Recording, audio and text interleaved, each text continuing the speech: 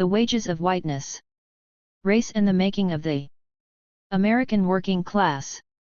Revised edition. David R. Roediger. Preface to the third edition. Historically, the skill of crane operating was one that could be learned with relative speed, and many of the hookers who assisted crane operators were African Americans. Thus it seemed unlikely that crane operation would long survive as a craft job preserved for white workers. That it did remain subject to color bars, across stretches of space and of time, testifies to the brutal effectiveness of racism by employers, white workers, and unions. Thus in reading Judith Stein's Running Steel, Running America, my interest quickened when Stein described Willie Phillips, a Birmingham steel worker who was taught to run a crane by a white co-worker at the height of terrorist opposition to the civil rights movement in that city. The account left many fascinating questions unanswered, including just why Phillips quickly gave up his operator's job. I turned eagerly to the endnotes, ready to find the source and to read more about Phillips's remarkable experiences, but got a surprise. There Phillips wasn't, but there I was. No citation led to any written or oral source on Phillips. Instead of learning where to find out about him, I learned about the inadequacies of the book you hold. The note read, despite the fact that The Wages of Whiteness concerned a wholly different century from the one in which Willie Phillips lived. The Phillips incident reveals concretely that the behavior of white steel workers cannot be explained by the concept of whiteness. Whatever their ideological beliefs about race, steel workers possessed other ideas that explain their behavior. The sheer diversity of response demonstrates that the ideological approach to the study of white workers begun by David Roediger in his Wages of Whiteness cannot account for the behavior revealed here, much less for the history of the American working class. The Wages of Whiteness has turned up, in the 15 years since its publication, in all sorts of unexpected places, and has been maligned, inflated, punctured, and praised in fully unexpected ways. Not long after it appeared, an historian scarcely older than I took me aside at a reception in a conference hotel to ask a fatherly question: "Aren't you afraid of airing labor's dirty laundry in public?" It was then that I knew that the book, up to that point enjoying an almost eerily euphoric reception of prizes and flattering reviews, would eventually be received as the controversial work it had set out to be. My response to the question made sense insofar as it went, but reflected how little I had been made to thin through possible criticisms of the Wages of Whiteness at that point. The response also illustrated the extent to which I myself had not learned some of the lessons the book tried to teach. I told the questioner of the sanitizing effects of bringing things into light and of the value of the labor movement speaking frankly to itself, a far more important activity than speaking truth to power, that deeply questionable practice we hear so enthusiastically press agent. It was hardly possible, I also held, to build a new movement without coming to terms with the ways in which the past bears on the present. But even having just written a book devoted to showing the costs of not questioning the peculiarity of the white worker, of assuming that such a worker could stand in for labor without measuring the disfiguring impact of a commitment to whiteness on workers' struggles, it took time for me to notice that the dirty laundry question made labor into white labor. Thus the question assumed that falling silent on histories of racial exclusion protected the reputation and the interests of labor as whole. Workers of color, historically forced by color bars limiting their employment into literally doing dirty laundry, disappeared in the very way that the problem was framed. The Wages of Whiteness repeatedly acknowledged its profound debt to W.E.B. Du Bois, whose idea of a white blind spot named precisely the way in which the interests of some whites can pose as the general interest. But that same blind spot led me to suppose in the subtitle to Wages that the history, however critical, of the white worker that it offered could somehow chart the making of the American working class generally. My own lingering white blind spot also led me to respond with too much hesitancy, and too much civility, to the questioners conjuring up the image of dirty laundry. As it turns out, my concerns regarding the odd absence of sharply critical early responses to the Wages of Whiteness would be more than answered in due time. As the appended bibliography suggests, the book figures prominently in what is now a large literature assessing the critical study of whiteness. Indeed, it is often too central to that literature. As a relatively short and extremely well-timed book, with a catchy title and a white author making a problem of his own racial identity, it has enjoyed great use in classes and is widely cited. Critics have therefore cast it as the key text in, or even the origin of, the study of whiteness.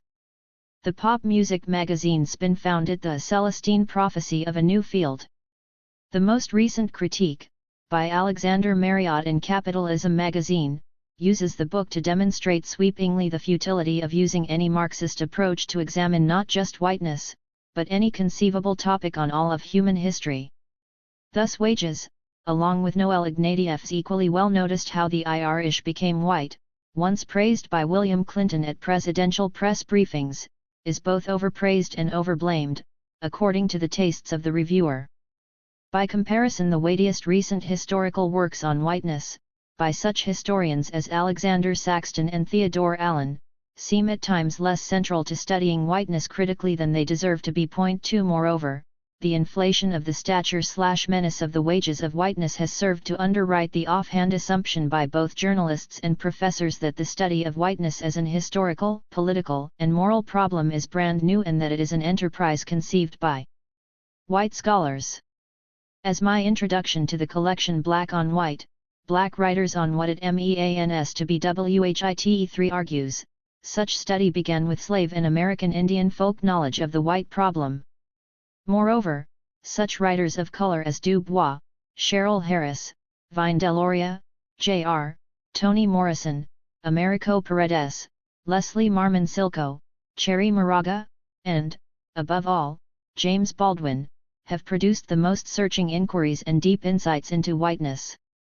Thus to wonder, as one recent J.O. Ernal of American H.I. Story essay has done, how we got from the late Lawrence Levin's classic Black Culture and Black Consciousness to the wages of whiteness is an apposite question, but only if we do not assume that the former, and not the latter, is rooted in ethnic studies. Of course, some of the inflation of the importance of wages of whiteness by critics predictably coincided with a desire to then in turn puncture and deflate both the book and the critical study of whiteness generally. At its worst, such criticism has been very dodgy indeed. Crabbed and fretful regarding the dangers of interdisciplinary scholarship, it wears its ignorance of psychoanalysis almost as a badge of honor. It oscillates wildly between hints of a prolier than thou Marxism and a stem disavowal of historical materialism altogether. It tortures Du Bois' courageous political stand at the time that he wrote Black Reconstruction, implausibly turning his genius into the retailing of confused versions of conventional liberal and leftish shibboleths regarding race and class, or casting him as a hopeless romantic. For example, in a sometimes acute essay Eric Foner writes, in fact, Du Bois' main explanation for the failure of white workers to unite with freed slaves was white working class adherence to the American assumption of social mobility, lack of class consciousness, not an investment in racism. The problem with such a misreading is less that it gets the choice of emphasis made by Du Bois in Black Reconstruction wrong than that it misses the very way in which the refusal of such a choice defined the book's analytical brilliance and political bravery. 5. I have long chosen not to respond systematically to such criticisms of the wages of whiteness, though the bibliography lists several titles from which readers can learn my views on the evolution of the critical study of whiteness broadly. To defend the book would again recenter it, at a time when the larger literature of which it is a part is what needs consideration and even defense. In some cases, those reacting to extravagant denunciations of wages have chosen to praise it by setting the book against and above the rest of the scholarship studying whiteness, particularly that produced outside of the discipline of history. Such praise can hardly be welcomed. Inevitably, I also like some of the new works on the critical study of whiteness better than others, but the impressive range of scholarship across disciplines that has been produced recently in a new area of inquiry within the mainstream of academia deserves the fullest space to further develop. A second reason not to dwell on the most strident but least interesting critiques of wages is that on balance the book has been accorded a remarkably kind reception. Sometimes that reception has taken the form of uncompromising but serious and welcome criticism, going to the heart of how power works and identifying key political differences between the authors and myself. 6 Some review essays have managed to be deeply critical and also eminently fair in their coverage of both the book and the larger literature. 7 Others provocatively situate the critical study of whiteness in transnational debates about race. 8 The particularly gratifying reception of the wages of whiteness by non-historians and by international scholars has made it especially difficult for me to adopt a long defensive and combative tone regarding its treatment. A brief internet search reveals citations in such fields as economics, sociolinguistics, management, ethnic studies, sports studies, marriage and family studies, archaeology, public health, nursing, geography, anthropology, cultural studies, literary criticism, counseling, education, media studies, political science, American studies, psychology, rhetoric, urban studies, industrial relations, black studies and cinema, alongside those by historians. Those seeking to understand social difference in Australia, France, Canada, Mexico, Ireland, Britain, Indonesia, India, New Zealand, South Africa, and Brazil have used the book for theoretical and comparative purposes. A Japanese translation has just appeared. The book's influence in legal scholarship makes Kathleen Cleaver's contribution to this volume appropriate as well as gratifying. More astonishing has been its reception by such leading theologians as Thandeka and Charles Eliot, the latter of whom wrote in the Theological Book Review that in any institution training ministers the wages of whiteness should be compulsory reading in what must stand as, for me, the most shocking tribute to the book to date.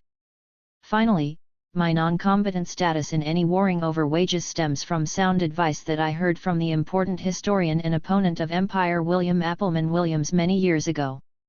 Williams urged, my late friend and role model Susan Porter Benson offered a saltier version of essentially the same advice, that the best way to answer criticism is simply to produce new and better work. In part, Williams described a choice about how we spend our time, choosing either to fret over how old work is, misunderstood, or instead to conceive and carry through fresh projects.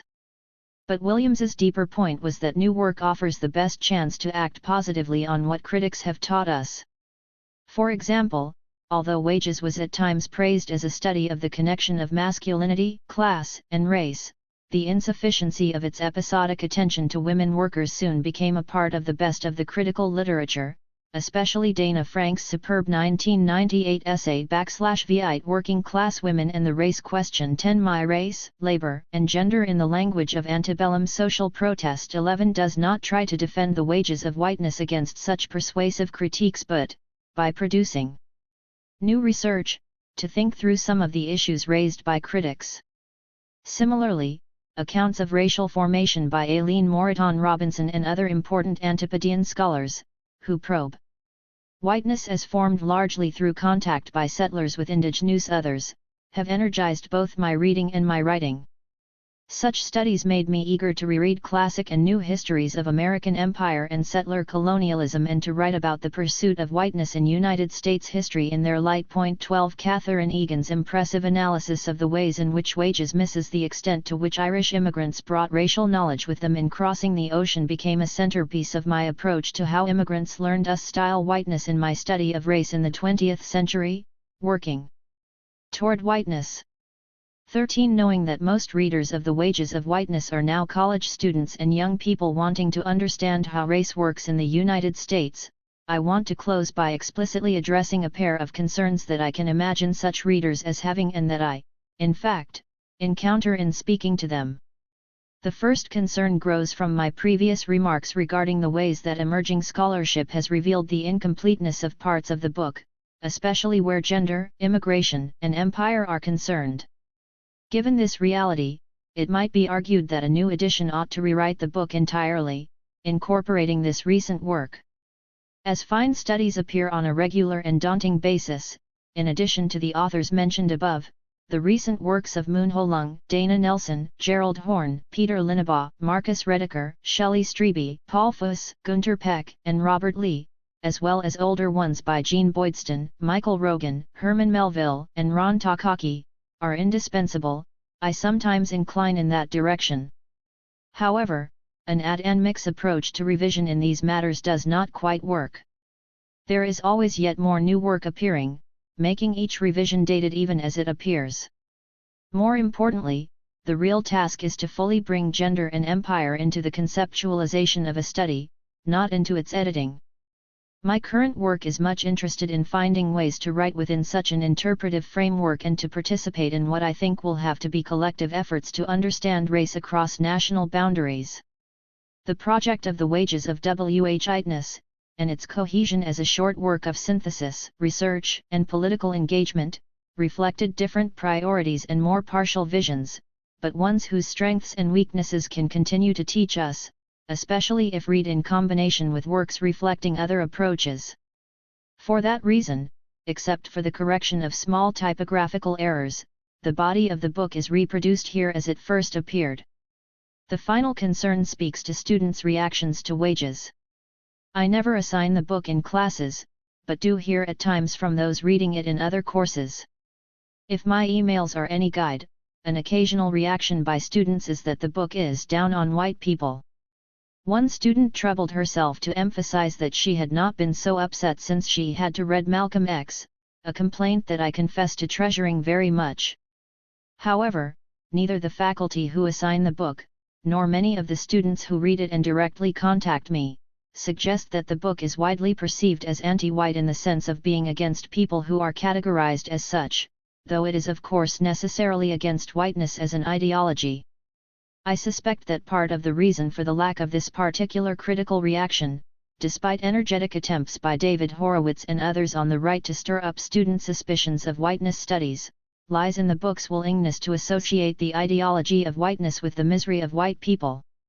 While it is not nearly so bold, systematic, or successful in doing so as the remarkable essays of James Baldwin in The Price of the Ticket or as Thandeka's Learning to be White, it does join with those works in providing some ways to consider not only how racial identity leads some whites to deal out misery to others but also how it leads them to accept misery for themselves. For some students from whom I hear, this connection of misery and whiteness is both a revelation and a liberation. Others encounter for the first time the idea that race is a social construction as they read The Wages of Whiteness. Far from being hardwired into humanity, whiteness is an exception and a latecomer in human history, a barbarity taking hold only gradually, contingently, and unevenly among different strata of the population. Racism 'twas not ever thus. Such heady insights can lead to the hope among readers that a mere book, and one on the 19th century, not ours, can tell us how to get past what Baldwin called the lie of whiteness and the miseries attending it. When Wages cannot do so, the book seems bleak. Moreover, as Dana Frank has observed based on her teaching, activist students at times read the book as insufficiently hopeful because it emphasizes that white working people have so consistently acted on their racial interests that it is hard to imagine a successful working class coalition that is not vulnerable to being undermined by race. 14 In contrast to Frank, who realized that such reactions were present among readers but argued against them, Theodore Allen found the objections to be not only understandable, but correct. The Wages of Whiteness, he argued, posed a problem but left no hope for its solution. 15 I have myself contributed to the idea that the book is despairing, devoting a fair share of an afterword to the 1999 edition to windy self-criticism apologizing for its undue pessimism. In part, I cared so much about addressing the question because in writing Wages I had struggled almost as much with tone as with content. Here again Du Bois' Black Reconstruction was the model, with its insistence on the appreciation of tragedy as the key to understanding the epic story of failed alliances between the white worker and the black worker during Reconstruction. Du Bois held profound hope that 1930s activism could change the world when he wrote that story, but he also thought its tragic tone contributed to realizing such hopes. At a time when dreams that interracial union organizing could serve as a solution to both race and class problems in the United States were cresting, Du Bois seemed lonely and gloomy on the American left. He cautioned, explicitly in his political writings and implicitly in Black Reconstruction, that white blind spots had a way of impacting even the best-intentioned of interracial, white-led organizations. On this view, anti-racist initiatives, autonomous organizing by people of color, and a certain wariness remained necessary. As we live through the decline of the large interracial unions formed in the 1930s and 1940s, a curious temptation to again see class demands as magically capable of uniting races sometimes resurfaces. 16. To the extent that ending white supremacy is raised as a central class demand, there is little wrong with such a hope. But the tragic history of the United States and current realities give little ground for hoping that such class-conscious anti-racism will be aggressively raised without sharp internal struggles in unions that are both weak and defensive, and plagued by their own white blind spots. To say as much is not to give up on organizing what the Ndeka calls the whited worker, and still less is it to take a bleak and pessimistic view of the prospects of mobilizing working people generally. Indeed, the picture today should give rise to anything but despair. Astonishing mobilizations of immigrant workers, along with significant American grassroots support for reparations, have mobilized millions who organize for democratic rights as poor and working people. It is precisely when workers of color are in motion, as the closing pages of The Wages of Whiteness show, that white workers are most likely to also move away from identifying their interests with their race. Labor is already moving. In the new century, black immigrant alliances will be critical in determining how far it can go, and how white workers will fit into its motion. David Roediger. St. Louis, Missouri. December, 2006. Introduction. Kathleen Cleaver. In America, where the phonally neutral concept civil rights and the word race generally convey a black concern, to link the social construct of whiteness with race remains uncommon. White Americans, as a rule, cannot see race in relation to themselves, and are therefore convinced that racism only poses problems for others. This phenomenon led Nobel Prize-winning author Toni Morrison to note how poignant it is that scholarly concentration on the targets of racism manages to avoid any study of the impact racism has on its perpetrators. This little-noticed blindness, of course, doesn't stop at the edge of the campus, a widespread failure at all levels of society to acknowledge how whiteness conveys internal meanings at the same time it fulfills anti-black functions has for generations helped frustrate social programs intended to minimize racism's pernicious legacy. By offering a sophisticated analysis of the significance of racism in the formation of the 19th century white working class, The Wages of Whiteness introduces a welcome interpretation to the emerging scholarship that interrogates whiteness. Weaving mass culture, language, and politics into his neo-Marxist analysis, labor historian David R. Roediger draws upon contemporary work in social history, such as the study of gender roles, industrial discipline, and popular republicanism to clarify the specific ways in which the belief in racial superiority formed the consciousness of working men. Roediger does not focus here on the material benefits of white skin privilege, but instead examines the agency of working men themselves in constructing the meaning of whiteness. This distinction is crucial, because Roediger shares the conclusion W.E.B. Du Bois reached concerning the deepest injury caused by white supremacy, when he wrote that the consequences of racist thought were bad enough for colored people the world over, but they were even worse when one considers what this attitude did to the white worker. He began to want, not comfort for all men but power over other men. He did not love humanity and he hated niggers too. The most turbulent warfare and its long-simmering consequences that chiseled the racial narrative of America's history have also stamped the text of our laws and the nature of our legal culture. In part, the passionate embrace of white supremacy by masses of citizens in the mid-19th century explains the failure of the post-Civil War Reconstruction and the utter collapse of the legal framework it erected to support the freedom legislated for former slaves. But this dialectic has grown so intimately embedded beneath public consciousness that it frames Americans' perception of the world without critical examination. Indebted to Black Reconstruction, W.E.B. Du Bois' pioneering study of race and class in the wake of the Civil War, Roediger adopted the theme of his work from the formulation offered by Du Bois, that whiteness conferred compensation for exploitative and alienating class relationships.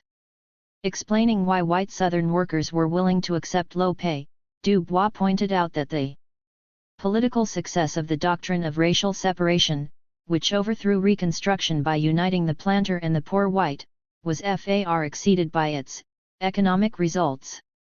It must be remembered that the white group of laborers, while they received a low wage, were compensated in part by a sort of public and psychological wage. They were given public deference and titles of courtesy because they were white. The police were drawn from their ranks, and the courts, dependent on their votes, treated them with such leniency as to encourage lawlessness. They would rather have a low wage upon which they could eke out an existence than see colored labor with a decent wage. White labor saw in every advance of Negroes a threat to their racial prerogatives. Du Bois concluded that 19th-century workers prized whiteness to such an extent that instead of joining with blacks with whom they shared common interests, they perpetuated a white supremacist vision that supported capitalism and ruined democracy. Oliver Wendell Holmes once remarked that the lawyer's task was not done until he had seen the birth and growth of society, and by the farthest stretch of his reason, understood the philosophy of its being the long struggle to destroy the institution of slavery and the subsequent rise of rigid racial segregation across the United States undergirds centuries-long conflicts. But without a public grasp of this legacy, the contemporary challenges roiling our cultural and legal institutions appear intractable, in part because so few lessons have been drawn from the way the white racial consciousness was generated during the 19th century. Recognizing how inextricable these beliefs in racial inferiority and superiority have become to our institutions, I welcome the provocative examination that the wages of whiteness contributes.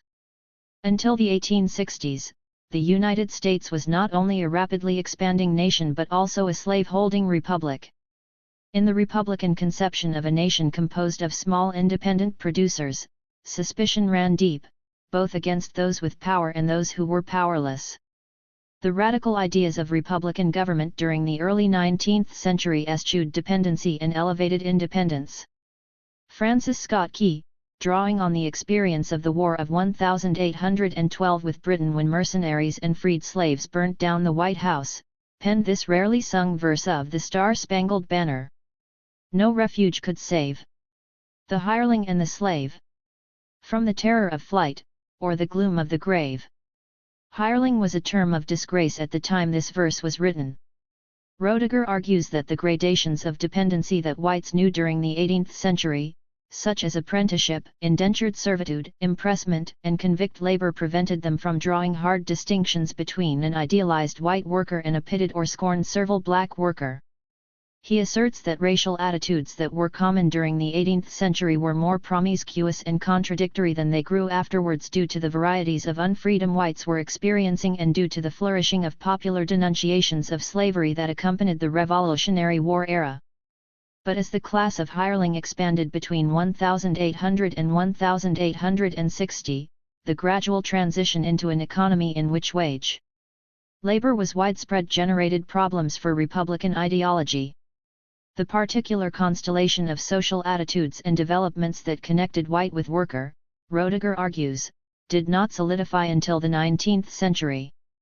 By the 1860s, the process that had reduced nearly one-half of the non-slave labor force to wage dependence and subjected it to new forms of capitalist discipline, had reached its completion. By then, too, those Republican notions of economic independence that had inflamed the national imagination during the Revolutionary War had waned. Historian Gordon Wood described the widespread feeling during the early 19th century that everything had changed. Murder, suicide, theft, and mobbing became increasingly common responses to the burdens that liberty and the expectations of gain were placing on people. Urban rioting became more prevalent and destructive than it had been.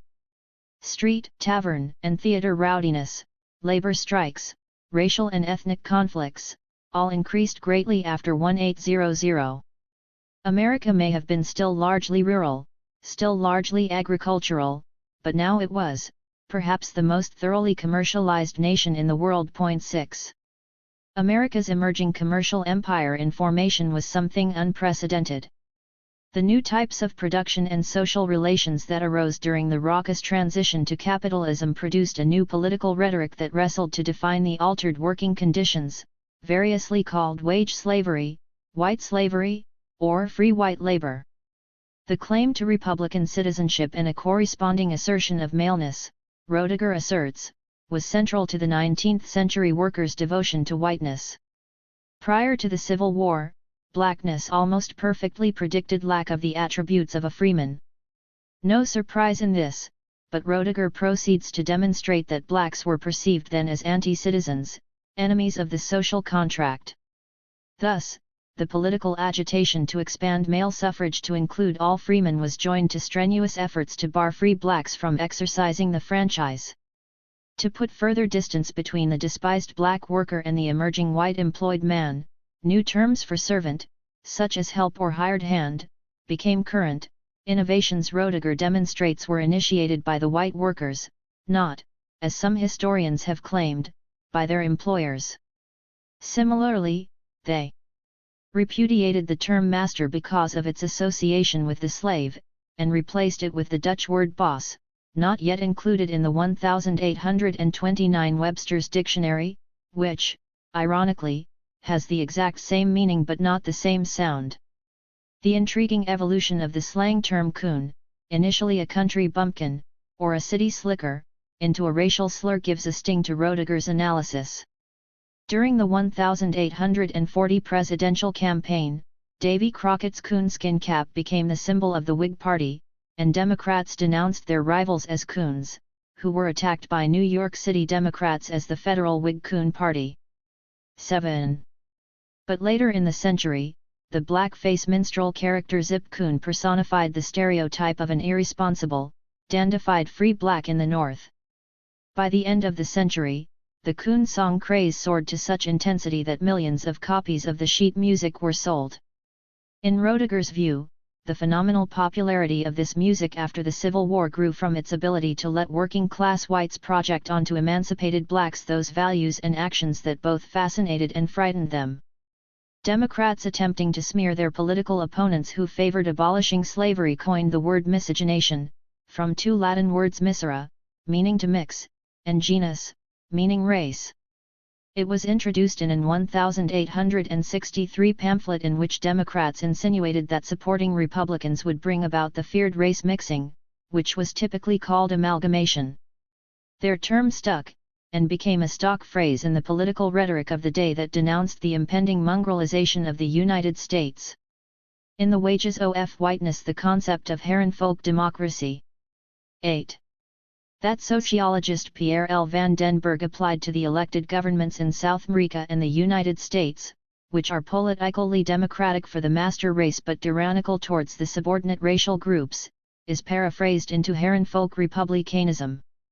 This ideological frame, according to Roediger, reads blacks out of the ranks of the producers, then allows a concentrated fire downward against the dependent blacks, instead of upwards against the most powerful whites. The basic strength of this ideology, according to Roediger, lay in the assurance it provided the whites, who constantly feared downward mobility, that no matter what else they may lose, they could never lose their whiteness. 9 The latter half of the 19th century, when the emancipated slaves were stripped of the political gains provided by the Civil War amendments and Civil Rights Acts. Slow receives little attention in this book, although it was during this era that the Herrenfolk Republic was consolidated. When Congress agreed to end the military occupation of the defeated Confederate States in 1877, it signaled the final abandonment of the reforms initiated during the post-war Reconstruction and the resurgence of white Southern Democrats. Southern legislatures, courts, and vigilante groups imposed paternalistic regimes that reduced black citizens to a disenfranchised, segregated peasantry with few avenues toward economic or political significance. Roediger develops his analysis of the popular commitment to white supremacy to show that even such a fundamental transformation of society as the emancipation of 4 million enslaved black people did not diminish the ingrained perception of their inferiority. But, Roediger explains, emancipation made for much more consistent and dramatic changes in how workers conceived of themselves. 11 The fierce appropriation of whiteness by Irish immigrants provides the paradigmatic case study for Roediger's theory. It was an open question in the mind of 19th-century white Protestants whether these Celtic immigrants belonged to the white race. They were vilified, segregated, and castigated as savage, simian, and bestial. The imperative driving the Irish Catholics who flooded into America in the wake of the Great Famine to define themselves as white, despite their hatred of the British and their North American descendants, as that public and psychological wage that whiteness promised desperate workers struggling to find their way through an industrializing world that held them in contempt. The analysis in the wages of whiteness starts from a position black scholars have long articulated: the race problem is a white problem. 1-2 Roediger believes the traditional theoretical approach to labor history will continue to perpetuate an oversimplified view of race, in which whiteness is considered natural, until it recognizes the way workers participated in the creation of their own racial identity. Now that the neo-Marxist perspective, which sees workers as historical actors making their own choices and creating their own cultural forms, dominates the study of the working class, this should be clear. Nonetheless, the new labor history seems reluctant to acknowledge the participation of the workers in the construction of white supremacy and whiteness, clinging to various forms of the assumption that economic relations produced racist attitudes. 1-3 Roediger is critical of the preference Marxist historians give class over race, on the grounds that it has greater objective validity and therefore more political importance. 14 As a historian, Roediger claims that the most pressing task is not to draw precise lines separating race and class but to draw lines connecting race and class. 15 He argues for a reconceptualization of the study of class that will recognize the way race operates to create class consciousness. Race has demonstrated a power to polarize everyone. Professor Lonnie Guinier has observed that Americans have learned to see race as an issue of blame and punishment. 16 She notes that within the polarized climate of our political debate, there seems to be no longer any will to do more than blame race for our problems. Some see the magnitude of the problems that defy solutions as so overwhelming, they believe the solutions are the problem. I think the analysis Roediger brings to the meaning of whiteness will have lasting relevance if his insights illuminate the remarkable power of racism to perpetuate itself. If, as he argues, the newly forming working class of the 19th century took whiteness as a means of responding to fears of dependency and anguish over the imposition of capitalist discipline, does that predict a resurgence of white supremacy to counter fears triggered by the spiraling crisis over globalization, downward mobility, and immigrant workers? Where can the poor, the working class white, blacks, Latinos and others find common ground, Guinier asks, if we cannot recognize our collective self-interest? Clearly, the spurious wages that white racism paid long ago continue to bedevil democracy and diminish our humanity. Introducing the white worker. The reality, the depth, and the persistence of the delusion of white supremacy in this country causes any real concept of education to be as remote, and as much to be feared, as change or freedom itself. J. Ames Baldwin. The Price of the Ticket, 1985. 1. On Autobiography and Theory. An Introduction. When I was 10, it suddenly became possible to hit Little League pitching and, after my first, and only, 5-hit game, the league's best player asked if I'd go to the carnival with Hitun. This was a sign of acceptance, but as we walked to the fairgrounds the stakes increased. My new friend produced a long knife that he was not supposed to have and I was not supposed to know he had. This, he told me conspiratorially, is a nigger gigger.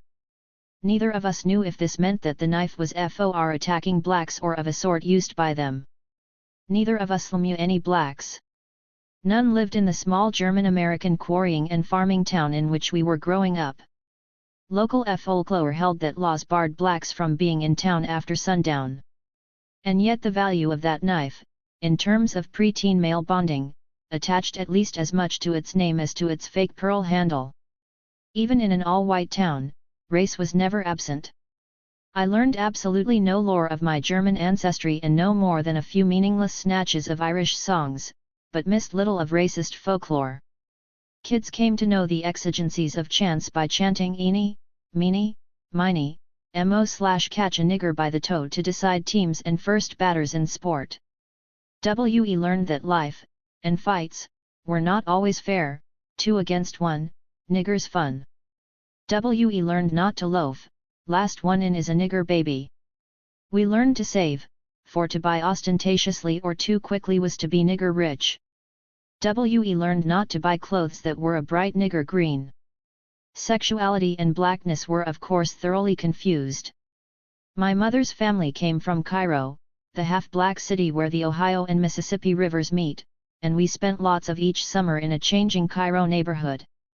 In the early 60s, the civil rights movement came to Cairo and so did a furious white backlash. Decisive from my child's point of view was the decision of the city fathers, one was a distant relative I called uncle, to close Cairo's swimming pool rather than integrate it. Since there were white kids to play with and it was unthinkable to play with blacks, this defeat for civil rights seemed very much aimed at me. I also noticed that black kids my age were challenging authority in a very appealing way. They crossed streets in front of angry white drivers with all deliberate speed, and sometimes rather less. At the time none of this made me rethink racism. My family, all workers, and many of them union supporters and minor officers in quarrying, telephone work, printing, teaching and pipe fitting, held no doubts about white supremacy, and I knew no anti-racists through junior high school. Racial attitudes did vary somewhat, however. My father's family held to the reticent racism of the insular German small town. On my mother's side, my aunts from Cairo were far more open in their somewhat contradictory denunciations of blacks on welfare and of blacks taking our jobs. But they also had a small paternal streak, expressed especially toward a domestic who came for a half day every 2 weeks and who pleased everyone, including, I later figured out, herself, by repeatedly referring to one of my cousins as pretty good-looking for a white girl. At the first sign of civil rights activity, such paternalism vanished. Nor could German reticence be relied upon. In family arguments, my paternal, A11 German, relatives floated the idea that the Irish heritage of my maternal relatives was a black one, as the black Irish had resulted from intermixing with shipwrecked slaves. As late as my freshman year in high school I repeated to my classmates the arguments I'd heard from white relatives in Cairo: blacks paid no taxes and therefore ought not vote. No one dissented politically, but the mold of racism showed some slight cracks. We all hated blacks in the abstract, but our greatest heroes were the black stars of the great St. Louis Cardinals baseball teams of the 60s. The style, as well as the talent, of players like Lou Brock, Bob Gibson, and Curt Flood was reverenced. More grudgingly, we admired Muhammad Ali as our generation's finest sportsman. We listened to Chuck Berry and Tina Turner, both based in the St. Louis area, though not yet to Miles Davis, born a few miles up the road. AFEW of us became firm fans of Motown music, especially Smokey Robinson. A small signal of rebellion in high school was to have the car radio blaring music from St. Louis's Soul station. These tastes did not supplant racism. Most of them were decidedly pre-political. But they did open the possibility of anti-racism, and my own experiences pushed me in that direction. The city of Cairo continued to decline, now with my uncle as mayor. I had developed the habit of going to church at the small Catholic church for blacks there, originally because that church's white priest raced through Mass in half the time that it took at the white church. This black parish gradually became a center of civil rights activity in Cairo, and I increasingly was made to wonder whether whites were ruining the town, as they had the swimming pool, in order to hold on to white supremacy. The common wisdom in my hometown held that it was impossible to take buses, or even to drive, through downtown East St. Louis, a nearby city deindustrializing and becoming almost wholly black. But 3 days a week, in order to play public parks tennis in St. Louis, I rode the bus through East St. Louis with no incidents but pleasant ones. My best friends among tennis players were also black, students of Dick Hudlin, Arthur Ashe's coach. Racism increasingly just made no sense to me.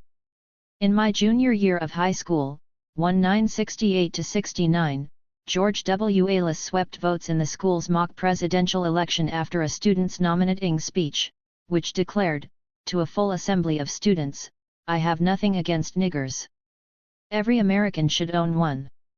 My senior year was much spent in counselors' and principals' offices because a few of us raised the issue of racism in the school newspaper, before it was censored, and later in an underground paper. When the student government voted to send money to the Black United Front in Cairo, all hell broke loose.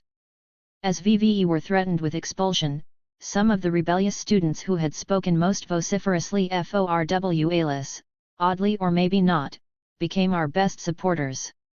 Until very recently, I would have skipped all this autobiographical material, sure that my ideas on race and the white working class grew out of conscious reflection based on historical research. But much of that reflection led back to what my early years might have taught me, the role of race in defining how white workers look not only at blacks but at themselves, the pervasiveness of race, the complex mixture of hate, sadness, and longing in the racist thought of white workers, the relationship between race and ethnicity. My own youthful experiences, and they were not very different, except in outcome, from those of many white working class kids at the time, could have given me the central themes of this book. But the further tasks, of explaining how, when, and why whiteness became so important to white workers, do require conscious reflection and historical research. 5. Marxism and the white problem. My question at age 18 was why friends wanted to be white and why I didn't. In the 2 decades since, the Marxist tradition has furnished most of the intellectual tools I use, but in the main, it has not led me to press for answers to the question of why the white working class settles for being white. In my view, no answer to the white problem can ignore the explanatory power of historical materialism, but neither does Marxism, as presently theorized, consistently help us focus on the central issue of why so many workers define themselves as white. Writers of color have often raised the issue sharply, perhaps because they have had to. There is a long tradition, dating back at least to Cyril Briggs's writings of 60 years ago, of blacks pointing out that race in the U.S. was not a Negro problem but a problem among whites. This tradition has explored the cost of whiteness to white workers, with W.E.B. Du Bois writing, "It was bad enough to have the consequences of racist thought FALL upon colored people the world over, but in the end it was even worse when one considers what this attitude did to the white worker." His aim and ideal was distorted. He began to want, not comfort for all men but power over other men. He did not love humanity and he hated niggers. Or as James Baldwin put it, as long as you think you're white, there's no hope FORUL. Nor does this tradition revolve solely around the political problems whiteness raises. The white problem, the question of why and how whites reach the conclusion that their whiteness is meaningful, is an intellectual and even an artistic problem for black writers like Ralph Ellison, who observes, "Southern whites cannot walk, talk, sing, conceive of laws or justice, think of sex, love, the family or freedom without responding to the presence of Negroes." Most recently, empowered by what Toni Morrison calls the successful assault that feminist scholarship made on traditional literary discourses, novelists and critics like Morrison, Hazel Carby, Bell Hooks and Coco Fusco have tellingly interrogated the concept of whiteness. Fusco reminds her readers that racial identities are not only Black, Latino, Asian, Native American and so on, they are also white. To ignore white ethnicity is to redouble its hegemony by naturalizing it too. The main body of writing by white Marxists in the United States has both naturalized whiteness and oversimplified race. These weaknesses, and the fact that they largely reproduce the weaknesses of both American liberalism and neoconservatism where race is concerned, have limited the influence of the very real Marxist contributions to the study of race. The central Marxist contributions are thoroughly presented in Barbara Field's S. 6. Provocative Ideology and Race in American History. Fields argues that race cannot be seen as a biological or physical fact, a thing, but must be seen as a notion that is profoundly and in its very essence ideological. Race, for Fields, is then entirely socially and historically constructed as an ideology in a way that class is not. Because people really do own or not own land and workplaces, class has objective dimensions. Moreover, race is constructed differently across time by people in the same social class and differently at the same time by people whose class positions differ. These latter points, not peculiar to Fields but expressed by her with considerable force and eloquence, underpin this book. They implicitly call FOR historical studies that focus on the racism of a class as well as of a society. 3. But with certain exceptions, writers within the Marxist tradition have not often acted on such insights. The point that race is created wholly ideologically and historically, while class is not wholly so created, has often been boiled down to the notion that class, or the economic, is more real, more fundamental, more basic, or more important than race, both in political terms and in terms of historical analysis. Thus, the pioneering black sociologist, Oliver Cromwell Cox, writes, "We shall assume that economic relations form the basis of modern race relations." This view, which informed and deformed the practice of the socialist movement during its heyday in the U.S., leads in Cox's case to the political conclusion that blacks and whites should look to class-based revolution as the solution to racism. Cox observes, "There will be no more crackers or niggers after a socialist revolution because the social necessity for those types will have been removed, for that rosy view of a literal correspondence between racism and social necessity and of the possibility of an unambiguous revolutionary solution to racism is largely gone." But the idea that class should be politically privileged has not, as is witnessed by the outpouring of recent left and left liberal arguments that the Black freedom movement must now couch its appeals in terms of class rather than race. Nor has the privileging of class over race by any means given way within Marxist and neo-Marxist historical analysis. Even Fields wavers. At times she nicely balances the ideological creation of racial attitudes with their manifest and ongoing importance and their, albeit ideological, reality. She writes, "It follows that there can be no understanding the problems arising from slavery and its destruction which ignores their racial form, recognizing that race is an ideological notion and that not all white Americans held the same ideology does not mean dismissing racial questions as illusory or unreal." But shortly thereafter we learn that, during Reconstruction, however much the Republicans may have perceived the situation through the veil of R.A. Chale ideology, their frustration with the freedmen had nothing to do with color. Instead, their frustrations were those that have appeared again and again, in every part of the world, whenever an employer class in process of formation has tried to induce men and women unbroken to market discipline to work for a wage. 6. Race disappears into the reality of class. These are tricky but important matters. It is certainly true that racism must be set in class and economic contexts. Cox was right to quote delightedly Julius Boke, "Europeans did not sail to the Indies to collect butterflies." Clearly, as Edmund Morgan and others have shown, labor control and land ownership provided the context for the emergence of strong white racial consciousness in early Virginia. 7. This book will argue that working class formation and the systematic development of a sense of whiteness went hand in hand for the U.S. white working class. Nonetheless, the privileging of class over race is not always productive or meaningful. To set race within social formations is absolutely necessary, but to reduce race to class is damaging. If, to use tempting older Marxist images, racism is a large, low-hanging branch of a tree that is rooted in class relations, we must constantly remind ourselves that the branch is not the same as the roots, that people may more often bump into the branch than the roots, and that the best way to shake the roots may at times be by grabbing the branch. Less botanical explanations of why the traditional Marxist habit of emphasizing class over race is not useful are in order before taking up consideration of better strategies. One major problem with the traditional Marxist approach is that what it takes as its central task, pointing out the economic dimension of racism, is already done by those in the political mainstream. In a quite meaningless way, the race problem is consistently reduced to one of class.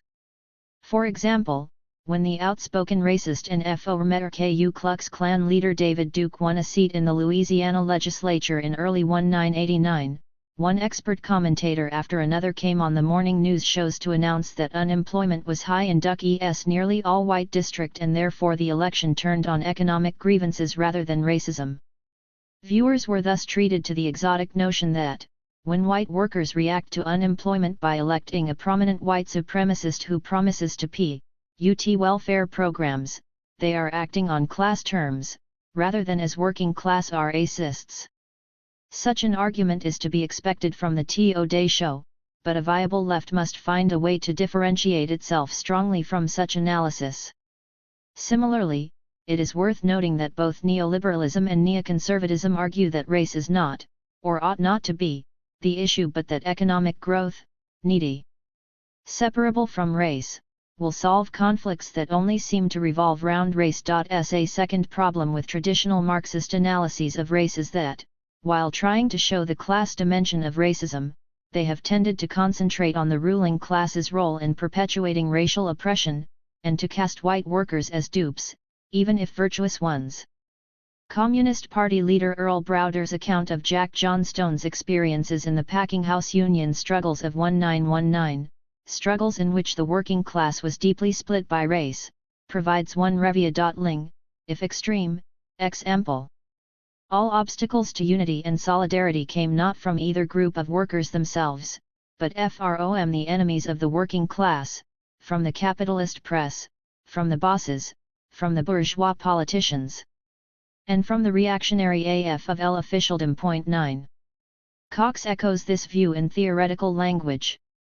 Racism, he argues, is the socio-attitudinal concomitant of the racial exploitative practice of a ruling class in a capitalistic society. Or again, in writing of the Jim Crow system in the South, he explains that every segregation barrier is a barrier put up between white and black people by their exploiters. Cox later adds that it was the exploiters who maintained those barriers. The workers, in this view, largely receive and occasionally resist racist ideas and practices but have no role in creating those practices. The neo-Marxist perspectives that have in the past 20 years come to dominate the study of the working class, personified in the US by Herbert Gutman and in Britain by E.P. Thompson, should help us call into question any theory that holds that racism simply trickles down the class structure from the commanding heights at which it is created. The New Labour history, whatever its wheel messes, has made the tremendous political and analytical contribution of showing that workers, even during periods of firm ruling class hegemony, are historical actors who make, constrained, choices and create their own cultural forms. However, for reasons I have tried to explore elsewhere, the New Labour history has hesitated to explore working class whiteness, arid white supremacy as creations, in part, of the white working class itself. Few historians would adopt an outlook that simply characterizes racism, as Communist Party chair Gus Hall does, as monopoly capital's deliberate strategy for super profits. Some have, wrongly I think, even suggested that capital and the state do not foster racism, or that capital does not profit from racism and acts to see racism ended. 13 But movements away from conspiratorial views of racism and toward a consideration of the agency of the working class in the social construction of race have not resulted in many class-specific studies of racism. The valuable general histories of racism, especially those by George Fredrickson and Thomas Gossett, rely mainly on evidence from political leaders, intellectuals, and scientists. 14 Equally useful studies of race and popular culture generally do not explore the difficult question of the specific role of the working class in creating popular cultural treatments of race, nor the specific meanings of racism in popular culture for workers. Studies bringing race and labor together, including the pioneering work of Herbert Hill and Philip Foner, mainly stay on the terrain of trade union practices regarding race. 16 When the motivations of the white working class in accepting racism are considered, overly simple economic explanations hinging on advantages of white skin privilege within the labor market too easily prevail. 17 Nor are the efforts of historically minded economists and sociologists wholly satisfying in providing alternative interpretations. The segmentation theories of Michael Reich, David Gordon, Richard Edwards, and others make the useful point that racism benefits the capitalist class, but at times in language so careful to avoid any notion of conspiracy that it is clear they are not offering a theory of racism but an empirical observation about racism. Reich, for example, writes, "Capitalists benefit from racial divisions whether or not they have individually or collectively practiced racial discrimination. The other major socio-economic model FOR discussing racism emphasizes split labor markets, which are seen as vexing to capital and as benefiting dominant workers against cheap labor.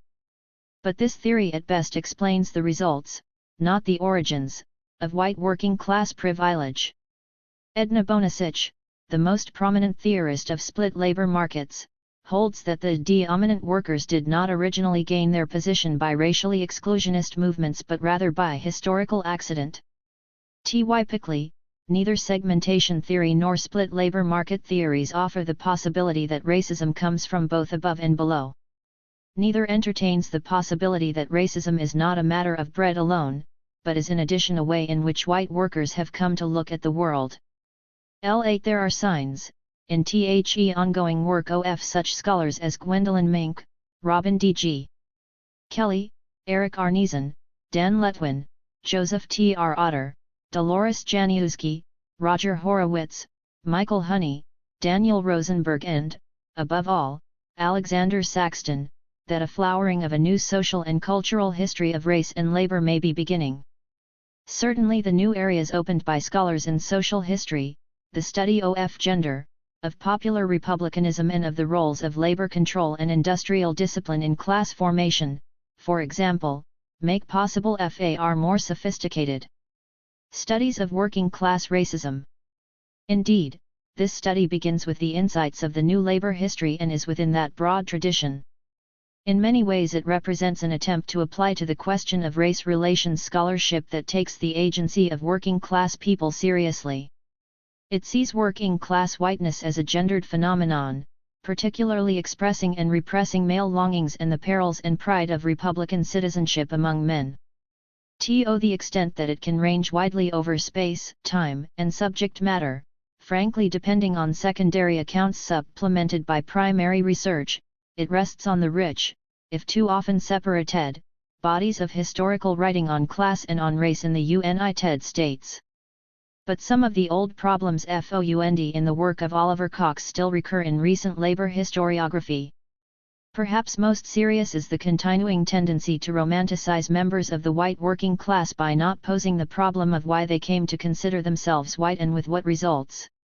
As the black historian Nell Irvin Painter has recently remarked, the U.S. labor historians often prefer to wrap themselves in fashionable Europeanisms and to write as though their favorite, Northern, European American workers lived out their destinies divorced from slavery and racism, as though, say, Chartism meant more in the history of the American working class than slavery. 19. Painter's observations bring us nicely back to the suppressed question of whiteness and the need for Marxists to fully reconceptualize the study of race and class.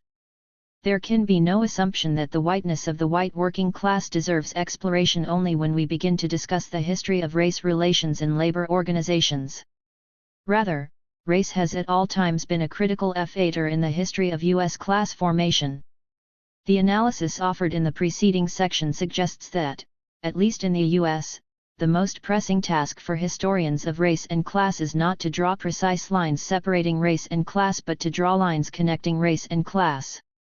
We can get this attention to how race and class interpenetrate from several sources, for example, in the best of Stuart Hall's and Alexander Saxton's works, and to an extent in recent studies of racial formation 20, but no body of thought rivals that of W.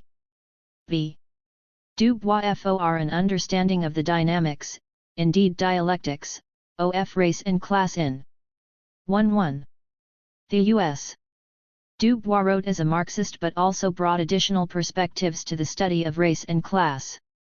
He was within the broad black nationalist tradition that Sterling Stuckey has so well portrayed, and from that tradition gained a perspective intelligently critical of oversimplified class analysis. 21 He, like Toni Morrison, C.L.R. James B. Aldwin and other acute African American students of the white problem, clearly saw whiteness not as natural but nevertheless as real and as problematic in intellectual, moral, and political terms. Finally, Du Bois enjoyed the advantage of a critical appreciation of Max W. E. Burr's thought on race and status and an ability to borrow critically from W. E. Burr as well as from the Marxist tradition. 22 Thus, Du Bois' Black reconstruction continually creates J-ring, provocative theoretical images, mixing race and class by design. Black reconstruction is, for Du Bois, the key to the story of the U.S. labor movement.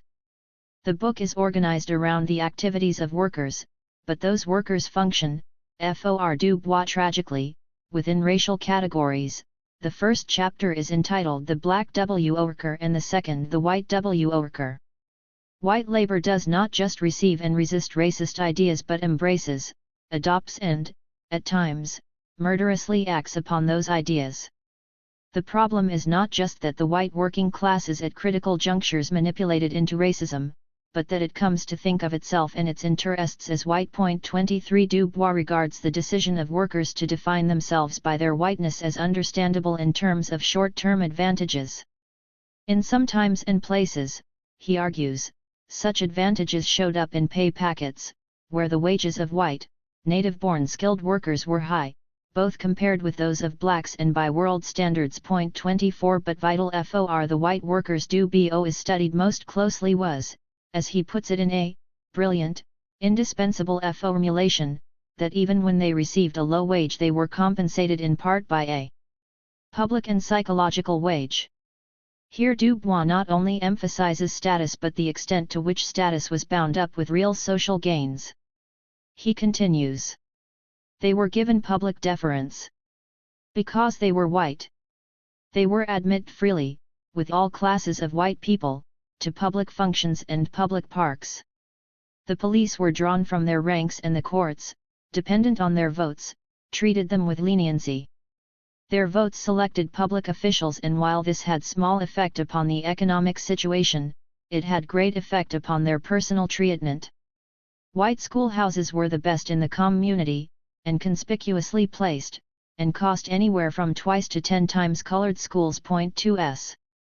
As important as the specifics are here, still more important is the idea that the pleasures of whiteness could function as a wage for white workers.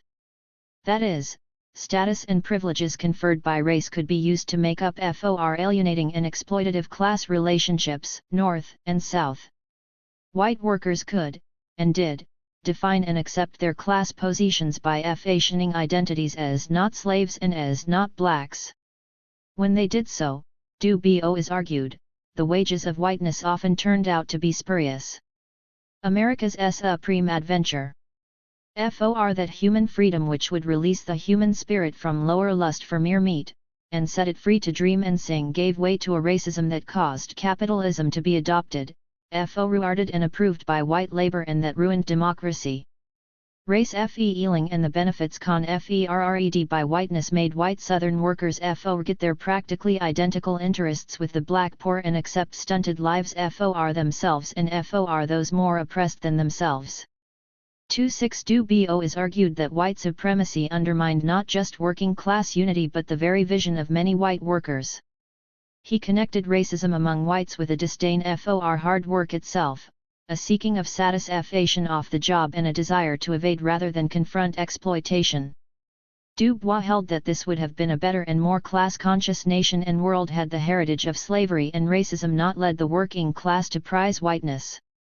27 Although these are positions that some neo-Marxists and post-Marxists have criticized as essentialist, they nonetheless seem to me a model that takes us a long step toward seeing the whiteness of the white worker in the broad context of class formation rather than in the narrow confines of job competition. 28 Likewise, the tone here strives to emulate that of black reconstruction, and thus to be more tragic than angry. Argument and methods. In its broadest strokes, this book argues that whiteness was a way in which white workers responded to a fear of dependency on wage labor and to the necessities of capitalist work discipline. As the U.S. working class matured, principally in the North, within a slaveholding republic, the heritage of the Revolution made independence a powerful masculine personal ideal. But slave labor and hireling wage labor proliferated in the new nation. One way to make peace with the latter was to differentiate it sharply from the former. Though direct comparisons between bondage and wage labor were tried out, white slavery, the rallying cry of free labor understood proved more durable and popular for antebellum white workers, especially in the North. At the same time, the white working class, disciplined and made anxious by fear of dependency, began during its formation to construct an image of the black population as other, as embodying the pre-industrial, erotic, careless style of life the white worker hated and longed for. This logic had particular attractions for Irish American immigrant workers, even as the whiteness of these very workers was under dispute. In terms of periodization, this suggests that the first 65 years of the 19th century were the formative period of working-class whiteness, at least in the North, though obviously earlier habits of mind and patterns of settler colonialist oppression of Native Americans form an important part of the prehistory of working-class whiteness. The Civil War, and particularly the blows struck by blacks on behalf of their own freedom during the war, called pride in whiteness into question. However, whiteness was by that time firmly established and well poised to remain a central value, fondé, in Du Bois' phrase, not just on economic exploitation but on racial folklore. 29 In terms of method and evidence, this study is, after its debts to Du Bois and to the labor historians, most influenced by recent work in the historiography of slavery. It particularly seeks to use the sources that have enriched the study of slavery, folklore, humor, song, and language, with the same subtlety as have Lawrence Levine and Sterling Stuckey. 30 The analysis of whiteness as the product of specific classes attempts to come to terms with their class, never simply economic, problems by projecting their longings onto a despised race grows directly out of George Raywick's closing chapters in From Sundown TFJ Sunup, The King of the Black Community, in which Raywick probes the racism of the 17th and 18th century Anglo-European bourgeoisie. 31 Raywick's largely unacknowledged debt is to the Freudian tradition.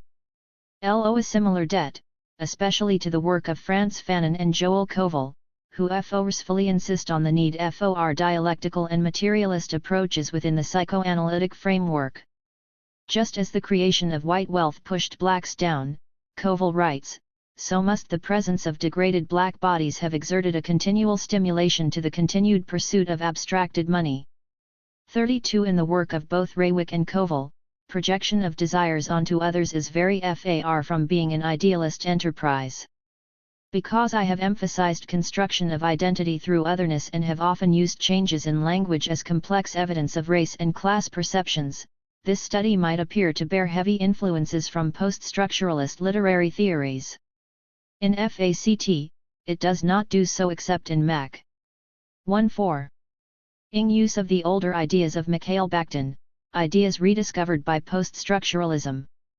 With certain important exceptions, attempts to apply post-structuralism to history have foundered not only because they agonize so painfully about whether documents and language can reveal anything about the past, but also because they are prone to examining the interaction between the individual and the text or settling for the idea that each generation finds different meanings in texts. 33 Bakhtin, on the other hand, holds that at any given moment, language is stratified not only into linguistic dialects, but also, and for us this is the essential point, into languages which are socio-ideological. Meaning is thus always multi-faceted and socially contested, but it is neither absent nor unconnected with social relations.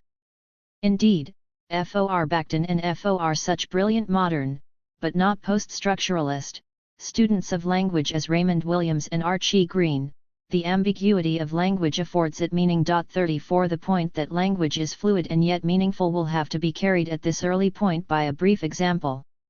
The socialist writer and maritime worker Stan Weir recalls that in the 1930s and 1940s at the port of San Francisco, the drums on the hoisting winches on the decks of ships were called niggerheads by deck seamen.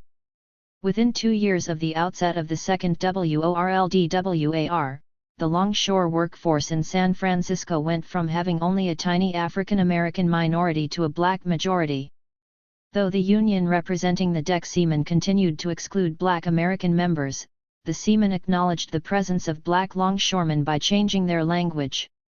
The drums became GYP heads. 35 The change in signifiers itself signaled a new set of social realities and racial meanings.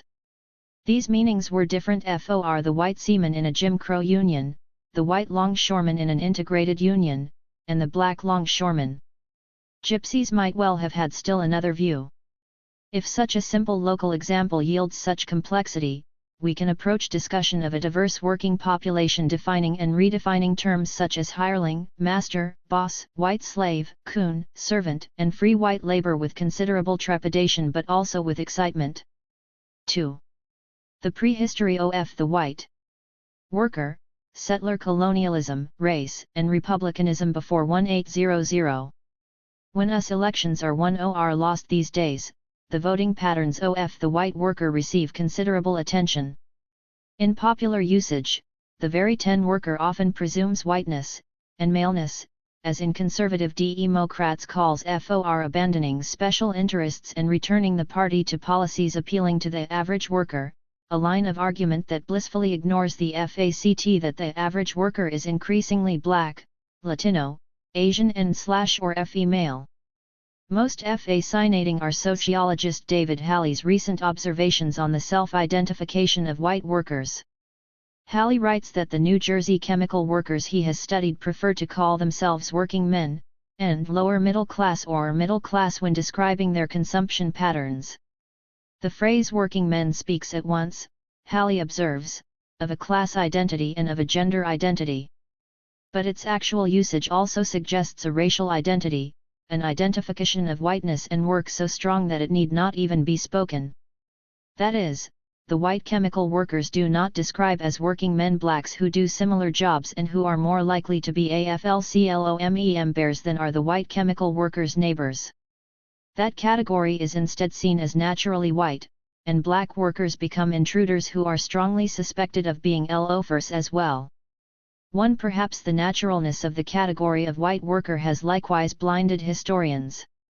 The best work bringing together race, slavery, and pre-civil war labor has tended to focus narrowly on whether and why white world people supported or opposed anti-slavery initiatives. The kind of work analogous to David Bryan Davis's brilliant studies of the extent to which the existence of slavery and of an abolitionist critique of slavery made wage labor a more defensible practice for the Anglo-American bourgeoisie still remains to be done with respect to slavery's influence on the consciousness of the U.S. working class. Nor do we have a study of 19th-century workers analogous to Edmund Morgan's probing account of the ways in which slavery shaped white perceptions of race, freedom, and work in colonial Virginia. And yet we know that from white slave to free labor, antebellum white workers could not begin to describe themselves without reference to the fact of slavery and, increasingly, to the ideology of race. If, as Davis shows, the discourse of slavery and abolition shaped that of labor reform in mid-19th century Britain, WHICH held no slaves, we should not be surprised that a similar process occurred in the U.S., which held over a million. This book not only views the white worker as a historical phenomenon whose rise needs explanation but also as one of rather recent origin. The argument is that the words white and worker, or more often analogous terms like free white labor, white slave, and a host of more euphemistic usages connecting race and class, became meaningfully paired only in the 19th century. They became paired during a time in which the United States, whose citizens were taught by their revolutionary victory and Republican ideology to expect both political and economic independence, became a nation in which, by 1860, roughly half the non-slave labor FORCE was dependent on wage labor and subject to new FORMS of capitalist labor discipline. 3 In this slave-holding republic, where independence was prized but where, especially among northern artisans, it was also threatened, the bondage of blacks served as a touchstone by which dependence and degradation were measured. Racial affirmation and class affirmation were thus bound to penetrate each other at every turn. However, this process took place only after the Revolution and early industrial capitalist economic changes had combined to defuse the complicating issues of American political slavery to Britain and of various FORMS of non-wage dependency among whites. The white worker arrived in the early 19th century, an arrival coinciding with a considerable Rise in popular racism in the urban North. 4 This is not to say that the 17th and 18th centuries were a period of non-racial utopia in America. Nor is it to say that artisans and laborers in these early years were necessarily less likely than other Americans to view society in racial terms. Instead, it is to argue that, whatever racist attitudes were present, there were by and large no compelling ways to connect whiteness with a defense of one's independence as 20. A worker. The varieties of economic dependency, white and black, along with the perception of Native Americans as overly independent, made equations of color and servility problematic. The range of dependent relationships did not permit stark comparisons between wage labor and slavery. Moreover, only with the intense politicization of the Revolutionary generation did the ideal of independence itself take on its full and many-sided force among the lower orders in white America. This chapter therefore discusses the prehistory of the white worker. It explores the importance of settler colonialism and anti-black attitudes in creating a popular sense of whiteness in colonial America. But it also shows why white could not in the colonial period modify worker in the same way that it would in the 19th century, and how the Revolution helped to change the social meaning of whiteness by creating new possibilities, which would be realized during the accelerated formation of the working class in the 19th century, to conflate terms like freeman or independent mechanic with white settlers and red Indians. The term white arose as a designation for European explorers, traders, and settlers who came into contact with Americans and the indigenous people of the Americas. As such, it appeared even before permanent British settlement in North America. Its early usages in America served as much to distinguish European settlers from Native Americans as to distinguish Africans from Europeans. 5 Thus, the prehistory of the white worker begins with the settlers' images of Native Americans. Moreover, the images developed by colonists to rationalize dispossession of Native Americans from the land had a strong connection to work and to discipline. Settler ideology held that improvident, sexually abandoned lazy Indians were failing to husband or subdue the resources God had provided and thus should forfeit those resources. Work and whiteness joined in the argument for dispossession. Settlers, whether or not they worked harder or more steadily than Native Americans, came to consider themselves hard-working whites in counterpoint to their imagination of Indian styles of life. 6 By the early 19th century, the small and dwindling numbers of Native Americans, especially in the Northeast where the laboring and artisanal white population was concentrated, made direct experience with Indians less than common. However, anti-Indian racism and frontier myths had considerable staying power. As Herman Melville sardonically 2-1 put it, Indian rapine having mostly ceased through regions where it once prevailed. Indian hating has not in like degree ceased with it. Civilization continued to define itself as a negation of savagery, indeed, to invent savagery in order to define itself.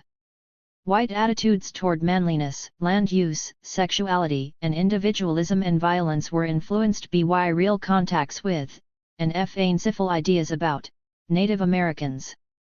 Working people certainly did not escape these attitudes, even if they did not internalize them in exactly the same way as other social groups. Moreover, the question of expansion into lands occupied by Native Americans remained an important political issue and one of particular interest to working people through the Revolution and early Republican and Jacksonian years. Land was, as we shall see, a central issue in the early labor movement, an issue that many organizers closely connected to the possibilities of economic independence in the United States. Not surprisingly, anti-Indian thought played a huge role in the development of American racial Anglo-Saxonism, the particular brand of whiteness that Reginald Horseman has convincingly argued was intellectually ascendant in the U.S. by 1850.7. But despite the manifest importance of anti-Indian racism in fashioning the self-perceptions of white Americans, Indians were not ultimately the counterpoint against which Euro-American workers could define themselves as white. After the failure of early attempts to reduce the savages to civility by enslaving them, it became clear that the drama of white-Indian contact outside the fur trade would turn on land and conquest, not on labor. By the time that significant numbers of Americans came to grips with wage labor, those Native Americans who did remain were in any case often confusingly categorized, legally at least, as colored or even mulatto, sometimes because they had mixed with more numerous black populations and sometimes even when they had not. In folk usage, the interesting 10 red nigger appeared in the 1820s as a description of Native Americans through racial language originally applied to the more familiar black population. 8 Even on a mythic level, without widespread direct white Indian contact, Native Americans served poorly as foils against which whites could measure themselves as workers. Comparisons with black slaves or even northern free blacks were tempting precisely because whites had defined these groups as servile. Thus, by considering a range of comparisons with blacks and weighing his status as a white worker, the white laboring man could articulate a self-image that, depending on his want, emphasized either his pride in independence or his fears of growing dependency. But the ethic of the historical Native American male was seen 2 as independent, so much so that he was used, oddly enough, as a symbol of the American Revolution, not just at the Boston Tea Party but by many political cartoonists of the day. Any systematic social construction of the white worker's position that used the Native American as the other would therefore have had to take people of color as a model rather than as a negative reference point. This image would not catch on in any way more widespread than the going native of a few whites in the fur trade. 9 In the context of the Eastern Land Question, workers who did reflect on Indians shared the general propensity of colonial settler populations to minimize the numbers of natives in contested areas and the amount of land to which they could lay claim. The idea that the Indian was disappearing made him less available as a yardstick against which white labor could measure its own position. One 19th-century minstrel book, For Example, included an elaborate sketch titled Races, full of puns turning on the distinction between race as a social category and horse races.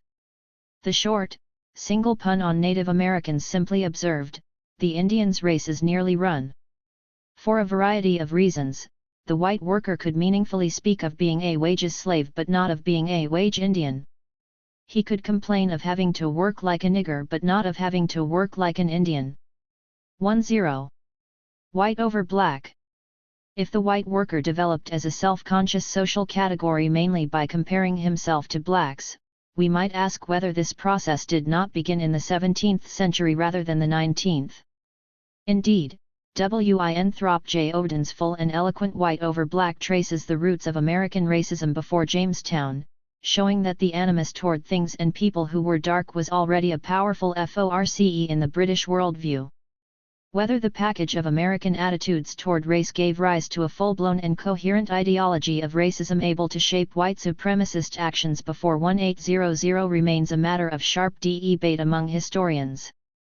So too do the related questions of whether racism made for a relatively speedy and unconsidered embrace of slavery by Americans, or whether slavery gradually evolved, driven mainly by social tensions and labor demands among whites and was less the result than the cause of racist attitudes. 1. These issues are difficult enough when considering evidence drawn from the records left by the political leaders, theologians, and intellectuals, the sources most favored by leading historians of racial thought. Far less studied, and probably far more 3. Complex, is the question of how far non-light white colonists had coherently divided the world into racial terms and had internalized white supremacy. Attempting to view 17th and 18th century white American attitudes toward blacks from the bottom up provides almost perfect illustration of B. A. Field's comment that racial attitudes are promiscuous critters, sometimes coexisting quite cheerfully with their seeming opposites. 1-2 Nonetheless, the overall picture is clear enough to justify regarding early anti-black attitudes as important parts of the prehistory, but not history, of the white worker. In certain places and at certain times between 1607 and 1800, the lower sorts of whites appear to have been pleasantly lacking in racial consciousness. Perhaps they had never fully imbibed the white supremacist attitudes of the larger society described by Jordan. Or perhaps, as Alden V. A. Ughan has suggested, they came as racists but showed signs of eroding prejudice on becoming more familiar with black men and women. 1-3 In any case, racial lines were often drawn quite waveringly at the bottom of society. Before 1680, Virginia's giddy multitude was biracial and shared not only a desire for land but also social occasions, solidarity in rebellion and sometimes the same household. North and south, white indentured servants fled at times with black, and even in Diane, servants or slaves, an act that brought extra scrutiny to the white escapee because his or her companion was more likely to be stopped and questioned than he or she was. 1-4 Gs. Rowe's fine study of black defendants and criminal courts in late 18th century Philadelphia argues that the lower classes of both races often accepted each other on terms of equality much more readily than did their social betters. Rowe shows poor whites harboring black fugitive servants, dancing with blacks and at times engaging in a life of biracial petty crime. Stephen Rossworm's study of revolutionary Philadelphia shows the city fathers to be anxious to abolish FAIRS as places in which not only white servants but white journeyman artisans mixed freely with African Americans. 1-5 Major urban slave revolts, such as that in New York City in 1741 and Gabriel's Rebellion in Richmond in 1800 include white participants. In early Virginia revolts, such limited support was said to come from the very poor whites.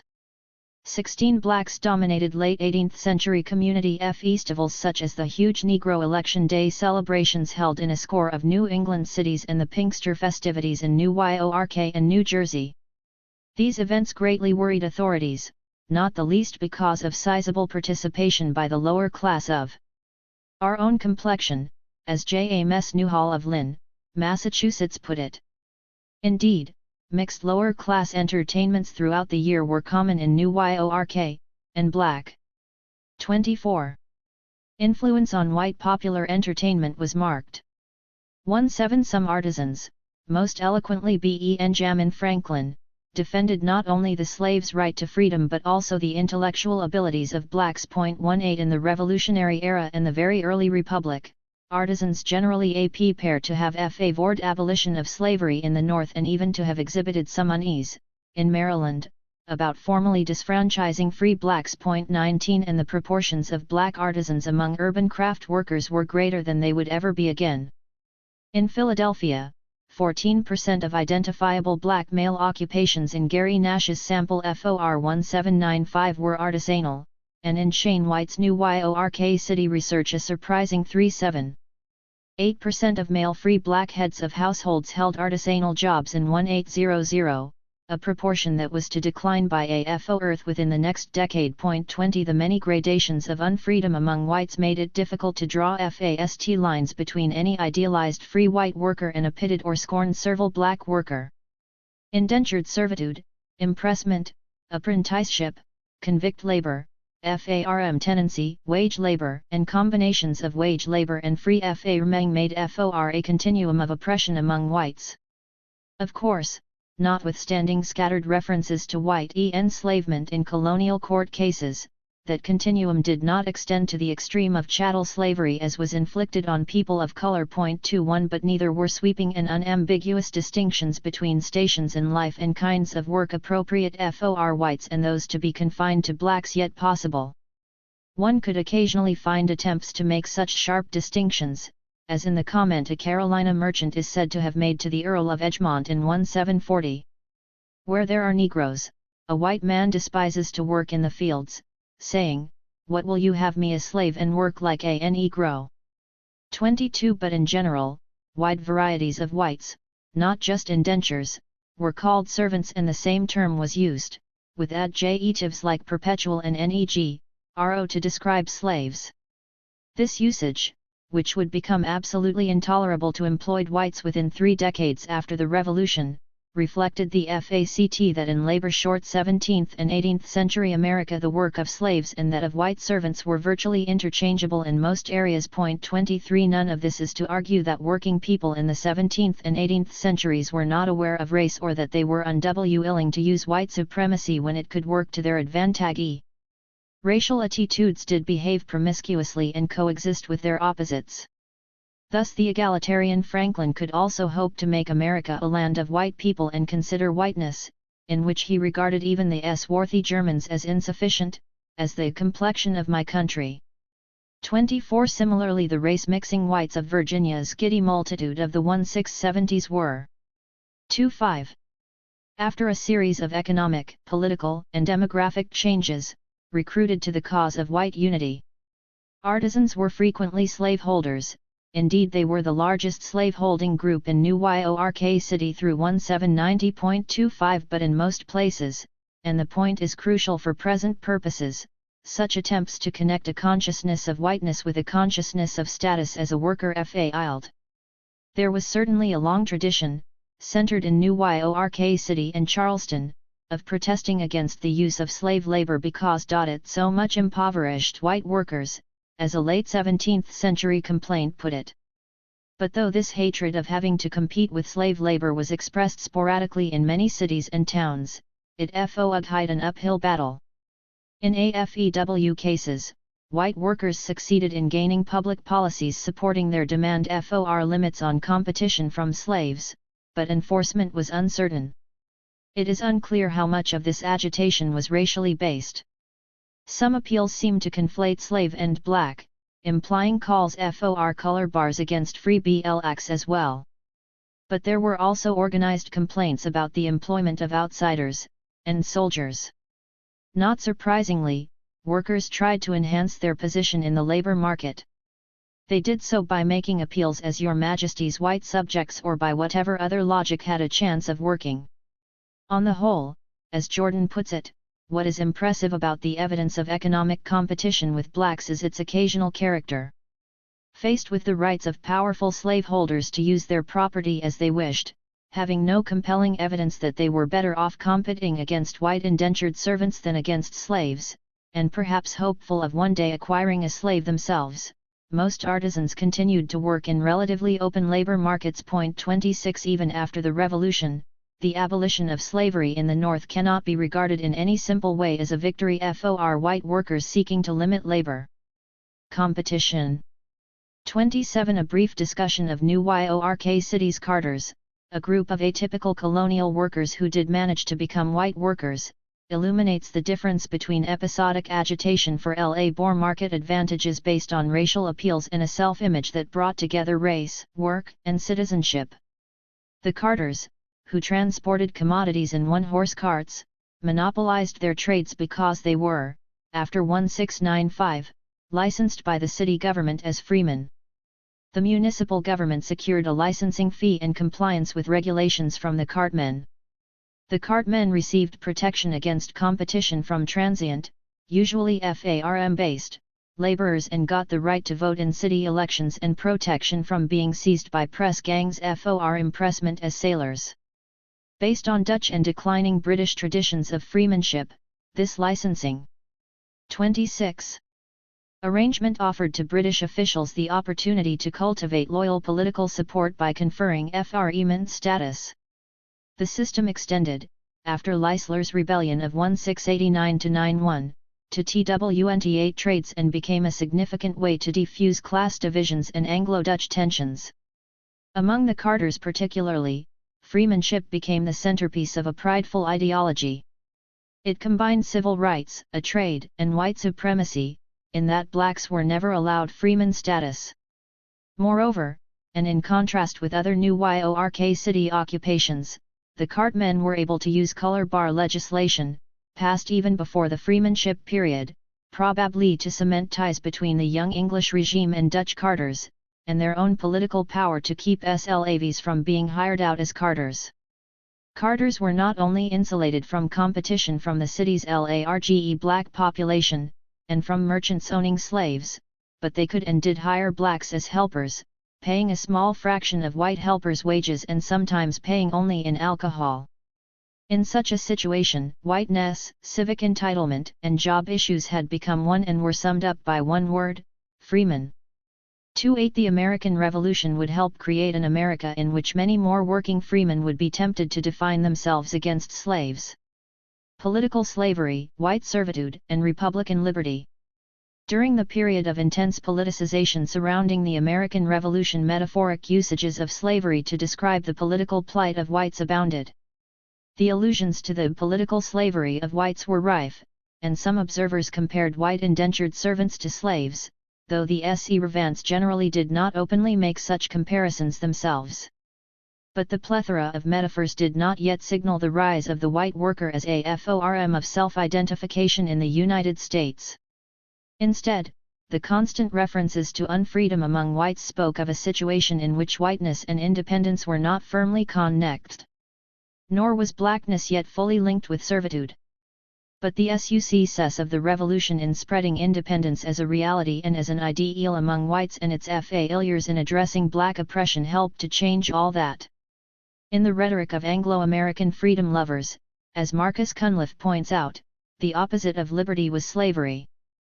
9 Americans consistently interpreted the designs of the British and other enemies as plots to enslave free people. There are but 2 sorts of men in the world, freemen and slaves, John Adams wrote just before the Revolution. He added that the very definition of a freeman is one who is bound by no law to which he has not consented, and that capitulation to Parliament could make Americans not only slaves, but the most abject sort of slaves to the worst sort of masters. 30 Because revolutionaries, and particularly artisan revolutionaries, so thoroughly conflated the opportunity to accumulate and secure productive property with the pursuit of happiness, the power to tax particularly implied the power to enslave. Adams foresaw a nation oppressed to death with debts and taxes. Stephen Hopkins, writing in 1764, reproduced Republican logic on this score clearly: if schematically, they who are taxed at pleasure by others cannot possibly have any property. They who have no property, can have no freedom, but are indeed reduced to the most abject slavery. 3. Such rhetoric is so extravagant when constraints on white American liberties are compared with constraints on black slaves that one is tempted to conclude that the revolutionary critique of political slavery merely echoed old Anglo-American radical rhetoric and had little to do with actual chattel slavery. 32 This would be a mistake. Although the metaphoric use of slavery for any threat to liberty had deep roots in virtually slaveless England, Scotland, Venice and Florence, its special force in the American colonies derived in large part from proximity to chattel slavery. American revolutionaries consistently exhibited a terror of being treated, as one of them put it, like guinea slaves. When Arthur Lee, slaveholder and revolutionary, protested the Declaratory Act, he almost incoherently registered FERs that must have seemed exceptionally vivid to those who knew and ran a slave system. I see already men torn from their weeping and distressed families, without hope, without redress, never to return, by an unrelenting, lawless crew, unbridled by our own civil and legislative authority, and wantonly cruel in the exercise of despotic power. I see every endearing tie of father, husband, son, and brother, torn asunder, unrespited, unpitied, unreprieved. John Adams, pseudonymously writing a humorous newspaper series designed to solidify yeoman and artisan revolutionary commitment, promised we won't be there, Britain's Negroes. Providence never designed us for Negroes. I know, for if it had it would have given us black hides and thick lips. Which it ha'n't done, and therefore never intended us for slaves. 33 For working people of the revolutionary generation, metaphors regarding enslavement, and the consciousness of the difference between mastery and servitude, must have been particularly vivid. John Locke had argued that chattel slavery could apply only to Africans because such a condition was so vile and miserable an estate that it could find no application among Englishmen. American radicals were not so certain. The greatest artisan radical, Benjamin Franklin, wrote in 1770, "A slave is a human creature stolen, taken by force, or bought of another or of himself with money. He may be sold again or let for hire, by his master. He must wear such clothes as his master thinks fit, and be content with such food as his master thinks fit to order for him. He must never absent himself from his master's service without leave, and is subject to severe punishments for small offences." Franklin's definition, a rare direct connection by an, albeit prosperous, white artisan of economic dependency and slavery, covered not only black slavery but also indentured servitude and even the apprenticeship Franklin himself had served. He argued that there were many thousands of slaves in Britain, citing Scottish miners and English sailors in particular. 34 Such white servitude, as John V. Andersey has written, gave to words like liberty, freedom and tyranny a physical reality that people were willing to suffer and die for in the American Revolution. 3.5 But the physical reality of servitude was made still more meaningful because indenture was so dramatically poised between independence and chattel slavery. On the one hand, the artisanate was a remarkably independent group. As David Brodie observes, the artisan labor force was substantially a labor force of masters. Generally unfettered by guild restrictions, an artisan became a master simply by setting up for himself. The term master, Brodie continues, meant any self-employed artisan, a position within reach of most skilled craftsmen in the late colonial period and the early republic. Brodie adds that many of the settled unskilled in cities were likewise self-employed. 36 However, in its origins the artisan population was particularly unfree, dependent, and subjected to treatment often compared with that meted out to black slaves. According to Bernard Bailyn's sample of registered white migration to the colonies on the eve of the Revolution, 4/5 of the arriving artisans in the most highly skilled crafts came under indenture, with the proportion being only just slightly less in less highly skilled trades. These are, as Bailyn recognizes, remarkable figures, and the best explanation for them is that skilled craft workers, rather than exhausting scarce resources for passage, came with small savings into servitude, enduring indenture in order to establish themselves independently more rapidly after 4 or 5 years of suffering. 37 By most accounts the indenture's unfreedom and hardship, though of short duration, were in some respects worse than any institutionalized FORMOF labor exploitation in Britain. Indentured servitude was a term which, like kidnapping, gained currency because it described the particularly harsh realities of labor recruitment to the colonies. Sharon Salinger's work on servitude in Pennsylvania moreover suggests that the institution only became more American and more debasing as the Revolution approached. 38 Transported in abysmal conditions alongside convicts, often sick and always filthy on arrival, indentured servants were sold at auction, sometimes after being stripped naked. If not sold retail on the coast, they were wholesaled to sole drivers who marched the white servants, sometimes in coffles, through the countryside, selling them individually or in small lots. Not surprisingly, British contemporaries likened this infamous traffic to chattel slavery. A letter in a Yorkshire newspaper, for example, found the indentures to be sold for slaves at public sale and subject nearly to the same laws as the Negroes with the same coarse FOD and clothing.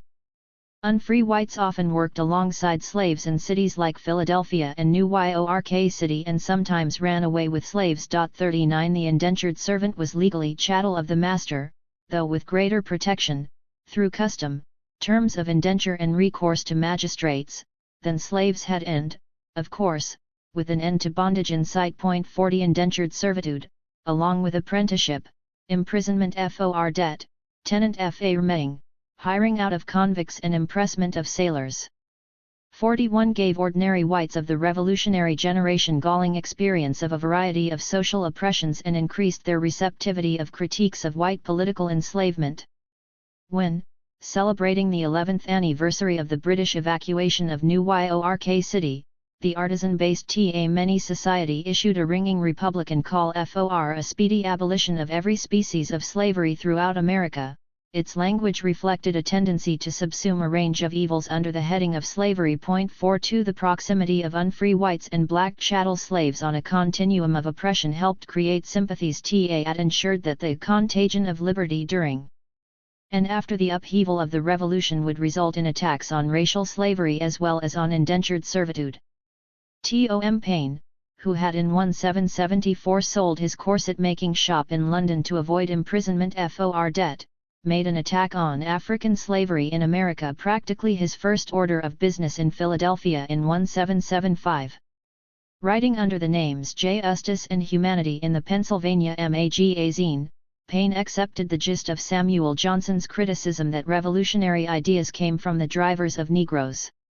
He demanded an answer as to how Americans could complain so loudly of attempts to enslave them, while they hold so many hundreds of thousands in slavery, and annually 30 enslave many thousands more. 43 Paine's solution, unlike Johnson's, was to attack many species of slavery. The momentum of the Revolution, the ability of blacks to strike for their own freedom during the upheaval and, in part, the activities of politicized artisans like Paine contributed decisively to the gradual abolition of slavery in New England and the Middle Colonies, to the non-extension of slavery into most of the Northwest Territory and, in 1807, to an end of U.S. participation in the slave trade. However, Paine and others also toyed with the idea that chattel slavery was the result of actions by the anti-republican British and therefore not the responsibility of Americans, an idea that found sharp expression in the Declaration of Independence. Even among radical artisans, the revolutionary heritage did not lead to unambiguously anti-slavery conclusions. 44. Toward racism, white freedom and black slavery. But indentured servitude was not chattel slavery, and in the long run the differences contributed to a Republican disdain for slaves as well for slavery. This issue is best approached via a thesis in David Bryan Davis's The Problem of Slavery in the Age of Revolution. Prior to the American Revolution, Davis writes, few colonists were capable of the imaginative leap of placing themselves in the position of the slave. Colonists were, Davis argues, fully encased in their identity as free white men. Only the uncertainty, self-doubt and unpredictable identity brought by the Revolution made such an imaginative leap possible. 45 This may have been the case in southern colonies like Virginia, where a huge slave population, a decrease in the numbers of indentures and in the horrors of white servitude, and the growth of a unique politics of deference and populism had made for a very early and complete seriation of the white race. 46 But if Davis had concentrated more on the position of unfree, merely unfree and precariously free whites, and on long-standing FERs of political slavery, he might have reached a rather more complicated conclusion. A large body of whites could imagine themselves as slaves, and on socio-economic, as well as political, grounds. Complexities arose precisely because their identification with slaves, though important, was imaginary. Conditions were close enough to perhaps necessitate, such an imagination, but the differences remained and mattered both for how ordinary whites saw slaves and how they saw themselves. Indentures were part of a late colonial population that was sometimes careful to claim rights as freeborn British white. 3.1. Subjects. They would soon again be free. 47 Slaves were born black, not British, and were often born in chains.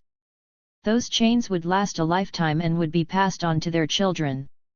Sharp FERs of rebellion and retribution by slaves and ex-slaves existed, while servants were, a century after Bacon's rebellion, seen as unruly but not given to insurrection. Far more laborers were chattel slaves than indentured servants and, since indentures so quickly became free, Americans could envision the assimilation of the white unfree into citizenship, but could not envision such an assimilation of chattel slaves. Nor was it easy to see how slaveholders would be compensated for their loss of productive property. The economic and political interests defending black slavery were far more powerful than those defending indentured servitude. 48 In short, white servitude was a problem that could be and was conquered both at the social and at the individual level in a way that black slavery was not. The metaphoric political slavery of which Americans of all classes complained was swept away by an uneven, but by world standards remarkably successful, process of democratization among whites. The long decline of urban indentured servitude, which had begun during the 2 decades of economic uncertainty before the Revolution, continued during the war because freedom was offered in exchange for military service, and because of the drying up of British immigration, the general decline in shipping, and Republican attacks on the traffic in white people. 49 Such servitude renewed after the war, but it brought unfreedom mainly to German and Irish ethnic minorities and to northern blacks whose emancipation often came only after long periods of servitude. In some areas at least, demand for white-bound labor had slowed during years of slow economic growth after the Revolution. By the early 19th century, indentured servitude was quantitatively insignificant within the U.S. labor system. 50 perhaps more important, significant numbers of indentured servants of the revolutionary generation had served their indentures, and, if lucky, received their freedom dues. Among indentured artisans, many had undoubtedly gone on to the full independence of becoming masters. Mobility was surely not always so easy as was implied in W. Aaron Smith's study of indentures in South Carolina, which held that the white servant in Charles Town when out of his time might simply hang out his own shingle.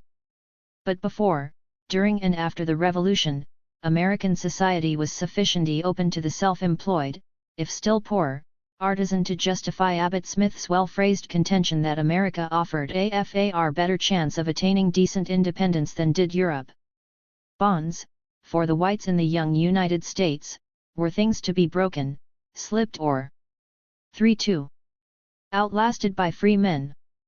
Especially after 1763, paternalist labor relations, such as hiring out by the month or year, declined in urban areas, both as a result of the desires of employers and those of workers.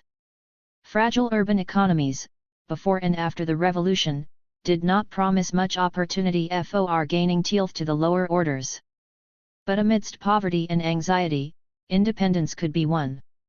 5-1 Critically, white urban workers connected their freedom and their work.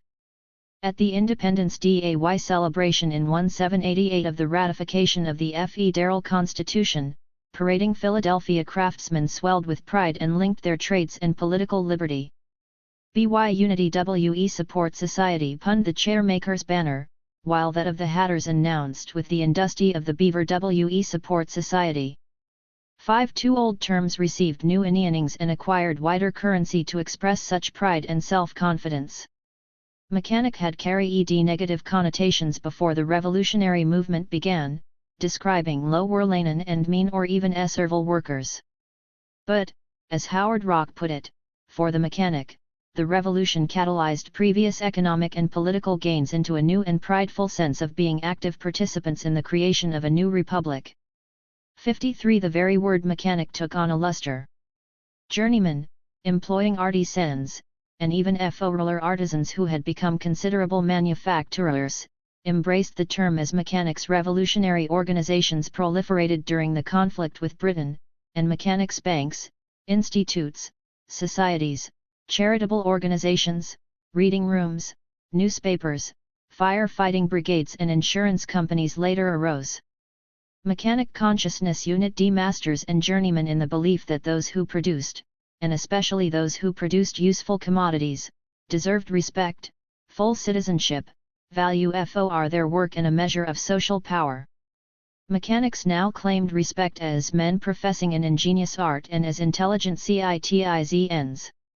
54 The largely reasonable expectation was that journeyman mechanics would in time become masters and then would be independent in every sense of the word. The revolution had already made them freemen, usually not in the restricted sense of the licensed New York City carters, but as full citizens who could protect their economic interests. Freemen, in 18th century usage, implied either political freedom or economic independence. For Republican artisans it implied both. Far into the 19th century, and even as the lines dividing masters and journeymen hardened, workers would see themselves and make their claims as industrious mechanics, as independent mechanics and as freemen. 5-5 But freeman had its opposite, slave. And the number of chattel slaves kept increasing, in the South and even, through the 1790s, in some northern areas such as New York City. The Constitution, as it codified an impressive range of freedom for whites, accepted that black slavery would continue by providing for return of escaped slaves, by aggrandizing the representation of slaveholding districts through the partial counting of slaves for purposes of legislative apportionment and taxation, and by allowing for 20 years of non-interference with the slave trade.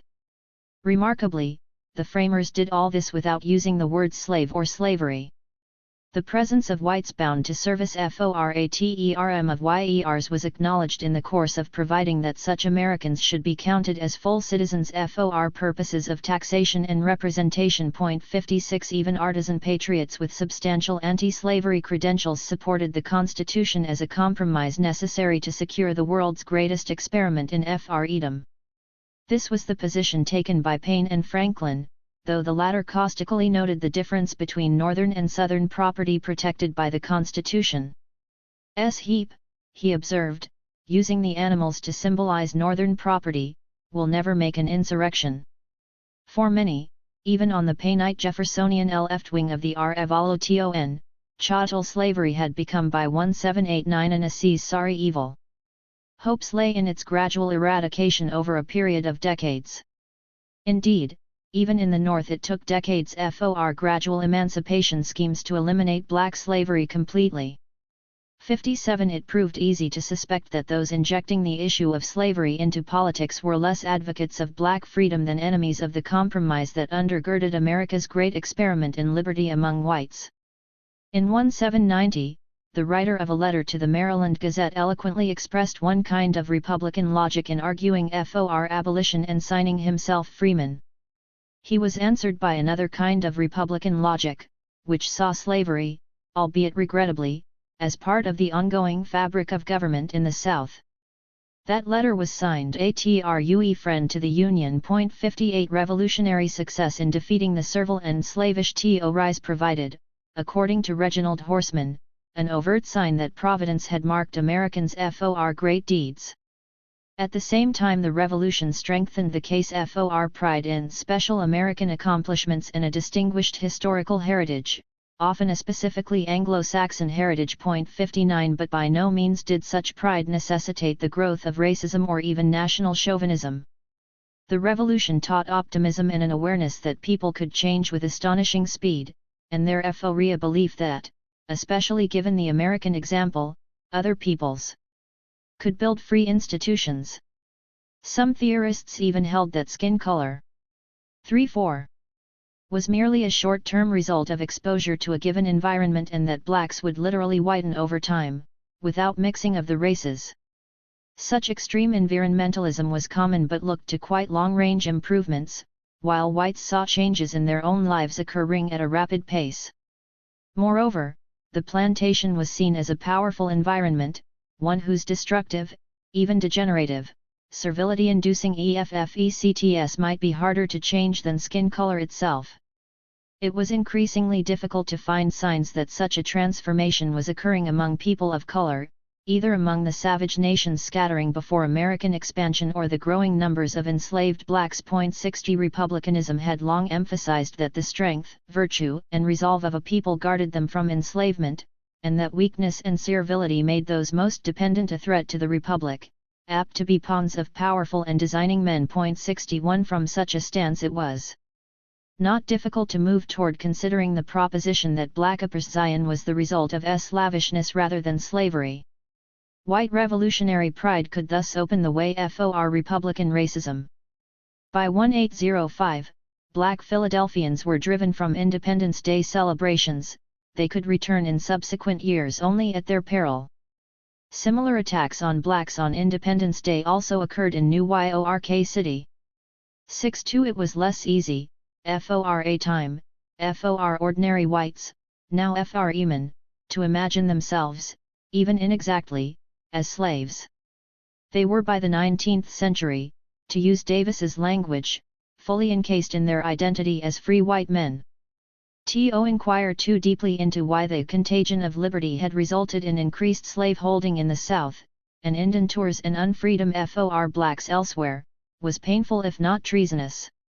Perhaps, an appealing argument ran, events had shown blacks to be unfit for freedom, proven so because they did not thrive in Republican America. Duncan MacLeod's suggestion that Southern whites preserved their commitment to republicanism by formally reading blacks out of the polity, thereby separating black slavery from white freedom, begins an understanding of this process, but the connection between republicanism and racism was made nationwide, not just in the South. 63 Moreover, the gulf between black slavery and white freedom was a reality in early American politics and society. Such a separation was not invented by pro-slavery Southerners. Instead, its existence and growth opened the way for pro-slavery thought, racism and the coming of the white worker. James Flint was a British traveller whose 1822 book on the United States so resolutely made the case that the revolutionary society it described was an unprecedented success that it has a charmingly modern ring and a special usefulness. Democratic and anti-slavery, Flint listened 3-5. Carefully to, and sympathized with, ordinary Americans, mostly in the North.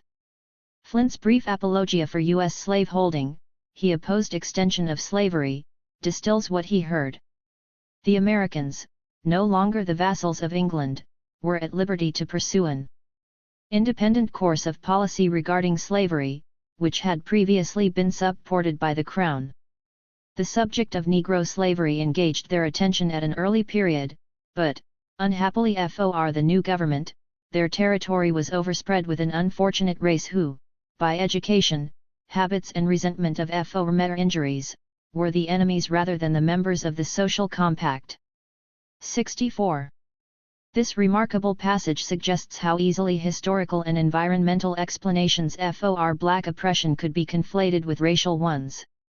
It shows how blacks, free and slave, could be stigmatized precisely because slavery thrived in Republican America, indeed that they could be stigmatized as the antithesis of Republican citizens. In the changed circumstance of the 19th century, they would further be seen as the opposites of free white labor. Part 2. Race and The Languages of Class from the Revolution to the Civil War. Names are the turning point of who shall be master. Walt Whitman. An American Primer, 1904. Neither a servant nor a master am I, keywords in the languages of white labor republicanism.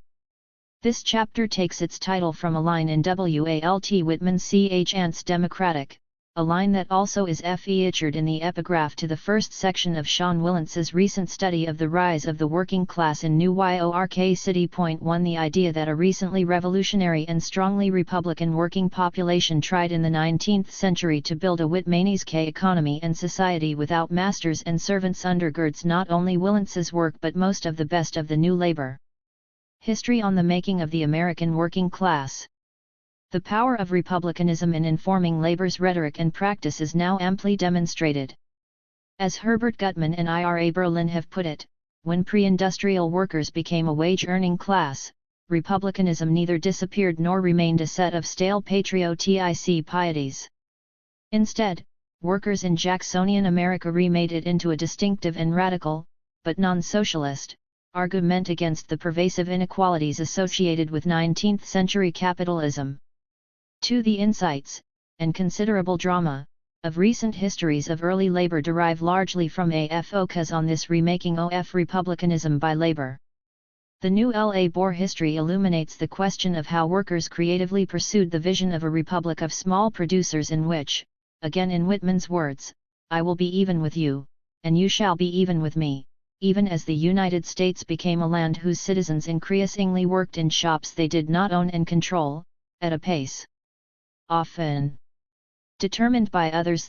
But labor Republicans in the United States did not only attempt to abolish mastery and servanthood among white Americans. Many of them also acquiesced in the even sharper social divisions between black Americans and slave masters. Thus Whitman's slaves are probably there because they must be, when the time arrives for them not to be. They will leave, for moreover, republicanism itself carried a strong suspicion of the powerless, not just of the powerful, and afear that the top and bottom in society would unite against the producing classes in the middle. As virtually all working whites were included in the producing classes, that suspicion could fall heavily on slaves and free blacks. All labor Republicans existed in a society that offered the opportunity for white workers to measure their situations not only against the dream of a republic of small producers but also against the nightmare of chattel slavery. If early land gauges of class have already been located by historians within the context of Republican thought and accelerating working class formation, they need also to be located within a slave-holding republic in which the constant, even increasing, presence of slavery was, as the black abolitionist H. Ford Douglass remarked, completely interwoven into the passions of the people. The hireling and the slave. In 1814, Francis Scott Key wrote, in a verse of the Star-Spangled Banner not sung before baseball games, no refuge could save the hireling and the slave / from the terror of flight or the gloom of the grave. The significant pairing of hireling and slave would echo even into the 1850s as the status of white workers was debated. For Key's original audience, the pair of words carried meanings within the context of the war of 1812. Britain prosecuted that war using hated mercenary or hireling soldiers. Also in the British ranks were about 300 former slaves, promised freedom and protection by British commanders in exchange for their military service. Some of these ex-slaves helped to bomb the White House in 1814. 6. But Key's words also carried much broader meanings, embodying what a young, Republican nation hated and perhaps feared that it might become. We have already examined the multifaceted connotations of slave. Those of hireling deserve similar attention. In castigating hirelings, Key used a word that captures much of what Republicans despised. A nation that depended on hirelings simply could 44. Not be a republic. Anglo-American usages of hireling current by the early 19th century connected a hireling soldier with a propensity to flee under fire. More broadly, hirelings in various fields, but particularly in politics, behaved as the very opposite of self-sacrificing Republican citizens. They made reward or material remuneration the motive of their actions. They were prostitutes. Indeed, W. Eebster's 1829 Dictionary of American English gives prostitute as a synonym for hireling and further defines hirelings as perjurers by virtue of their avarice. As an adjective, hireling typically meant both venal and mercenary. In usage it was often succeeded by press and politicians, adumbrating various aspects of the critique of British corruption that had been a staple of American Republican rhetoric since before the Revolution. 7. As Steve Watts's Republic Reborn demonstrates, Americans by 1814 had substantial doubts, and substantial reasons to doubt, with regard to their nation's ability to preserve a Republican vision against hireling corruption. 8. But H. Ealing conjured up yet another threat to Republican liberty, one perhaps less easily conquered in the long run than the mercenary soldier or even than the acid of corrupt self-interest. Hireling meant, of course, one who is hired or serves for wages. That usage, as the Oxford English Dictionary observes, was opprobrious, with serving for hire or wages being all too nearly synonymous with to be had for hire. 9. The term was especially opprobrious for American Republicans. In particular, the artisanal followers of Tom Paine and Thomas J. Jefferson held that a free government required independent small producers who owned productive property and therefore were neither cowed nor mercenary, as lifelong hirelings would inevitably be. For Paine, freedom was destroyed by dependence and zero-ant was an opprobrious term.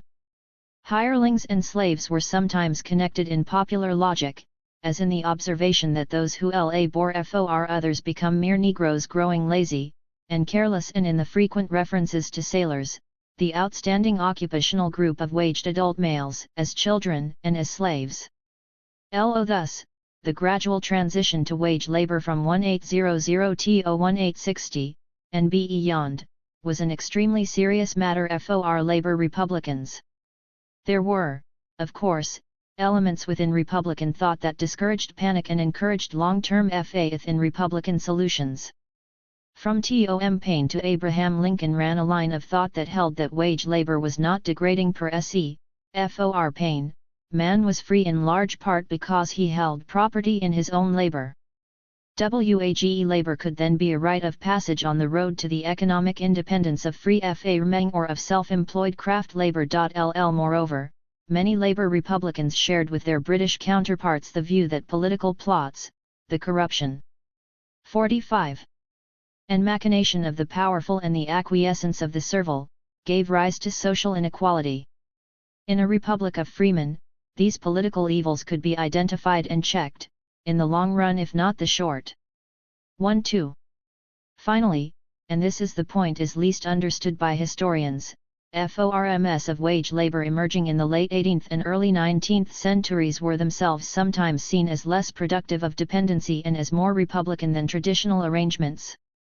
Not only did the number of white indentured servants decline greatly between 1763 and 1830, but practices such as living in with the employing family, agreeing to long-term work for a single family and taking meals at the employer's table also declined in some areas with astonishing speed.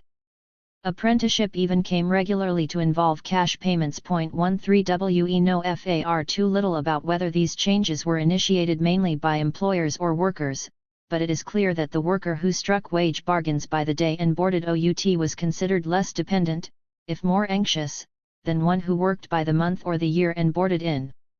Paine could thus argue for extending the vote to some propertyless males but not to servants in families.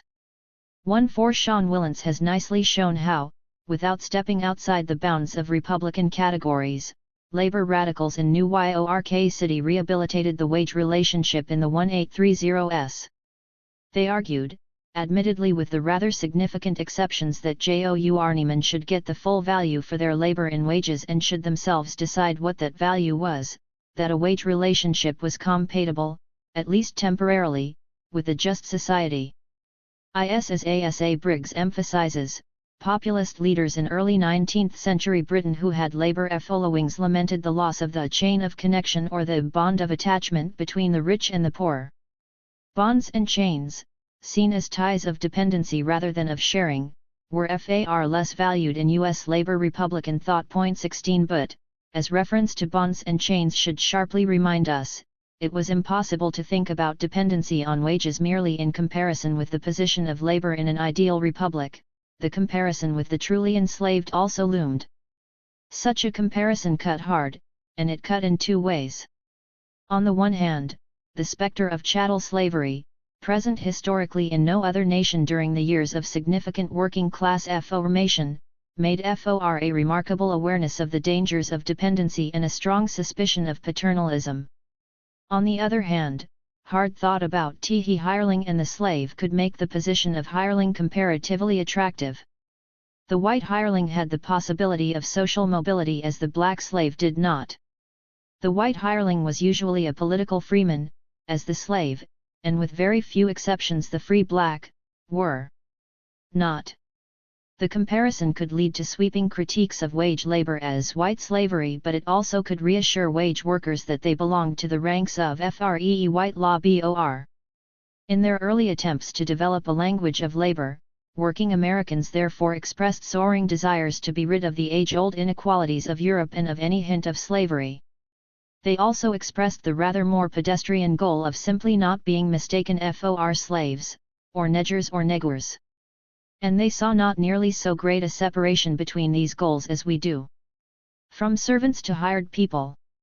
As early as 1807, the British investor Charles W. Jansen published the indignant replies he had received when he visited an acquaintance in New England and asked the maid who answered the door, "Is your master home?" Not only did the maid make it clear that she had no master, but she insisted, "I am Mr.'s help. I'd have you to know, man, that I am no sarvant, none but neggers are sarvants." The Massachusetts SPY in 1815 reported that exactly such exchanges occurred frequently, when visitors attempted to address servants or to ask about masters. Decades later, a more celebrated observer of American life, Frances Trol Lope, lamented the difficulty of getting servants in Ohio, but then wrecked herself to write "Getting Help." She explained that in the United States, it is more than petty treason to the Republic to call a free citizen a servant. One of her own helpee anxiously expressed to Tr. the hope that she would not think whites in service to be just as bad as if we are negers. 17 Tr. and Jansen were among many foreigners and American citizens to note such avoidance of the term servant and the reasons for such avoidance. As the American lawyer John Bristed put it in 1818, there is no such relation as master and servant in the United States, indeed the name is not permitted. In explaining the disappearance of these terms, especially among farm and domestic laborers, Bristed commented on the tendency of U.S. citizens toward confounding the term servant with that of slave. There was good reason for such confounding, dating from the early imprecisions of colonial usages of slave and servant right through Noah W. Eepster's inconsistent distinctions between the two terms in his dictionary of 1828 and the tendency in the South to apply servant overwhelmingly to slaves in the antebellum years. Another complicating factor was that free blacks often worked as domestic servants, with the result that the degradations suffered by slaves, by blacks generally and by 47. Domestics all came to be associated under the heading servant. 18 The Oxford English Dictionary counts hired man, woman, girl, and people all as Americanisms of probable early 19th century origins. It stresses connections with slavery, finding the words to have been coined to be applied to free men or women engaged as servants, the latter word being formerly used to include slaves. The OED adds that the terms particularly applied to workers on a farm and in or around a house. 19 Albert Matthews's close study of American usages of hired man and help shows the words to be more complex and even more interesting than the OED allows. Matthews establishes some colonial examples of the terms and, in the former case, some British antecedents. But he emphasizes an increase in their popularity in the early 19th century and attributes that increase both to a desire to be set apart from blacks and to post-revolutionary ideals. On the latter point, Matthews agrees with the domestic service reformer Lucy Salmon who, writing in 1897, explained the decline of the term servant in post-revolutionary America by pointing out that it was an incongruous term in the face of the declared equality of all men, and an obnoxious term in view of the service performed at the South by Negro slaves. 20 This juxtaposition of the search for a language of freedom and for a language that would simply set apart and racially stigmatize the wholly unfree makes the popularity of terms like hired man and help extremely suggestive. In one sense the developing language of labor was certainly egalitarian, it was largely the creation of those who worked. Daniel Rogers, in an interesting short passage on antebellum labor and language, argues that euphemistic terms like help were inventions of the employers and reflected the vain hope that labels would rectify the anomaly of dependence in a society in which self-employment was the moral norm. He adds that capitalists had good reason for the evasion because they wanted to avoid associating the worker who labored at the will of another with the oldest, bluntest, and most troubling word of all, slave. 21 Whether words like help functioned in the way Rogers argues as a fascinating question. Whether they came into being through upper-class initiatives is quite another. On the latter score, the evidence from the early 19th century, when help and hired man became popular evasions, does not support Rogers's point. Virtually all primary accounts show the new usages being enthusiastically initiated by those whose work was being described. James Fenimore Cooper, who hated the new terms as subterfuges, regarded them as creations of the workers themselves. Of help, he snickered, a man does not usually hire his cook to help him cook his dinner, but to cook it herself. The British traveller Charles Mackay similarly. 48. Counted the new words for zero and as marks of self-assertion, however quaint, among whites who did domestic work, and even suggested that the now familiar help wanted ads took that wording to avoid ruffling the racial and republican sensibilities of those who worked as servants. 22 The Dictionary of American English aptly summarizes a range of usages substituting helps and hands for servants by saying that the substitutions reflect what the employed chose to call themselves. White female household workers in particular resisted the designation servant, in favor of helps, helpers or hands. 23 In popularizing such new words, farm and household workers were not simply becoming racists, but neither were they simply being militant Republicans.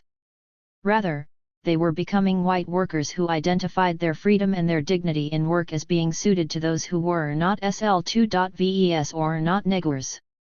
White workers were not slaves, and there were excellent reasons, quite without manipulation by employers, for their not wanting to be considered like a slave. Not all these reasons had to do immediately with race. The first recorded instance of an American objecting to being called a servant, in 1784, reflected the sentiments of a white freeman who apparently hated being compared to indentured whites.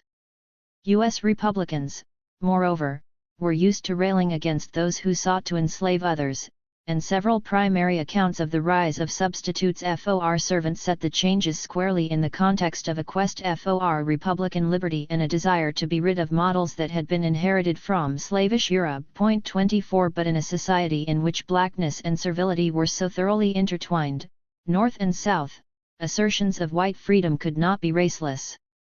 To criticize Europe as slavish or full of dastardly slaves inevitably called to mind chattel slavery, and in several cases high republicanism and high race feeling cohabit on the same page. 25 J. Amos Flint, a British visitor in the second decade of the 19th century, noted that among the poor in the free states that bordered slave-holding states certain kinds of labor are despised as being the work of slaves. He counted shoeblacking and, at times, family manufactures as tabooed, and told of paupers in an Ohio poorhouse who refused to carry water for their own use, FORFEAROF being considered like slaves. 26 We can see in such actions both the frayed strands of Republican self-assertion and a sense of whiteness that could at times be self-defeating. The existence of slavery, and increasingly of open Northern campaigns to degrade free blacks, gave working Americans both a wretched touchstone against which to measure their fears of unfreedom and a friendly reminder that they were by comparison not so badly off. It n. 49. Encouraged an early language of labor that was at once suffused with concern for Republican liberty and at the same time willing to settle for what Rogers calls evasions. Amidst much assertion of independence, the term hired subsidy became one to be embraced. As hired was increasingly placed in front of man, woman, and girl, it was also placed before the old term hand, especially when referring to farm laborers. In the latter usage, apparently first commented upon when James Flint observed in 1818 that where he visited in the North, laborers are not servants, all are hired hands, labor is clearly a commodity, separable from its owner and for sale. 27 Some of the sting had been taken from the connection between hireling and slave.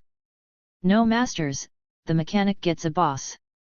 Among urban craftsmen, the group that by the age of Jackson had initiated a significant NATIONAL labor movement and had launched labor parties and an identifiable artisan wing of the Democratic Party, the language of labor displayed more continuity and, seemingly, more self-confidence than did that of farm and domestic workers.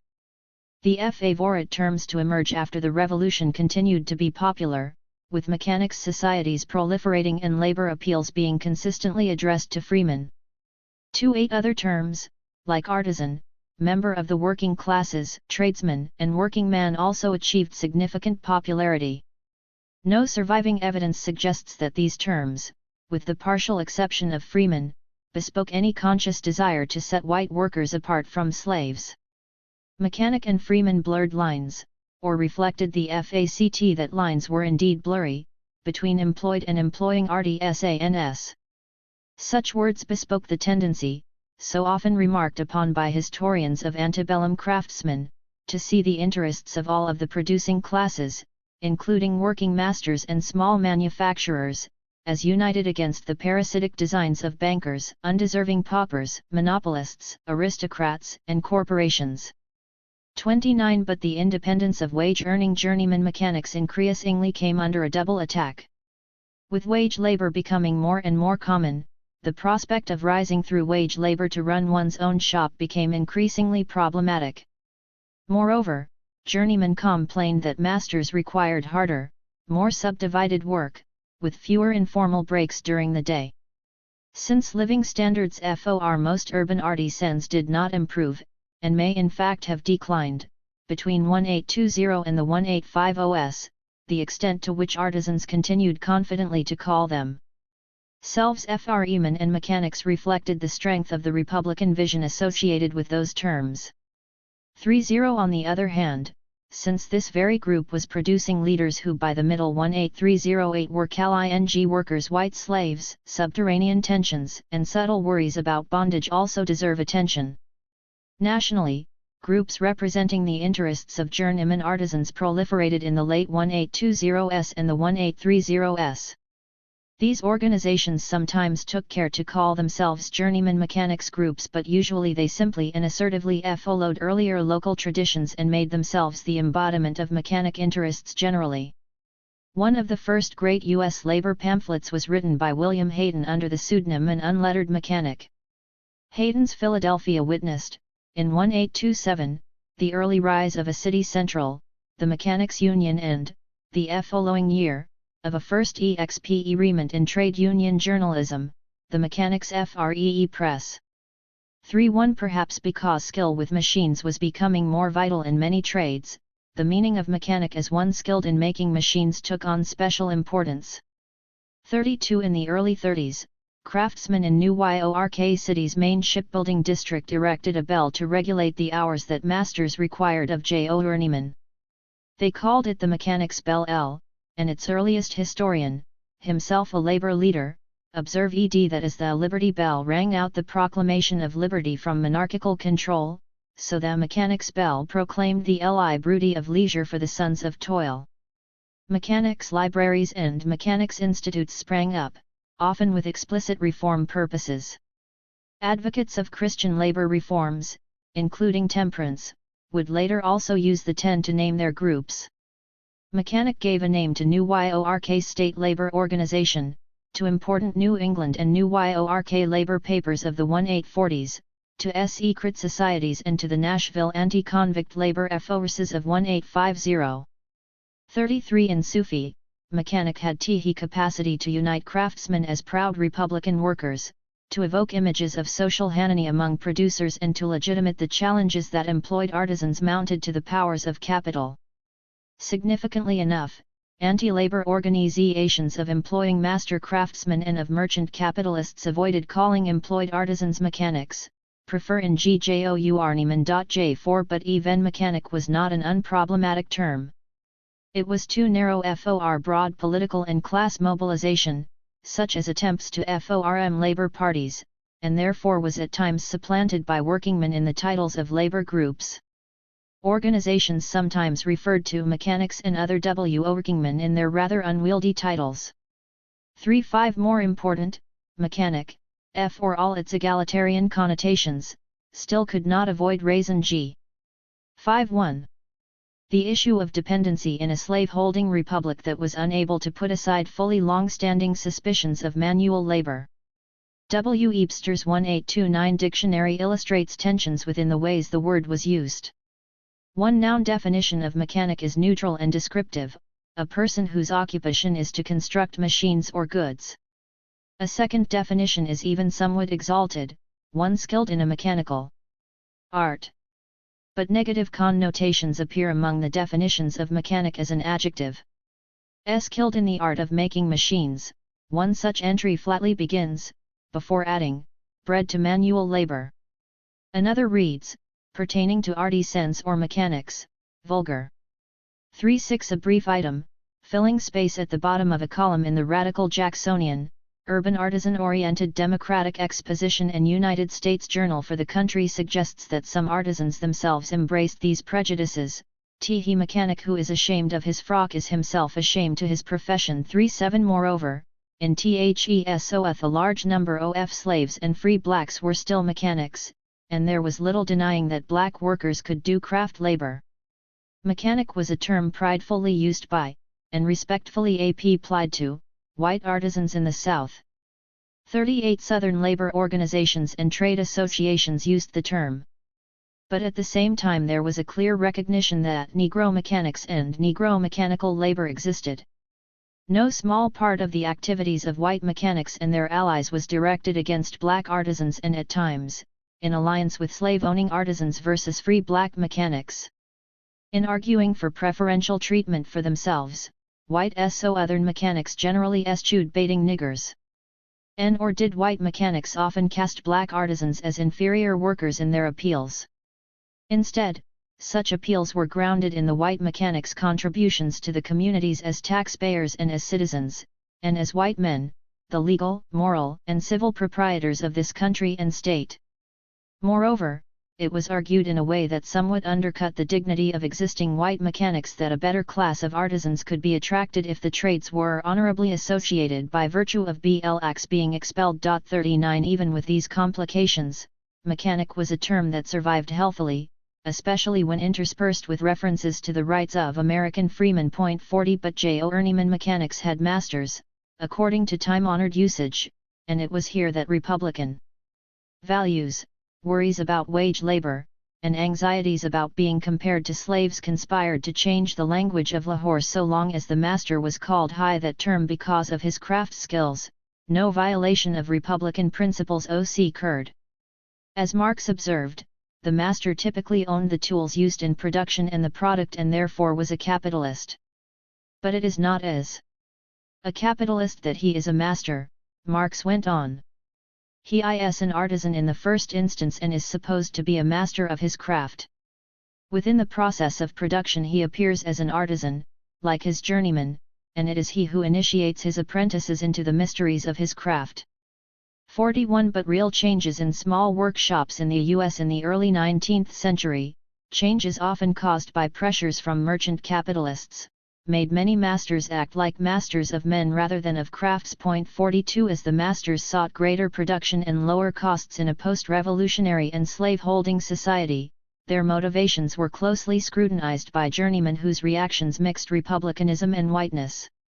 It was particularly difficult to be mastered by someone who was not a master of his craft. Thus the Philadelphia General Trades Union in 1836 complained that the veriest botch among craftsmen too often assumed kingly supremacy to himself the very moment he becomes a master mechanicien. Earlier and smaller labor organizations had made similar points. During 1806, in the Philadelphia Journeyman Shoemakers Conspiracy case, a labor appeal referred to T's masters, as they are called, and who would be masters and tyrants if they could. 43 Well Before the term wages slavery came into common use, journeyman criticized masters as so-called after the slavish style of Europe. A very early carpenters' organization scored the haughtiness and overbearance of masters as more appropriate to those who give laws to slaves, depriving free men of their just rights. 44 A New York City Cordwainers conspiracy case in 1809 saw the defense call for labor rights as a counterweight to the rapacity of the masters who enforced despotic servitude. Workers, according to the pioneer labor pamphleteer William Hayden, suffered under a grievous and slave-like system of labor. 45 From Hayden's image it was but a short leap to the conclusion that master mechanics, as foremen and master craftsmen came to be led perhaps for the first time in the 1820s, were one with slavemasters and that workers were white slaves. 46 But a different, sidelong leap was also possible. Just as farm and domestic workers addressed the servant problem by finding new words, artisans could find reassurance with regard to the master problem by attempting to abolish the term master. Characteristically, workers jumped in both directions at once. Use of the term white slavery and avoidance of master grew together. The labor movement itself adopted both the embrace of blunt, indeed overdrawn, comparisons with slavery, and euphemistic usages of a newly popular word, boss. As early as the late 18th century, the British traveller Richard Parkinson had commented on an American aversion to using the word. 53. Master. Parkinson, who arrived in 1798 and spent considerable time in rural Maryland but also stayed in Virginia and in Philadelphia and Baltimore, succinctly showed how republicanism and race intermingled. He found the typical white servant unwilling to acknowledge that he works for a master and therefore insistent on calling the employer Mr. or Sir. These usages, according to Parkinson, resulted from the boast of American liberty and equality, from the servant seeing himself more on an equality with the master than with the Negro and from the servant's desire to be not a slave. By 1818, these same sentiments were resulting in the increased popularity of boss as a substitute for master. In that year, J. Ames Flint, author of the most perceptive of the British travel accounts, wrote, "Master is not a word in the vocabulary of hired people. Boss, a Dutch one of similar import, is substituted. The for is used by Negroes and is by free people considered as synonymous with slave keeper." Another Briton, Isaac Holmes, wrote in 1823 of boss in words almost precisely echoing Flint's, except that they stressed the status of the United States as a republican country rather than a slave-holding one in accounting for the use of the Dutch term. 47 Thus, the OED records boss as a word adopted particularly in the United States in the early 19th century to avoid the use of master. The use of boss in this sense was not common enough to find its way into W. Eebster's 1829 dictionary. By 1872, M. Skeely de Vries Americanisms could count boss the most familiar Dutch-derived word in American English. 48 By the 1830s, boss was specifically and popularly embraced by employed artisans amidst the rapidly developing Jacksonian labor movement. The pioneering labor historian John R. Commons thus identifies the boss in labor documents of the period as the contractor, successor of the master workman. 49 Paul Johnson's study of labor, religion, and society in Rochester notes that when one editor there used boss s in 1829 it was felt necessary to follow it with an asterisk and to provide the definition, AFO man or master workman. Of modern coinage, we believe, 5 years later, Johnson adds, boss co old stand by itself without explanation. So the Cincinnati People 3PAPER meanwhile explained that boss meant master mechanic. 51 James Fenimore Cooper's American Democrat, published in 1837, bristled at the newly popular term, holding that the laboring classes of whites moved by a desire not to be connected with Negro slaves had dispensed with the term millster. So far has this prejudice gone, Cooper lamented, that they have resorted to the use of the word boss, which has precisely the same meaning in Dutch. 52. Race and the freeman's freedom. Cooper regarded those who used euphemisms for master or servant as lacking in manly qualities. But to see such choices as merely silly, feckless or cowardly is to miss the drama, and tragedy, of workers caught in a situation in which it was difficult not to compare themselves to slaves, almost unbearable to make such a comparison, and impossible to sustain the metaphor. Nor were the new usages without meaning and impact. If republicanism meant different things to different groups, it still carried a resonance, and white supremacy was widely shared, if also variously interpreted. In such a society it was desirable, even imperative, not to be taken for a slave or anything like one. Conventions of black reformers declared, to be dependent, is to be degraded. A hired hand could claim and perhaps insist upon small privileges that a servant could not. He could see himself in a different way. White native-born Americans not only changed the language of domestic service but also, by the 1830s, in fact largely abandoned domestic service as a job. Avoidance of connections to dependency and to blackness paid, in Du Bois' language, public and psychological wages. 53 But there were costs as well, not only in terms of race relations but also the wedding of labor to a debased republicanism. If there was a manly Jasonian-era alternative to the kinds of workers' self-identification that Cooper deplored, it was freeman. The evolution of this long-used term illustrates the impossibility of avoiding race in constructing a class identity.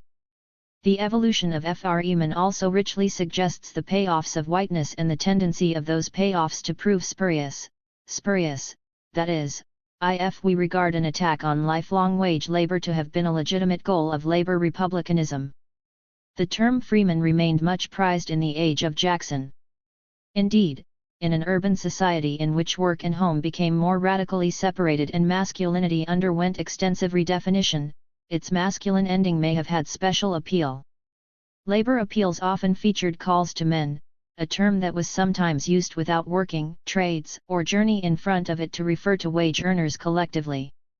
Workingmen and workingmen consistently graced the titles of labor groups and the mastheads of the labor press. One important labor newspaper was simply titled THEMAN 5, the title FR was worth fighting over. Abolitionist papers took it for their names, as did anti-abolitionist Catholic ones. When Walt Whitman launched a democratic experiment in journalism, designed to win a readership of neither masters nor servants, he called it the Brooklyn N. Freeman .55. The word reverberated throughout labor's appeals, with Seth Luther's famous address to the workingmen of New England setting a standard for highlighting its importance by promising to show all tyrants, that we are not only determined to have the name of freeman, but that we will live freemen and die freemen. The earliest protests by male textile workers couched their appeals for better treatment in terms of their status as the daughters of freemen. 56 Freemen continued to carry the double meaning, of economic and political independence. Webster's 1829 dictionary gave as its first definition of freeman one who enjoys liberty. One not a slave or a vassal, and as its second one who enjoys or is entitled to a franchise. 57 Before the Revolution, these various freedoms were only imperfectly linked to whiteness amidst patterns of deference, varied forms of economic vassalage among whites, colonial status, and limits on suffrage. By the age of Jackson, the correspondence between who was white and who was a freeman has become a far closer one. Although imprisonment for debt among whites remained a fearsome problem in some areas, the range of economic unfreedom felt by native-born whites had come to be increasingly concentrated on the single category of wage labor.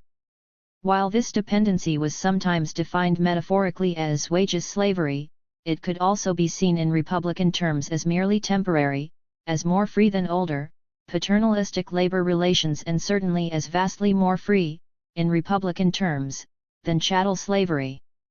Moreover, given their wide political freedoms, wide in comparison not only with those of slaves and of free blacks but also with those of the common people of the whole of Europe, white workers in the United States could and did count themselves as freemen even as they protested seeming plots to enslave them economically.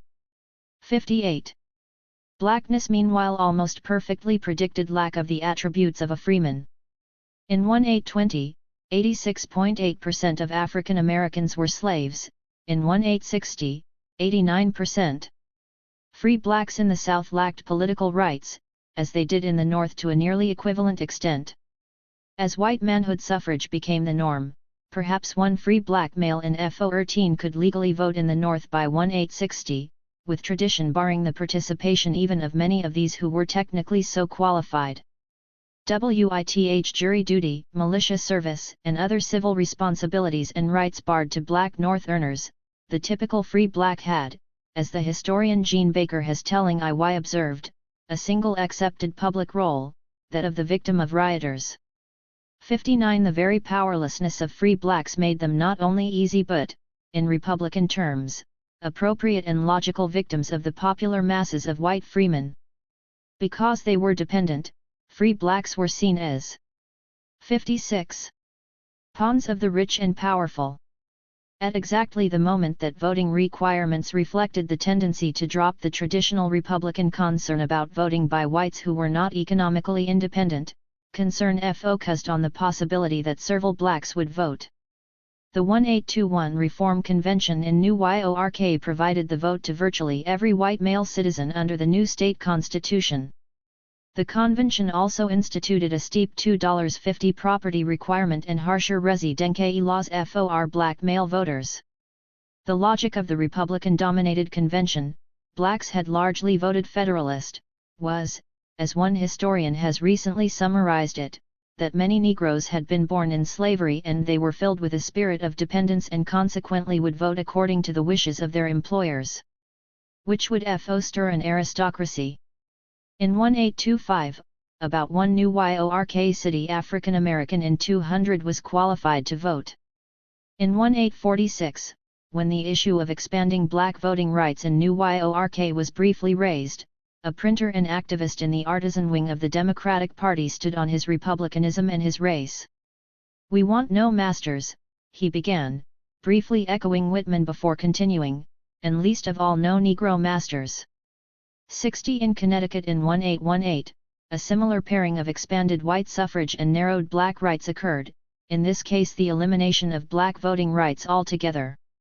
In North Carolina and Tennessee, anomalous southern states where free blacks with property had voted, universal white manhood suffrage and black disfranchisement likewise came together. The broad white suffrage of states in the Old Northwest was from the start joined, with very minor exceptions in Wisconsin, to bars on black voting. Referenda repeatedly proved such regulations hugely popular among whites. 61 That blacks were largely non-citizens will surprise FEW, but it is important to emphasize the extent to which they were seen as anti-citizens, as enemies rather than the members of the social compact.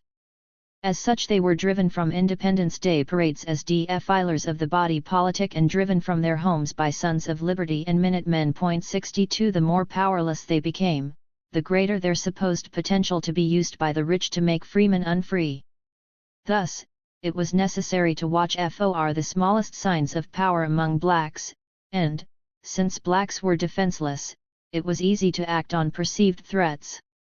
We shall see this dynamic very much at work later in discussions of antebellum race riots, but worth considering here are the vehement and usually successful popular objections to any hint that blacks could be freemen, objections that at times also bolstered white workers' labor market positions. 5-7. In New York City, for example, the licensing of cartmen, a group that had perhaps singularly come to define itself as a body of white freemen even during colonial days, continued to be racially based. Though Irish carters were at times licensed, over hot objections, a fully qualified black candidate found the chief magistrate unwilling to grant a license because the populace would likely pelt him the magistrate. When it became known 63 in the brutal Columbia, Pennsylvania race riot of 1834, defenders of the white rioters modeled their appeal directly on the Declaration of Independence, charging a plot by employers and abolitionists to open new trades to blacks, and to break down the distinctive barrier between the colors that the poor whites may gradually sink into the degraded condition of the Negroes, that, like them, they may be slaves and tools. Though the animus was ostensibly directed toward the weak blacks and their designing manipulators, the FEAR that any change in the status of blacks could show white freedom to be illusory runs through the document, and colored freeholders were singled out for removal from the borough. 64 Much popular energy was in fact expended to make the literal legal title of freeman absolutely congruent with white adult maleness. In Rhode Island in 1822 provision was made to let only freemen vote and to allow only whites to become freemen. But Rhode Island atypically barred many poorer whites from voting, and a strongly artisan-based movement to expand the franchise matured in the mid-1830s. Seth Luther followed his 1832 address to the workingmen with an equally strong indictment of Rhode Island's aristocratic voting system. The reform forces eventually followed the leadership of the abolitionist attorney Thomas Dorr, but they did not follow his racial liberalism. The Dorr forces People's Convention of 1841 not only adopted white manhood suffrage but overwhelmingly rejected any attempt to make freemen and voters of blacks, despite pleas from Providence's overwhelmingly working-class black community and from the abolitionist William Lloyd Garrison. If some delegates made a considered decision that liberalization of the suffrage for whites would be jeopardized by taking up racial issues, others cited a simpler logic. One speaker explained that if blacks could vote they could also win election and a nigger might occupy the chair where your honor sits. The rebellion of the Dorrits ended in defeat, in part because the black community rallied against the Dorr forces which had spurned them and supported the conservative opposition to Dorr, strengthening loyal militia units. In 1842, a new state constitution broadened the franchise to whites but also to blacks, who were rewarded for their opposition to Dorr. 65. 5-8. In Pennsylvania, suffrage for white males extended to all who were on the tax rolls, as an overwhelming proportion of white males were. However, the 1790 state constitution also left open the possibility of blacks voting and, despite intimidation and subterfuge, AFEWBLX did cast BAL lots. In Philadelphia, whites could brag to Alexis de Tocqueville in 1831 that blacks were effectively driven from the polls by public opinion, but in other areas small numbers of black votes were counted and, in 1837, these ballots apparently turned the tide against Democratic candidates in a county election. Any such exercise of black power, symbolic or otherwise, loomed as a tremendous threat in a state known for its race riots. The 1837-38 Constitutional Convention featured protracted hearings on the necessity of denying the franchise to blacks, hearings that almost precisely coincided with the initial hearings on child labor and labor conditions generally in Pennsylvania. The franchise hearings and concurrent court cases featured arguments holding that Pennsylvania was traditionally a political community of white men exclusively, that black suffrage and racial amalgamation were synonymous, and that black voters would surely be manipulated by evil forces. Another rationale suggested how thoroughly whiteness could undermine a sense of self-reliant republicanism. If voting meant having to jostle with Negroes, the white electorate would withdraw altogether. The courts, then the Constitutional Convention, and finally and resoundingly a referendum disfranchised blacks. Technically the latter remained freemen, but the new constitution limited voting to white freemen. 66 The case of Pennsylvania illustrates the problem of applying the much-debated term Herrenvolk Demokratie to goals of the militant popular racism of the North. Herrenvolk democracy, used by the sociologist Pierre L. van der Burg to denote the ideology of regimes like those of the United States or South Africa that are democratic for the master race but tyrannical for the subordinate groups, does partially describe the coupling of gains by poorer whites in political rights and the loss of rights by free blacks during the early 19th century. But subordinate groups, notably hirelings, still existed among whites and, in situations such as that in Pennsylvania in 1837 and 1838, racism was not effectively linked to any significant social or political leveling among whites. The labor hearings of the same years produced no action, for example. Rather than leveling, there was a simple pushing down on the vulnerable bottom strata of society, even when there was little to be gained, except psychologically, from such a push. Since republicanism encouraged FEAR of plots between those above and those below against the independent producers, we should perhaps speak of a Herrenvolk republicanism, which read African Americans out of the ranks of the producers and then proved more able to concentrate its fire downward onto the dependent and black than upward against the rich and powerful. Only sometimes was that choice of targets effective, in the narrow sense that white supremacy was popular and could be tied, as in New York or North Carolina, to political gains for poorer whites. Herrenvolk republicanism had the advantage of reassuring whites in a society in which downward social mobility was a constant FEAR, one might lose everything but not whiteness.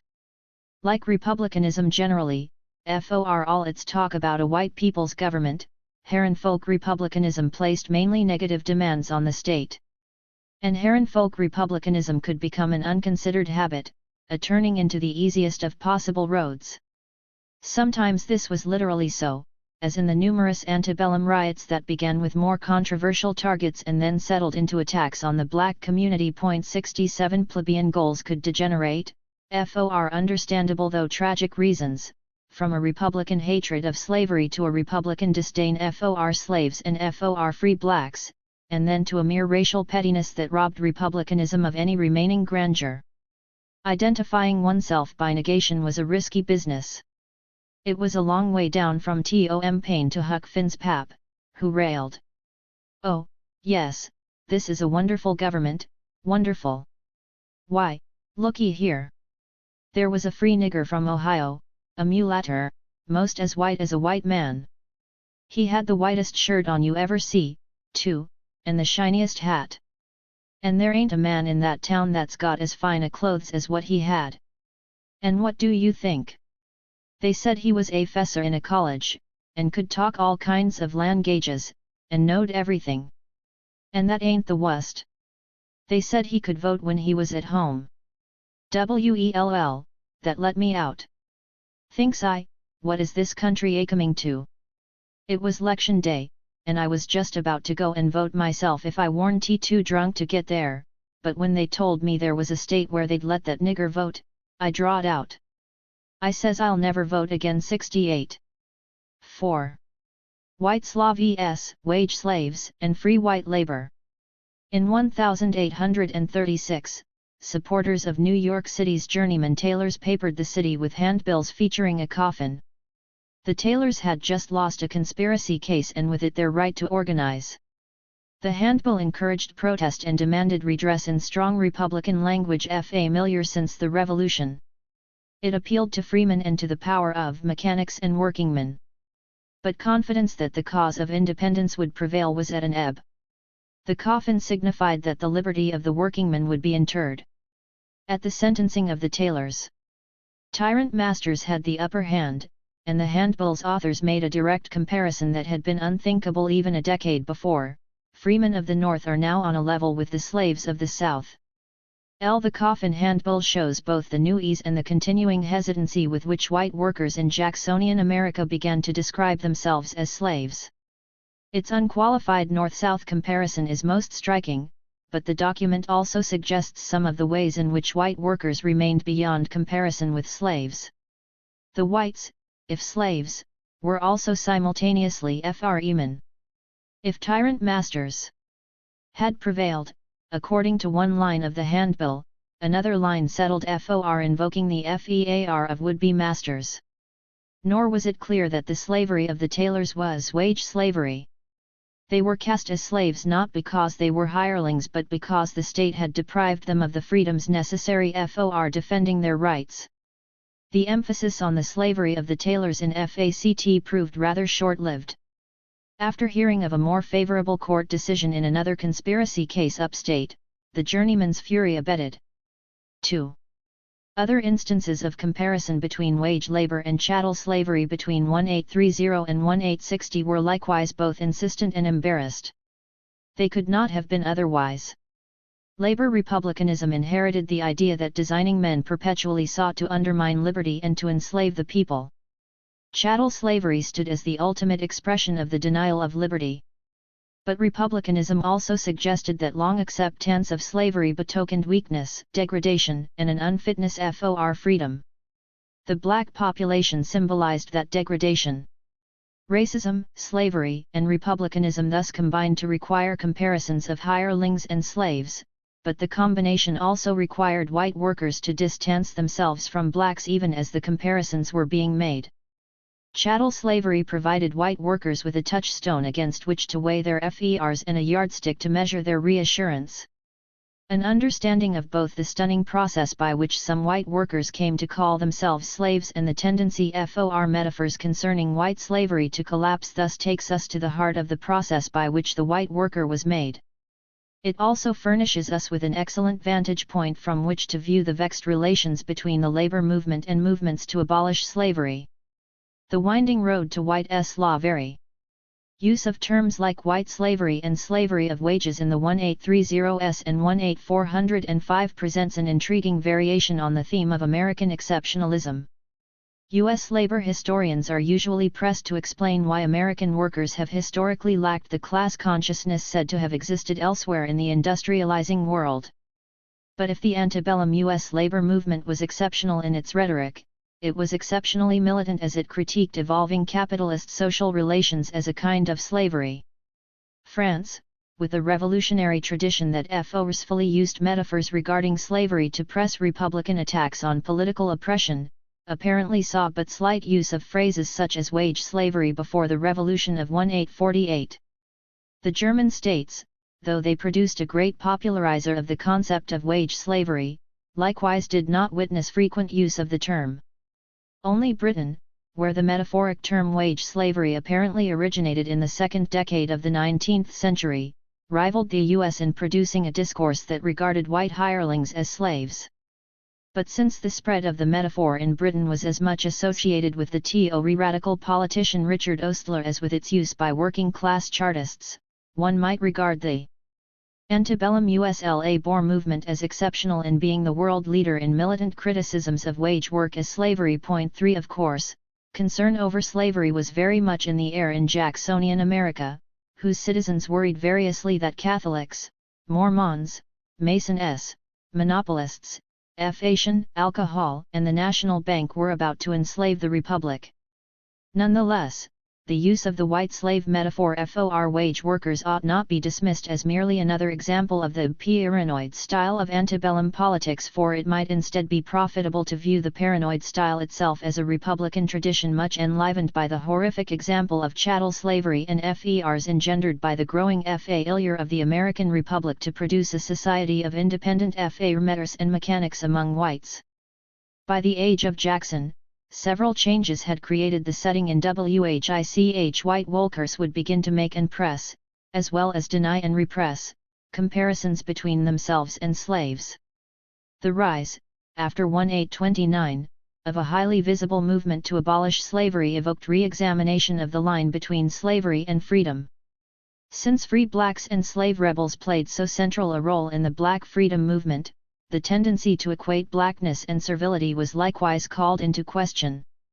If abolitionism did not recruit more than a minority of white workers, it did make clear that equations between race and whiteness for liberty were not eternal truths but objects of political debate.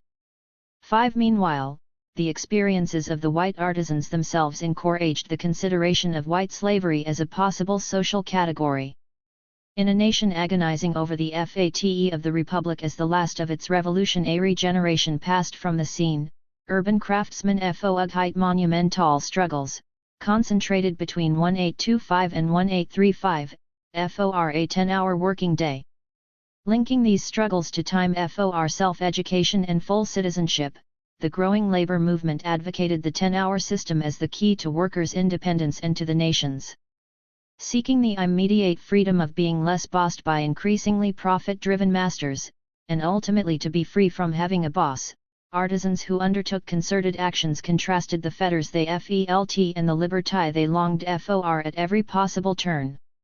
The workers who gained the 10-hour day in the Great 1835 Philadelphia General Strike, for example, massed in Independence Square, marched to fife and drum and carried 10-hour banners alongside others proclaiming liberty, equality, and the rights of man. 6. The responses of employers tended to sharpen the artisans' sense that a great contest between freedom and its opposite was unfolding and encouraged them to raise the issue in terms of white slavery.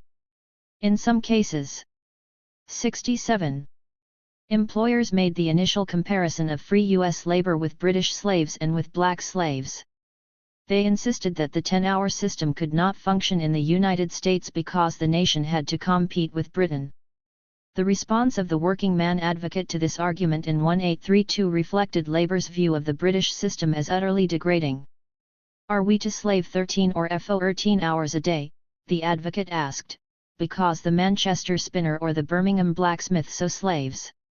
7. As 10-hour struggles continued, U.S. workers learned more about British resistance to long hours and answered employers' objections that British competition must be met in new ways that challenged the idea that only British workplaces encouraged servility. The New England Artisan wondered in 1834, if the poor and oppressed but gallant working men of Great Britain have the daring hardihood to declare that they will work but 8 hours. How should the comparatively free American working citizen feel? In the midst of the shorter hours campaigns of the 1830s, some immigrant U.S. workers also came to maintain that work in America was harder than it had been in Britain. When it was later argued that the 10-hour system could not prevail in northern states because workplaces on that schedule could not match the production of southern slave labor, the extent of the Republican freedom of the white worker was still more sharply called into question. 9. Opposed to these substantial reasons for white workers to at least entertain comparisons of themselves and slaves was the continuing desire not to be considered anything like an African American. Not only was the verb slave used, as we have seen, to indicate the performance of work in ways unbecoming to whites, but new and negative phrases such as white nigger, that is, drudge, and work like a nigger, that is, to do hard drudging work, came into American English in the 1830s, at roughly the same time that the term white slavery became prominent. Richard Henry Dana's searing indictment of the oppression of antebellum sailors in TWO years before the MAST took care to quote an irate captain screaming at his crew, "You've got a driver over you. Yes, a slave driver, a nigger driver. I'll see who'll tell me he isn't a nigger slavey." 0 Such usages, which should give considerable pause to those who believe race and class are easily disentangled, remind us that comparing oneself to a slave or to any black American could not be lightly undertaken in the antebellum United States. Moreover, it should be obvious that for all but a handful of committed abolitionists/labor reformers, use of a term like white slavery was not an act of solidarity with the slave but rather a call to arms to end the inappropriate oppression of whites. Critiques of white slavery took FORM, after all, alongside race riots, racially exclusive trade unions, continuing use of terms like boss and help to deny comparison with slaves, the rise of minstrel shows, and popular campaigns to attack further the meager civil rights of free blacks. In such a situation, it is not surprising that labor activists rather cautiously backed into making comparisons between white workers and slaves. Many of the earliest comparisons emphasized not that whites were enslaved but rather that they were threatened with slavery. In Dover, New Hampshire in 1828, leaders of 400 striking women textile workers both connected and disconnected themselves to chattel slavery by asking who among them could ever bear the shocking fate of slaves to share. LL in 1833, male and female members of the Manayunk, Pennsylvania, Working People's Committee refused a wage cut because it would, as they put it, rivet our chains still closer and, over time, terminate, if not resisted, in slavery. 1-2 in 1834 Lowell's female strikers permitted themselves considerable ambiguity. In a single paragraph they cast themselves as virtually in bondage, as threatened with future slavery by the oppressing hand of avarice and as the daughters of freemen still. TWO years later protesting Lowell women sang, "Oh! I cannot be a slave. I will not be a slave. For I'm so fond of liberty, that I cannot be a slave." 1-3. For male artisans, who led the first labor movement, the rise of a small sector of full-fledged factory production both symbolized threats to independence and offered the possibility to experiment with application of the slavery metaphor to white, often child and female, factory workers without necessarily applying it to themselves. The factory system tended to confine and discipline workers to an unprecedented extent, at least by the 1840s. Moreover, it was identified with the degrading, anti-republican labor said to be required in Europe, a comparison that gave force to labor leaders' branding of it as a jail or a Bastille. 14 That U.S. textile factories employing large workforces of single women, and smaller ones employing whole families, justified their management practices as paternalistic ones only sharpened suspicions of them. Blacklists and the whipping of workers in some small mills likewise provoked outrage. In the 1834 textile strike in Dover, one complaint of the women workers was that management called them their slaves. Perhaps the managers meant to refer to their own paternal responsibilities in adopting this usage, or perhaps to their dictatorial powers. In any case, they hit just the wrong note. Quitting and other forms of informal protest far outdies. 69. Tensed strikes among early mill workers, but for male artisans contemplating the new industrial system. The issue of permanent factory slavery was some 1.15. Many early references to white slavery thus focused on identifying British manufacturing workers and on adding that women and children in the United States were, or were about to be, so enslaved. The Factory Girl, an abominable piece of British verse that was in the U.S. perhaps the most widely reprinted of the early treatments of white slavery, combined the ideas that the British workers, and women workers in textiles, were in bondage. It portrayed the sad end of a female British worker. That night a chariot passed her. While on the ground she lay. The daughters of her master. An evening visit pay their tender hearts were sighing, as Negroes' wrongs were told, while the white slave was dying, who gained their father's gold. 16.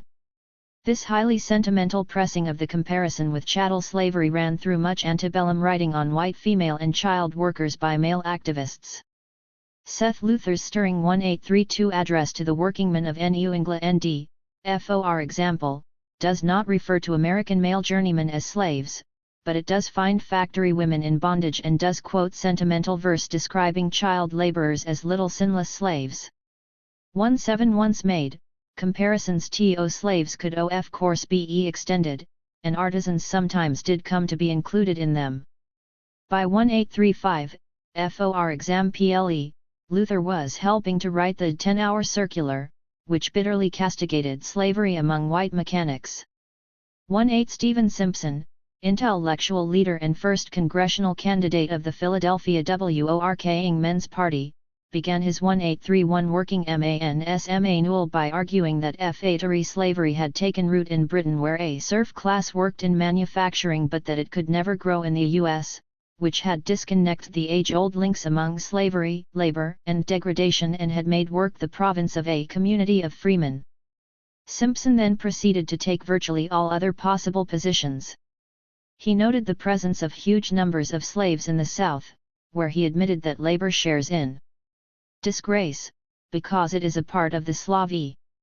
19 Within AFEW lines the U.S. was characterized as a society sustained by a mixture of slavery and labor. White women and children suffered special exploitation because custom classed them with slaves and servants. And, for that matter, Simpson argued, all Northern workers faced a situation in which capital was the master and in which employers calculated wages in a manner like that of the lords of the South who oppress sable herds of brutalized humanity. 2.0. Some workers, usually in factories, did describe themselves and their peers as already and fully enslaved. As early as 1831, Vermont operatives protested that they were slaves in every sense of the word, while Lynn shoemakers of the 1840s saw themselves as having masters and as being slaves in the strictest sense of the word. 2:1 Lowell textile women echoed the Vermont mill hands, describing themselves as slaves to long hours, as slaves to the powers that be and as slaves in every sense of the word. 2:2 However, radical artisans remained more comfortable discussing the slavery of others than that of themselves. George Henry Evans, the printer, labor leader, and land reformer who probably did more than anyone else to popularize the terms white slavery and slavery of wages, could be direct and sweeping in describing even male artisans as, if landless, then unequivocally enslaved. Stealing the man away from his land, or his land away from the man, he argued, alike produces slavery. 23 Even Evans's individual writings did not tend to discuss the slavery of artisans but instead to concentrate on that of tenant farmers, the unskilled, women workers and child laborers. 24 Though eloquent and expressive of the real fers of white workers, comparisons with slaves did not automatically lead to sustained self-examination among those groups of hirelings who were most active in organized labor in the antebellum years. White slavery and wage slavery. Norman Ware's classic study of antebellum labor, The Industrial Worker, pointed out that some highly skilled and relatively well-paid artisans did see their own wage labor as a kind of slavery, citing pianoforte makers in New York City as an example. Ware added a musing footnote that should sensitize us to how language changes over time as well, 1s to the considerable extent to which references to slavery had shaped the language of antebellum white labor. The term wage slave had a much better standing in the 1840s than it does today. It was not then regarded as the empty shibboleth of the soapbox orator. This would suggest that it has suffered only the nominal degradation of language, not that it is a grossly misleading characterization. 25. 7.1. But in seeking to rescue the term wage slavery from the soapboxers, Ware failed to heed his own reminder that words have their own histories. A closer look at the labor and radical democratic press of the 1840s shows that white slavery was the most common phrasing of metaphors regarding white workers' oppression, with slavery wages second and wage slavery a very distant third. Indeed, the term white slavery was at times used even in articles speculating about the fate of free blacks if abolition prevailed. Probably because wage slavery survived the Civil War in much wider currency and continued to be a phrase used by Marxist writers, and soapboxers, into the 20th century, it was read back into antebellum history as the most common way for white workers to press comparisons with slavery. White slavery meanwhile came to be much more narrowly associated with male prostitution, and its use in accounts of the earlier period declined. 26 Historians have more frequently discussed antebellum usage of wage slavery than of white slavery, and have so confuted the phrases that Marcus Cunliffe, in his recent studies of wage slavery and chattel slavery, comments that it hardly matters whether wage or white prefaced slavery since the two adjectives were used interchangeably. 27. Cunliffe's generally helpful work is wrong on this point. It makes considerable difference whether workers experimented with metaphors regarding wage slavery or white slavery. If some labor writers did at times freely substitute white slavery and slavery of wages for each other, that pattern needs to be explained. For the terms carry quite different implications. Slavery of wages came to be used alongside white slavery by land reformers and utopian socialists in the last half of the 1840s, often in dialogue with abolitionists. Its wording raised the old issue of whether hireling labor and Republican independence could coexist. 28 But its very precision and directness raised problems. Many of those being described as slaves were not wage earners. Thus, tenant FA-remetters and those imprisoned FOR debt were frequently discussed, but the problem of the latter was precisely that they could not enter the wage labor market. 29 Most early labor activists remained tied to one of the major political parties, usually the Democrats, and sought unity among the producing classes, including small employers. 30 refer to such employers as masters. Masters made sense in terms of fleshing out the metaphor of slavery of wages, but it did not make political sense. Moreover, many masters were simply self-employed workers or men who sporadically employed others while depending mainly on their own labor. Many failed and again became wage earners. 3.1 Some evidence suggests that small employers paid better than manufacturers with larger workshops, and clearly merchant capitalists often pressured masters to maintain tough labor policies. Journeymen appeared to run a small shop of their own. Men must be masters, Whitman wrote, under themselves. 32 Metaphors regarding the slavery of wages thus confronted the problem that, if the worker could be called a slave, the wage-paying master could not, except in the heat of labor conflict, really be regarded as a slave-master. One stopgap solution was to hold that the master himself was a slave. Boston's 10-hour circular thus argued. We would not be too severe on our employers, for they are slaves to the capitalists, as we are to them. But we cannot bear to be the servant of servants and slaves to oppression, let the source be where it may. 33. Evans, in keeping with his emphasis on land and rent, similarly maintained that small manufacturers in Lynn were mastered by landlords who owned their shops, while the new York mechanic complained of the capitalists bossing all the mechanical trades. 34 The advantages of the phrase white slavery over wage slavery or slavery of wages lay in the FOR term's vagueness and in its whiteness, in its invocation of Herrenfolk republicanism. White slavery was particularly favored by radical democratic politicians for a time because it could unite various elements of their coalition, wage workers, de-eaters, small employers and even slaveholders, without necessarily raising the issue of whether the spread of wage labor was always and everywhere anti-republican. Abolitionists, free blacks, bankers, factory owners and prison labor could, in sundry combinations, be cast as villains in a loose plot to enslave white workers. Moreover, white slavery did not necessarily require a structural solution, arrest of the spread of hireling labor. Although some who employed the term did go on to argue that all long-term wage dependency was bondage, white slavery itself admitted solutions short of an attack on the wage system.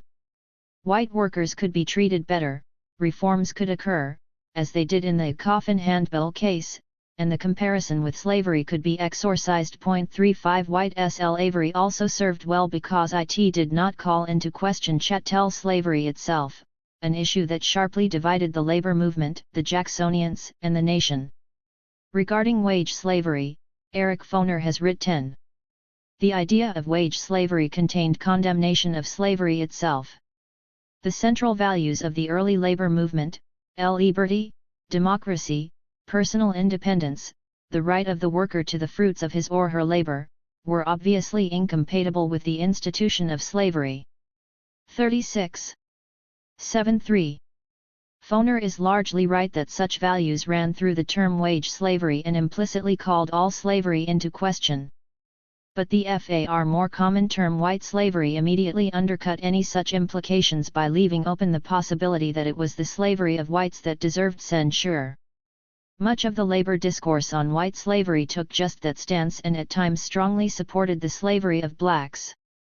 White slavery as pro-slavery. Larry E. Tice, in his provocative Pro-Slavery, A History of the Defense of Slavery in America, argues that much of the defense of slavery as a good social system, at least for the slaves, actually took shape in the North before it did in the South. He credits, if that is the right word, conservative Northern Federalists and ex-Federalists with providing the intellectual ammunition that John C. Calhoun, George Fitzhugh, and other Southerners would later fire.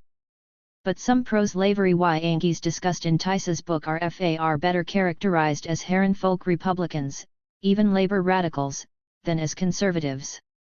Thomas Mann, whom Tice identifies as a Rhode Island clergyman, was also perhaps the most militant, if perhaps eccentric, labor poet in Jacksonian America. He did, as Tice observes, regard abolitionists as godless fanatics prophesied by S.C. Ripcher and did, in the oddly titled essay Order and White Man Contrasted, urge Northerners to enlist themselves under the banner of slavery. But Mann's point was to enlist under Southern slavery's banner in order to defeat white slavery in the North. He regarded the factory worker as a slave at morn, a slave at eve, the victim of a system twice as contemptible and oppressive as Southern slavery. 37. Similarly, Theophilus Fiske is identified by Tice as a lapsed Universalist clergyman from Massachusetts whose fierce 1836 anti-abolitionist speech to South Carolinians pronounced slavery a blessing to the slave. But Fiske was very far from being a conservative where politics among whites was concerned. A Connecticut Jacksonian Democratic editor and publisher of Priest-Crowfoot Unmasked, Fiske is counted a major radical leader of the early labor movement even by the stringent criteria of the historian Edward Pessin. When U.S. workers mounted mass strikes for the 10-hour working day in 1835, Fiske issued a pioneering call for the 8-hour day. That same year he became probably the first U.S. labor writer to use the term white slavery. 38 The Tour of the South during which Fiske excoriated abolitionism was intended as a set of pro-labor speeches to win popular support after he had addressed the National Trades Unions Convention. But then Fiske did not see the two issues as separate. He found that America's slaves had pale faces and, as abolitionism grew in Boston, called for an end to indulging sympathies for blacks in the South and for immediate emancipation of the white slaves of the North. 39 Such examples could be greatly multiplied. One of the slave South's most eloquent defenders during the 1830's congressional debates over whether to accept petitions from abolitionists was Ely Moore, the nation's first labor congressman, first president of the National Trades Union and editor of the National Trades Union newspaper.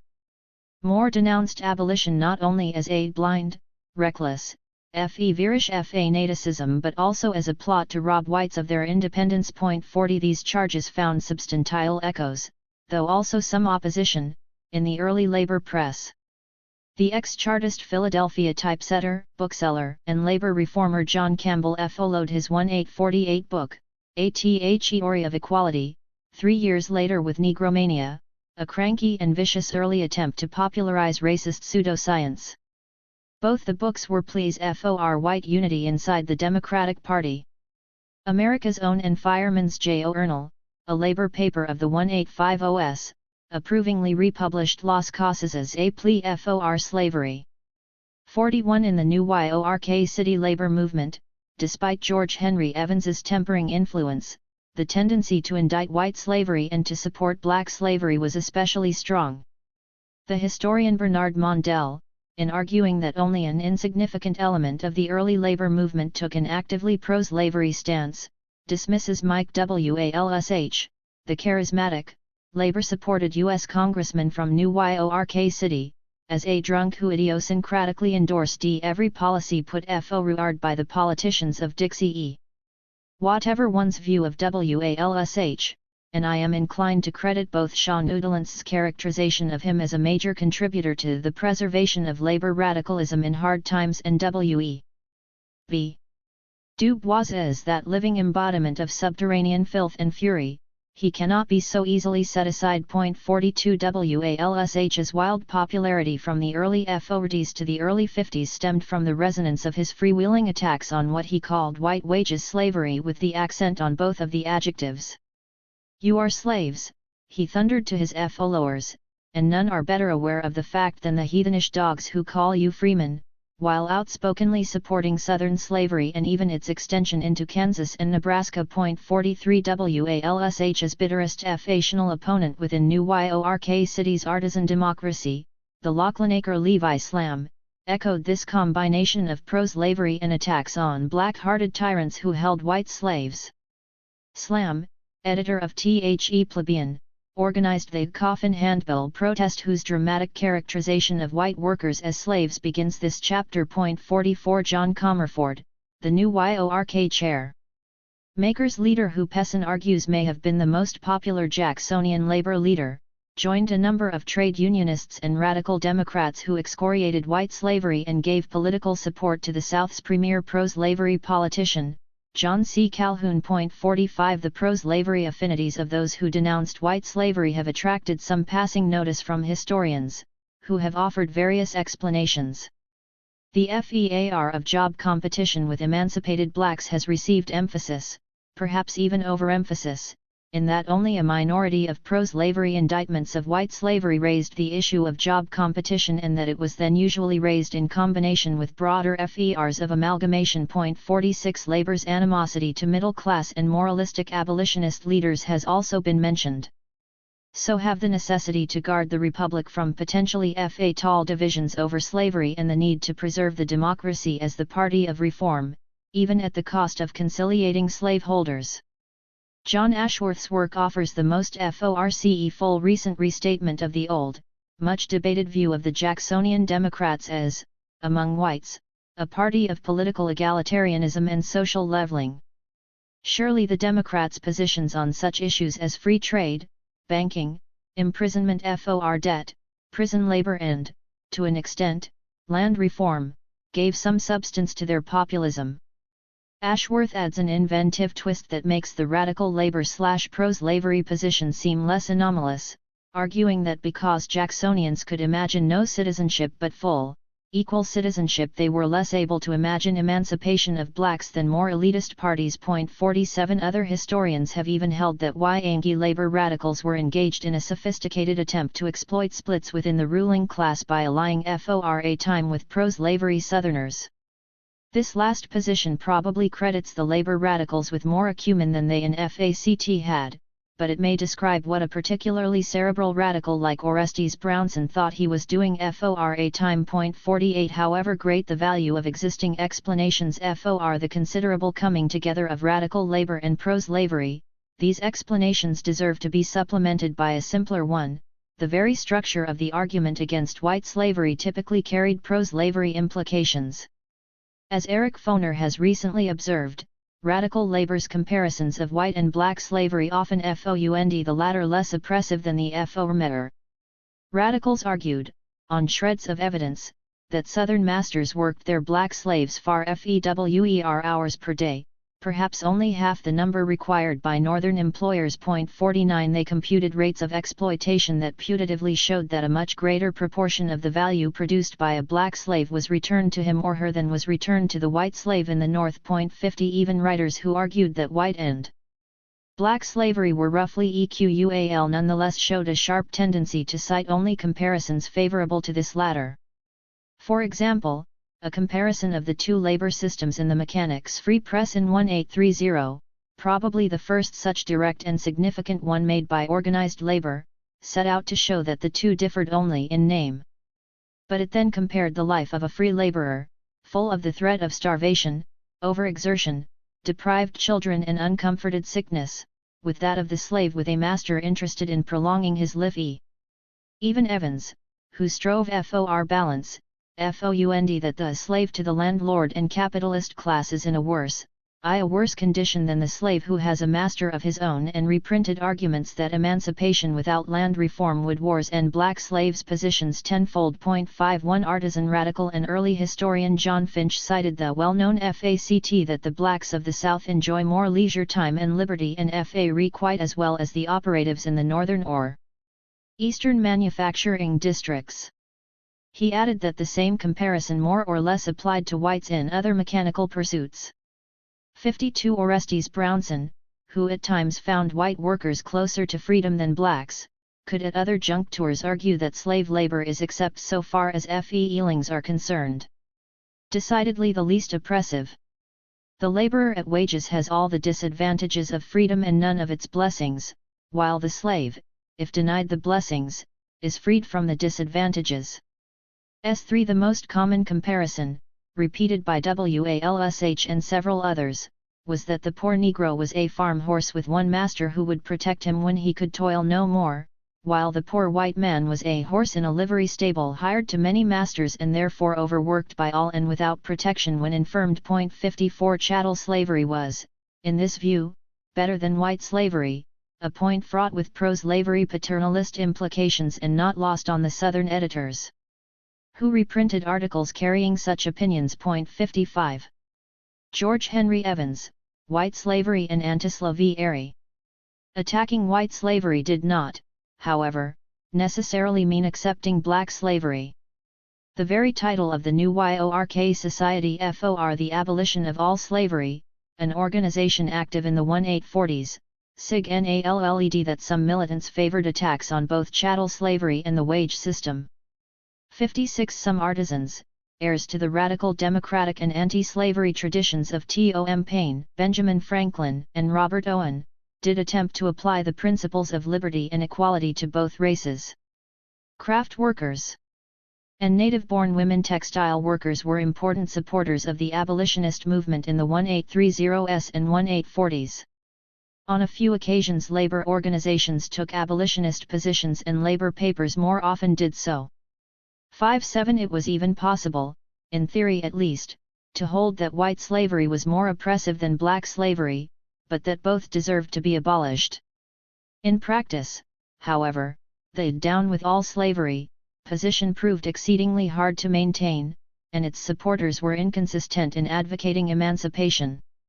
Its perils are best illustrated by a concise ration of the career of George Henry Evans, its most committed leader. Evans was originally a follower of Francis W. Wright and Robert Dale Owen, whose Free Inquirer he had helped to print. The Free Inquirer took a moderately anti-slavery position, carrying passionate attacks on the slave trade while rather wildly claiming that British traders forced slaves on the settlers of America, by simply dropping off Africans, without recompense, in order to sow the evil of bondage in the colonies. 58 Evans's own sentinel and his working man advocate took more radical anti-slavery positions. Evans's denunciations of slavery in these papers were for a time more uncompromising than the articles by William Lloyd Garrison that Evans also reprinted. In 1831 and 1832, Evans repeatedly supported an end to slavery and even full rights for freed black people. He opposed any use of colonization as a scheme to deport troublesome free blacks, or even the surplus of slaves, because such policies could be used to make slaves more easily managed. "We are by no means convinced," Evans wrote, "that anything but fear or compulsion will effect the abolition of slavery." 59 The debates on abolition in Virginia in the early 30s excited Evans's interest and moved him to stand in support of abolition for reasons of justice and humanity. Evans again and again described slave insurrectionists, including Nat Turner, as fighters for freedom and as the natural result of the slave system, likening the rebels to the Polish patriots who were fighting for liberation. 60 Evans predicated his opposition to a standing army in large part on the troops' role in suppressing slave revolts, in other words to prevent the practice of the principle of our government, all men are created equal. 61 He likewise opposed anti-Indian policies, regarding the standing army as an instrument for the oppression of Native Americans and backing self-determination for the Cherokees. 62. As militant abolitionism matured, the advocate paid far less attention to the rights of people of color. Evans did defend the civil rights of abolitionists, but, as early as 1833, he also denounced their fanaticism. Surely the revivalism and Sabbatarianism of the abolitionists offended the free-thinking Evans, but it is also worth noting that almost from the start Evans's defense of slaves and of Indians had proven easily subordinated to national unity and Democratic Party politics. 63 His editorials and news columns, amidst support for slave rebels and Indian rights, gave political backing to the Tennessee slaveholder and Indian fighter Andrew Jackson and promoted the career of Kentucky slaveholder and Indian fighter Richard Johnson as Jackson's heir apparent. Evans could unblushingly write that Jackson stood for liberty against slavery, without pausing to add for whites alone. By 1833, the advocate ran articles pronouncing that there was a very small shade of difference indeed between northern and southern slaves, and 2 years later it was pioneering in the usage of white slavery.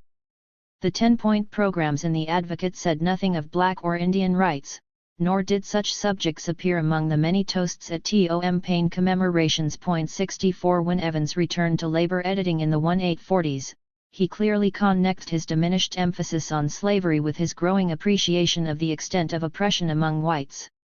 He wrote to the abolitionist Gerrit Smith in 1844, "I was formerly, like yourself, sir, a very warm advocate of the abolition of slavery.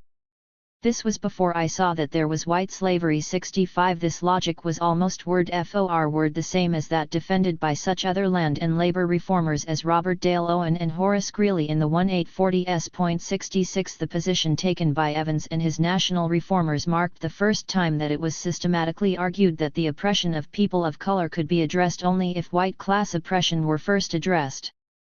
Without land reform, the national reformers argued, black slaves could only gain freedom to starve if emancipated.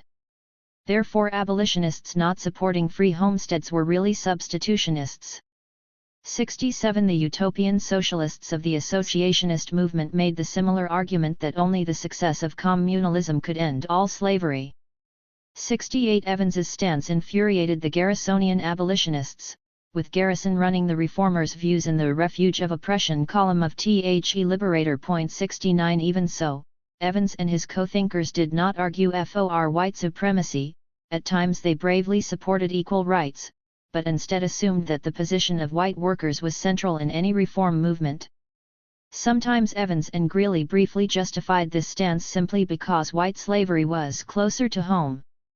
At other junctures they held that black slaves were not yet sufficiently sensible of their oppression. 70 The key to social justice thus lay among the white workers who, if they could be dissuaded from fruitless strikes, could unite with small employers and deliver a decisive blow for freedom. 71 The emancipation of 79 whites, it was further hoped, would set an example for Southern slaveholders. 72 Given this prioritizing of struggles by whites, Evans and his followers could take astonishingly anti-racist positions but support these positions quite inconsistently. The National Reform Press, for example, not only regarded Indians as having been illegally dispossessed but as having more advanced ideas about land than did white civilization.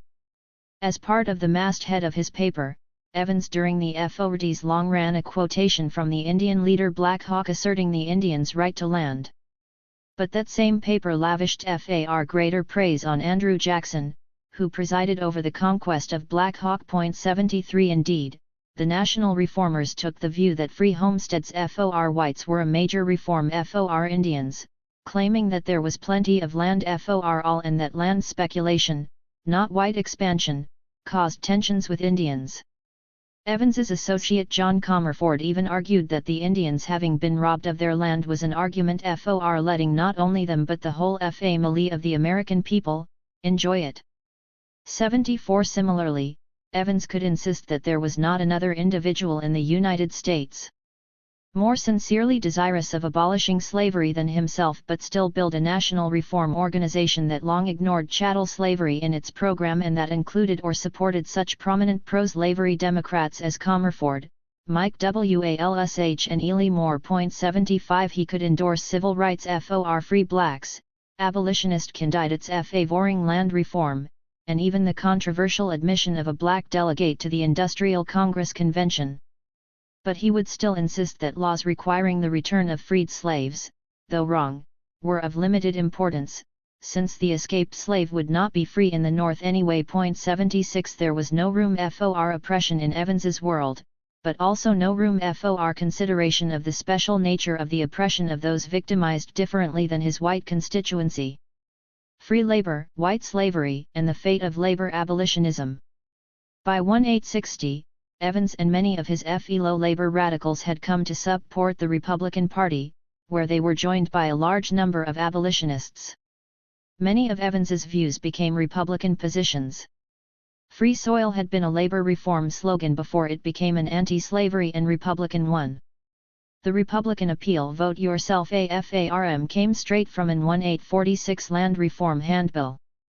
But the question preceding it in that handbill, "Are you tired of slavery, of drudging for others?"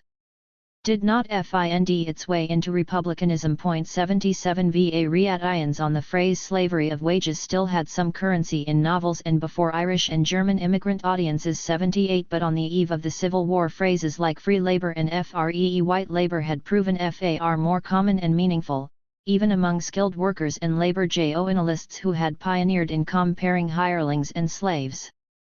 79 Amidst new peaks in the numbers of wage workers and amidst what Robert Fogel has described as a protracted, severe decline in the living standards of native-born workers, the metaphor white slavery dramatically gave way. 80 Horace Greeley's trajectory was not atypical, moving as he did from a utopian socialist conviction that Northern workers were slaves to the wage system in the 1840s to a Republican defense of Northern free labor by 1860.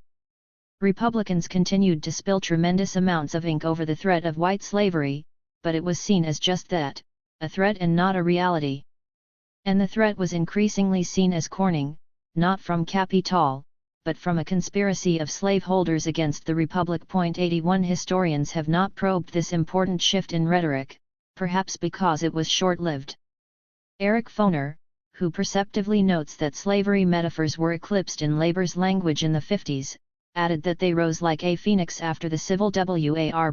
82 That the Free Labor Coalition managed to defeat the slave power and helped bring about conditions for a much energized labor movement probably made it less likely that scholars would agonize over the rhetoric of republicanism.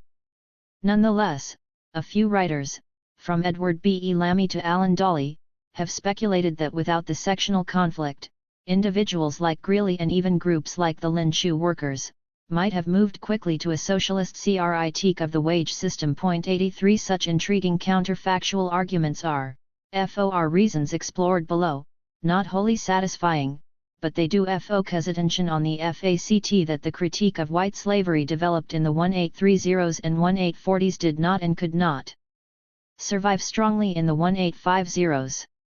The ethnocultural conflicts of that decade help to explain why that was so, as do the prominence of the question of slavery in the territories and the real aggression of pro-slavery forces. 84 But also deserving consideration is the possibility that the case for white slavery suffered from serious weaknesses even during those years when it was put forward most aggressively.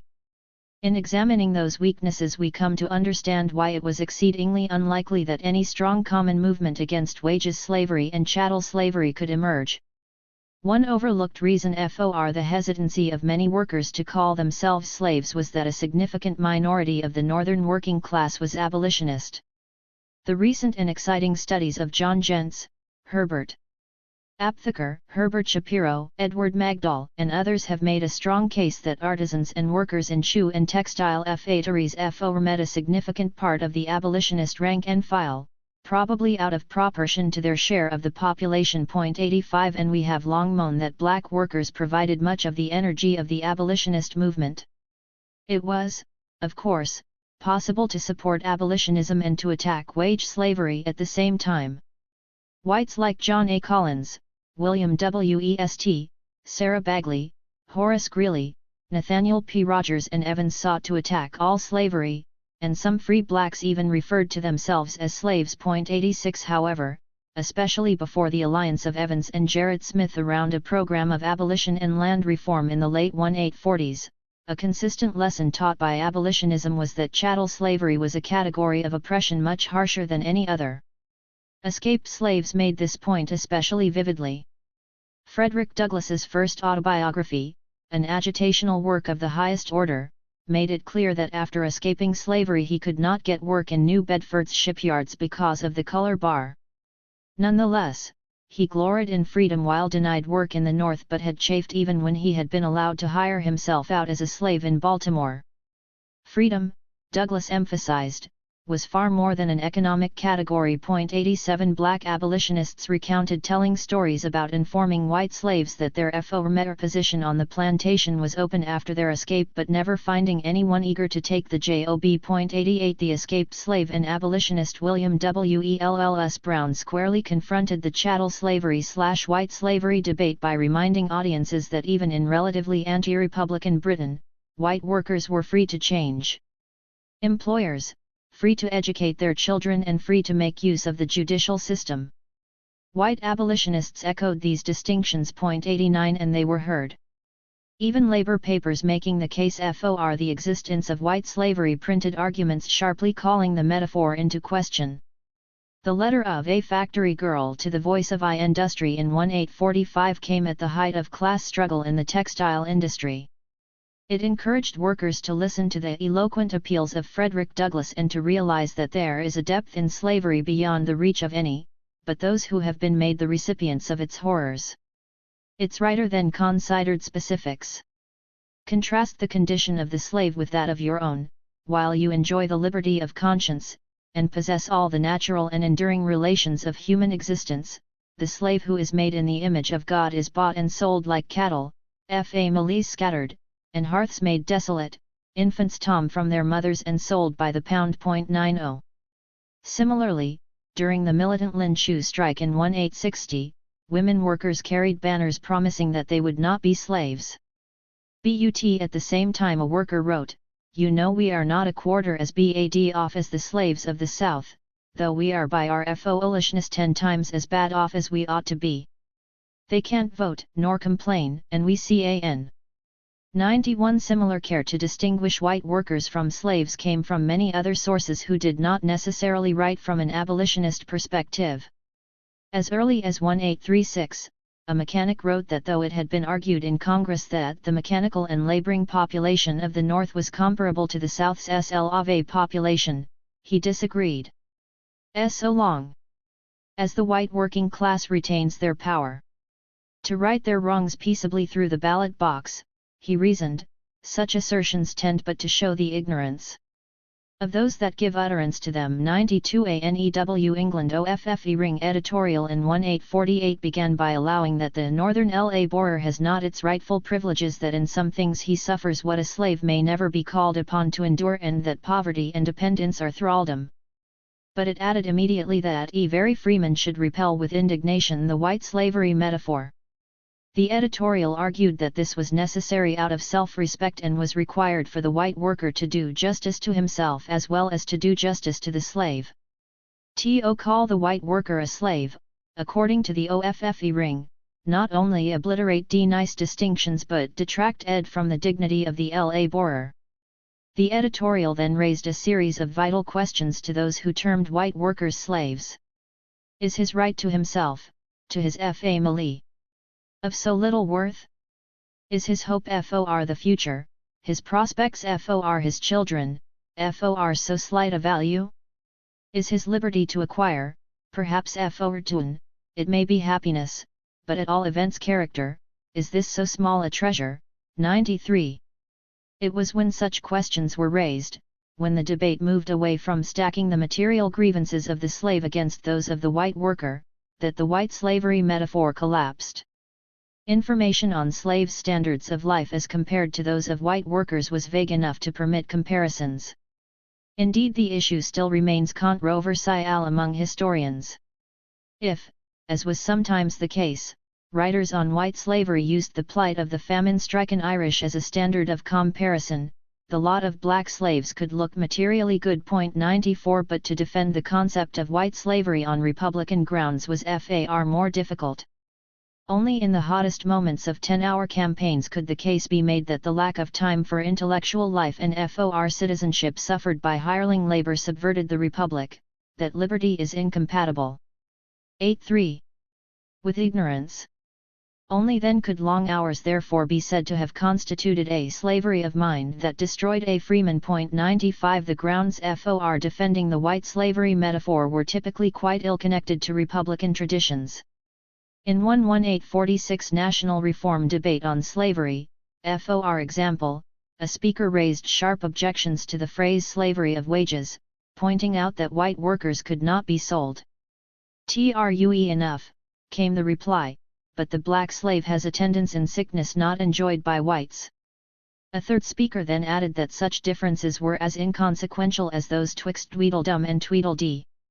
96 The exchange illustrates the tendency of those attacking slavery to liquidate the Republican critique of hireling labor, to lose focus on the question of dependency, and to suggest, amidst fierce rhetoric, that liberal, even paternal, reforms could save the day.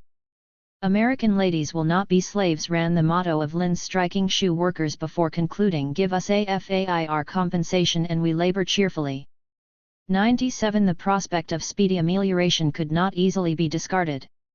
Indeed, it was almost necessary if the white slavery comparison were to amount to anything more than a confession of defeat. If whites really were slaves, decade after decade and with little possibility of change, they had, in Republican terms, proven themselves unworthy of the name freeman. 98 That pro-slavery Southerners were also using the term white slavery highlighted the fact that the term could not lastingly justify itself in terms of the very Herrenfolk republicanism that had initially given it life. Some white workers might ally themselves with Southerners like Calhoun for specific reasons, stressing common enemies. But the pro-slavery South was, not surprisingly, a very inconsistent ally, ultimately more ready and able to forge alliances with Northern merchant capital, especially in the labor movement center of New York City, than with workers. Suggestions that the United States embrace a Herrenfolk labor system shunting all undesirable work onto black slaves and freeing whites for higher tasks were only episodically made. 99 In such a situation, to be called slaves by lordly Southerners came to be seen as a considerable affront. That some Southerners argued that slavery was a superior way to organize society, and that ideally white workers should also be chattel, did not help matters. As some Southern writers on white slavery confessed, free society. W.E. sicken of the name. The entire metaphor itself became disgraced. When pro-slavery Southerners characterized Northern workers as greasy mechanics or menials as well as white slaves, it became clear that these were words of contempt, not of sympathy. In 1856, the Southern poet William Grayson penned a book-length verse, titled, significantly enough, The Hireling and the Slave. In it he rhymed a case for regarding hired labor as worse off than slave labor and drew the conclusion that miserable white Northerners would freely give themselves to slavery to become secure to live. 100 As a badge of degradation, shorn of the possibility of quick dramatic change, the term white slavery could not survive as a phrase embraced by Northern white workers. Anti-slavery poets, especially James Russell Lowell, searingly mocked the politicians, North and South, who called workers whitewashed sick slaves. LOL labor reformers, some of whom had used and were using white slavery, by the late 1840s began inching toward a defense of the free labor North and pointing to the particular degradation of white Southerners. The latter group was said to obey like bondmen and to live in a society that, because it did not recognize that the mechanic's capital is his ingenuity and his sinews, attacked the workers' dignity as citizens, and their manhood as freemen. According to Helene Zoller, the main appeals of the Republican Party to workers in the 1856 election consisted of publicizing degrading comments made about Northern wage earners by Southern pro-slavery figures. 102 Bernard Mondell, in his seminal study of labor and slavery, has pointed out that, from the 1830s on, some white workers became angry when others called them slaves. He cited several examples of what he called early "I can say it about myself but you can't" rejections of metaphors using slavery to describe white labor.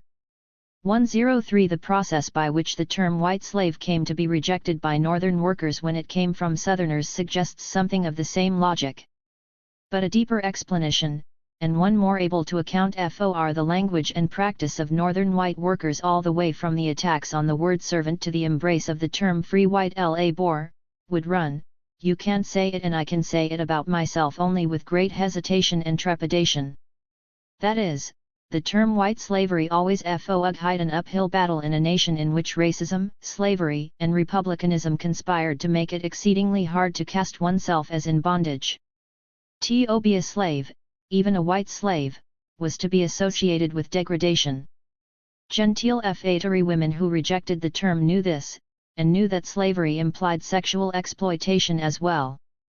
104 To be a slave also implied connection with blackness. Northern workers became angry not only when called white slaves by Southerners but also, and undoubtedly more so, when called white niggers. The proponents of the term white slavery, Republican advocates of free white labor, cleverly charged in 1857, made the white the counterpart of the Negro. Both white slavery metaphors and working-class abolitionism served to locate the position of hired labor within a slave-holding republic. Both failed because they could not do so unproblematically.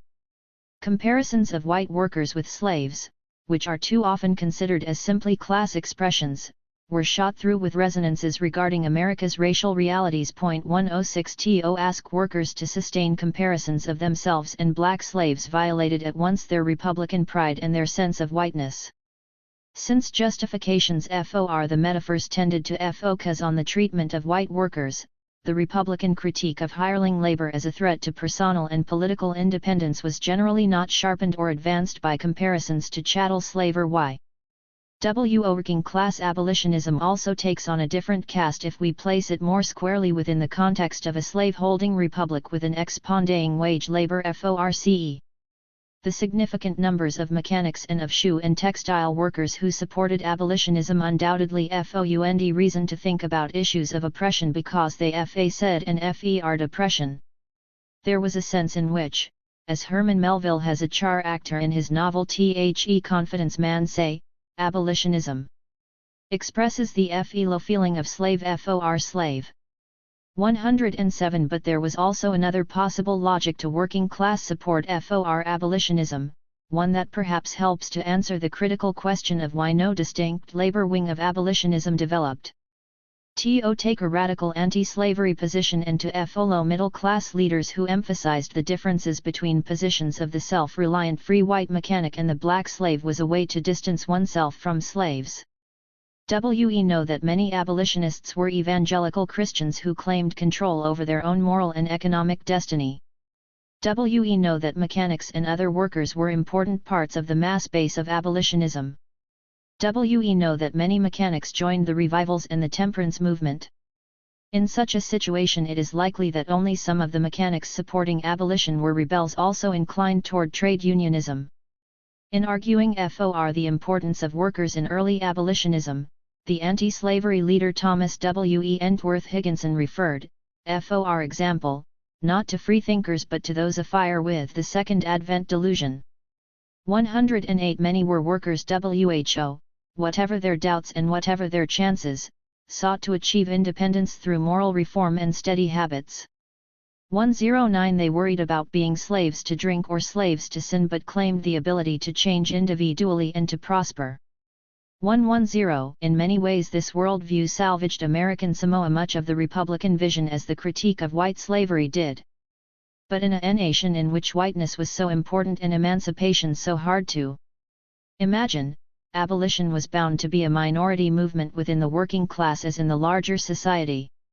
If the rhetorical framework of white slavery was limited because it asked white workers to liken themselves to black slaves, working class abolitionism was limited because it asked white workers to organize energetically on the black slaves' behalf. The defense of free white labor, around which the Republican Party gained ground in the 1850s and to which opposing parties also sought to appeal, succeeded among white workers because it better appealed to the values of Herrenfolk republicanism than did either the languages of white slavery or of abolitionism. It did not ask white workers to consider themselves slaves nor devote themselves to slaves. But a broader similarity among the various languages of labor should also be noted. All of the three approaches liquidated the question of hireling labor.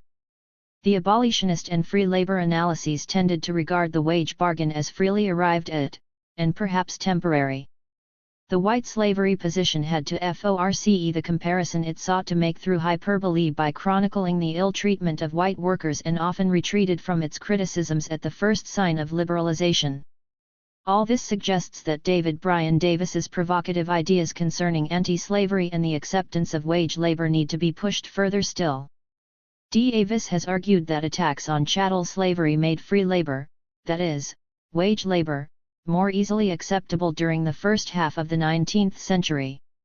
But in looking at U.S. working-class history, it is clear that the existence of slavery, not just of anti-slavery, stalled the development of a telling critique of hireling labor, a critique that might have built on and transcended the Republican heritage. It was not just the abolitionists and Republicans who failed to produce such a critique. Also failing were the often pro-slavery laborites who argued that workers were white slaves. As long as slavery thrived, any attempt to come to grips with wage labor tended to lapse into exaggerated metaphors or frantic denials of those metaphors. Only with black emancipation could a more straightforward critique of wage slavery, and a fierce battle over the meaning of free labor, develop. By that time, the importance of a sense of whiteness to the white U.S. worker was a long-established fact, not only politically but culturally as well. Ill. Work, culture, and whiteness in industrializing America. The white man must no longer project his FERs and insecurities onto other groups, races, and countries. Before the white man can relate to others, he must forego the pleasure of defining them. The white man must learn to stop viewing history as a plot against himself. Vine Deloria. 5. Class, Coons, and Crowds in Antebellum America. George Raywick, in his enormously suggestive conclusion to From Sundown to Sunup, argues that racism grew so strongly among the Anglo-American bourgeoisie during the years America was colonized because blackness came to symbolize that which the accumulating capitalist had given up, but still longed for. Increasingly adopting an ethos that attacked holidays, spurned contact with nature, saved time, bridled sexuality, separated work from the rest of life and postponed gratification, profit-minded Englishmen and Americans cast blacks as their former selves. Racism, according to Raywick, served to justify slavery but also did more than that. Racists still pined for older ways, and even still practiced older styles of life, guiltily.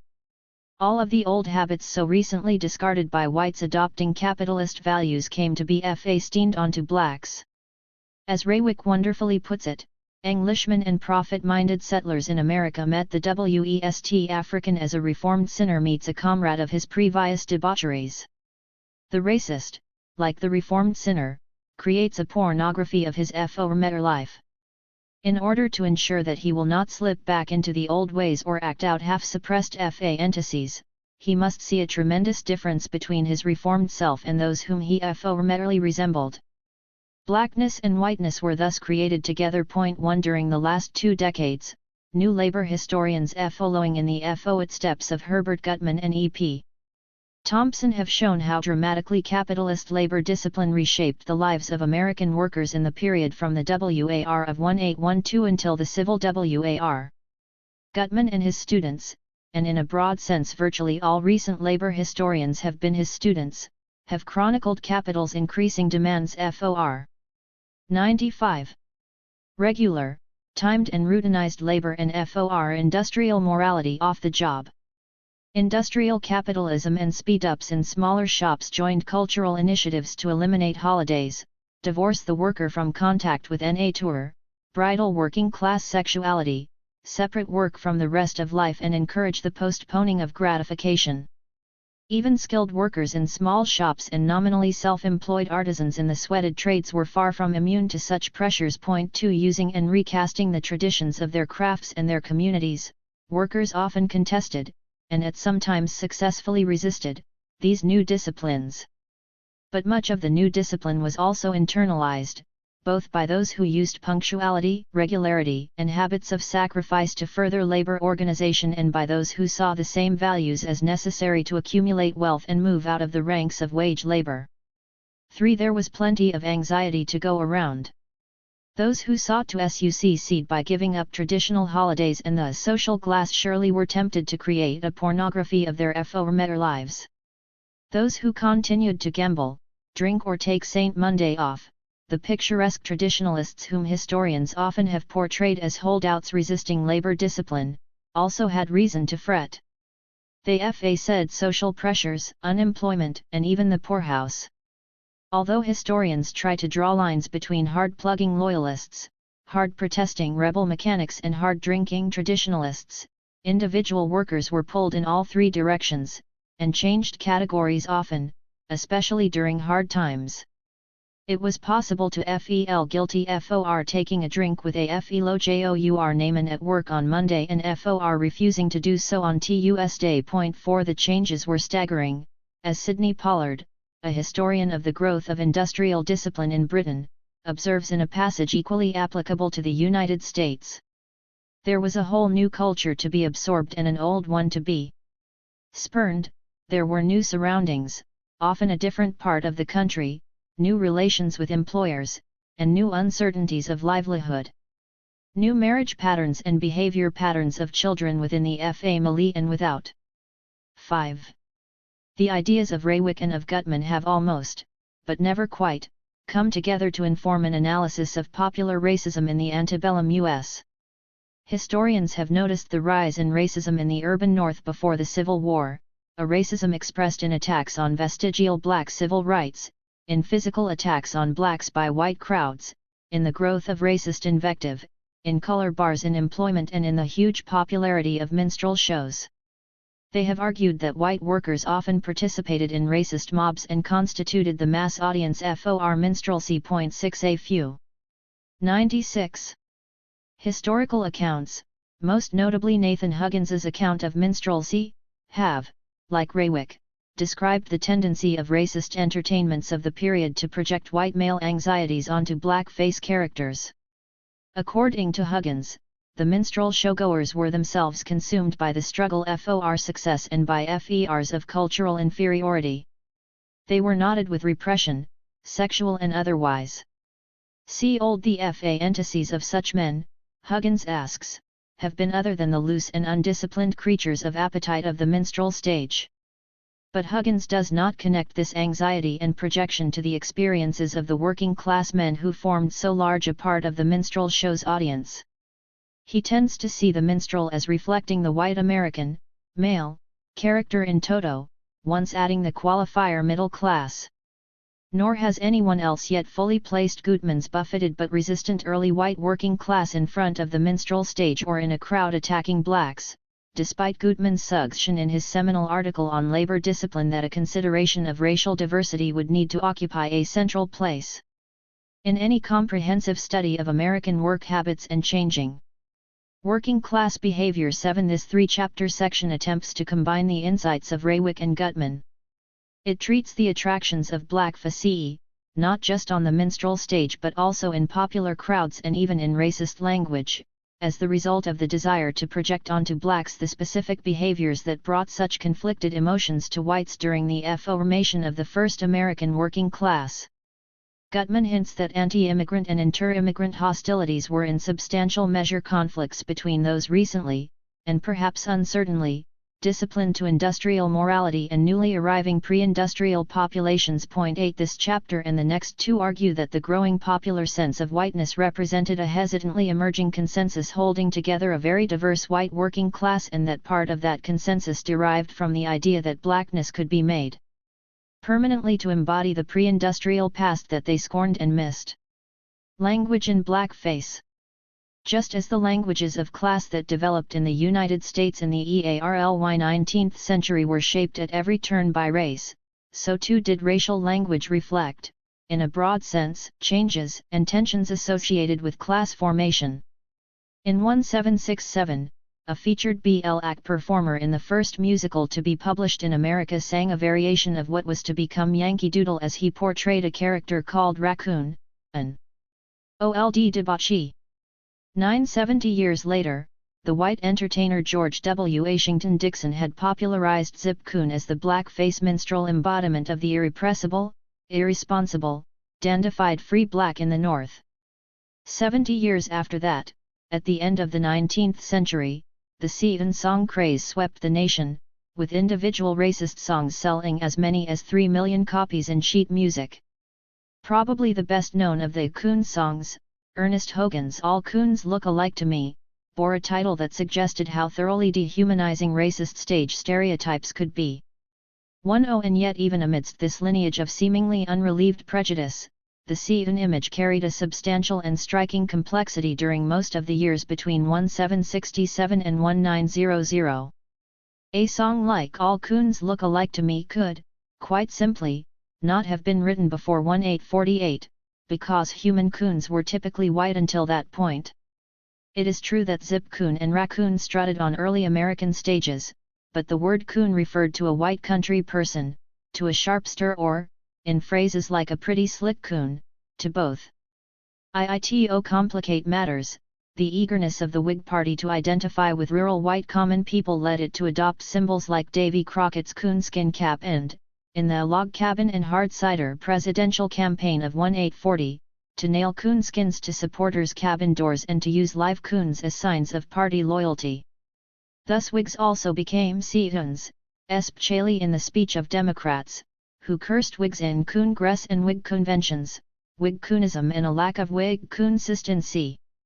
1. The Whigs, to New York City Democrats, were a federal Whig coon party, a slur that, though sometimes seen in historical writing as racist, probably had nothing to do with the Whigs' slightly greater tolerance for anti-slavery.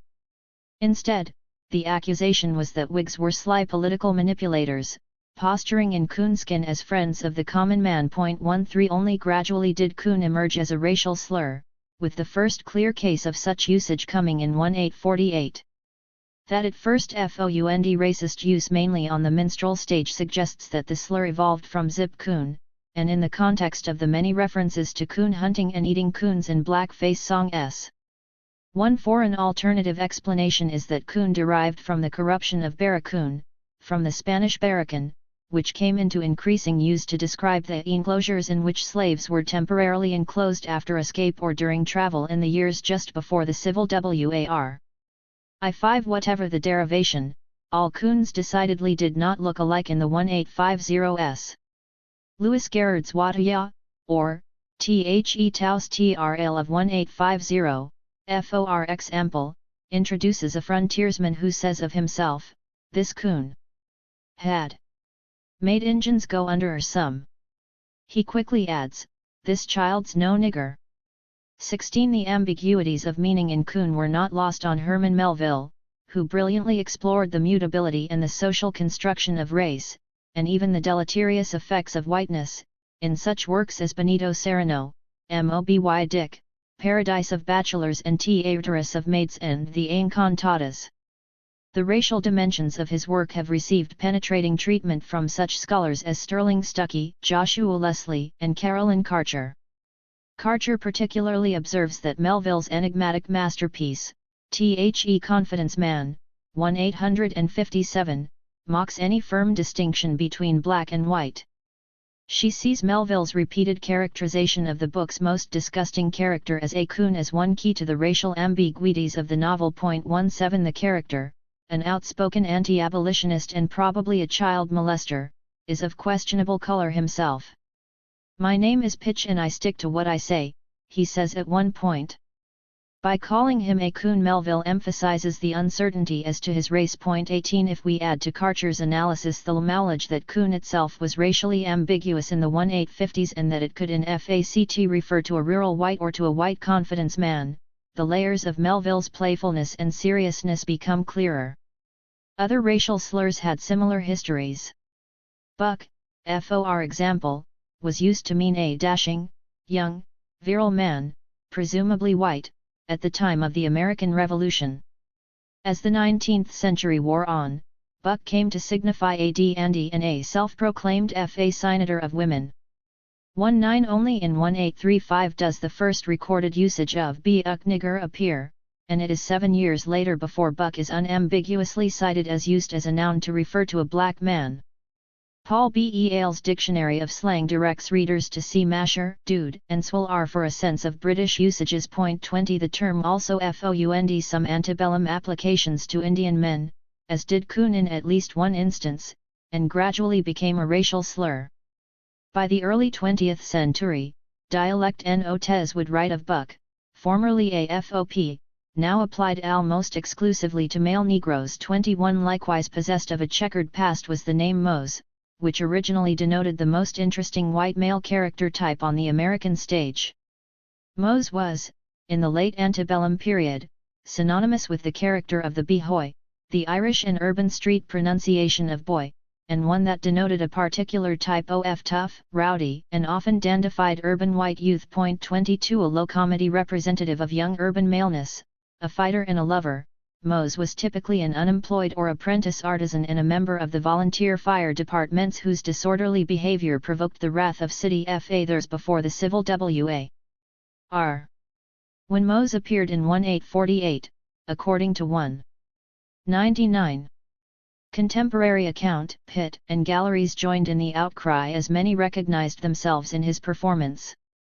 He quickly became an American urban hero, a tough melon but sweet at the core, gracing the parades of artisan-based volunteer fire departments even in an outlying city like Nashville by the early 1850s. 23 But by the time White Mose had made his way to Nashville, a blackface Mose was appearing in New York City.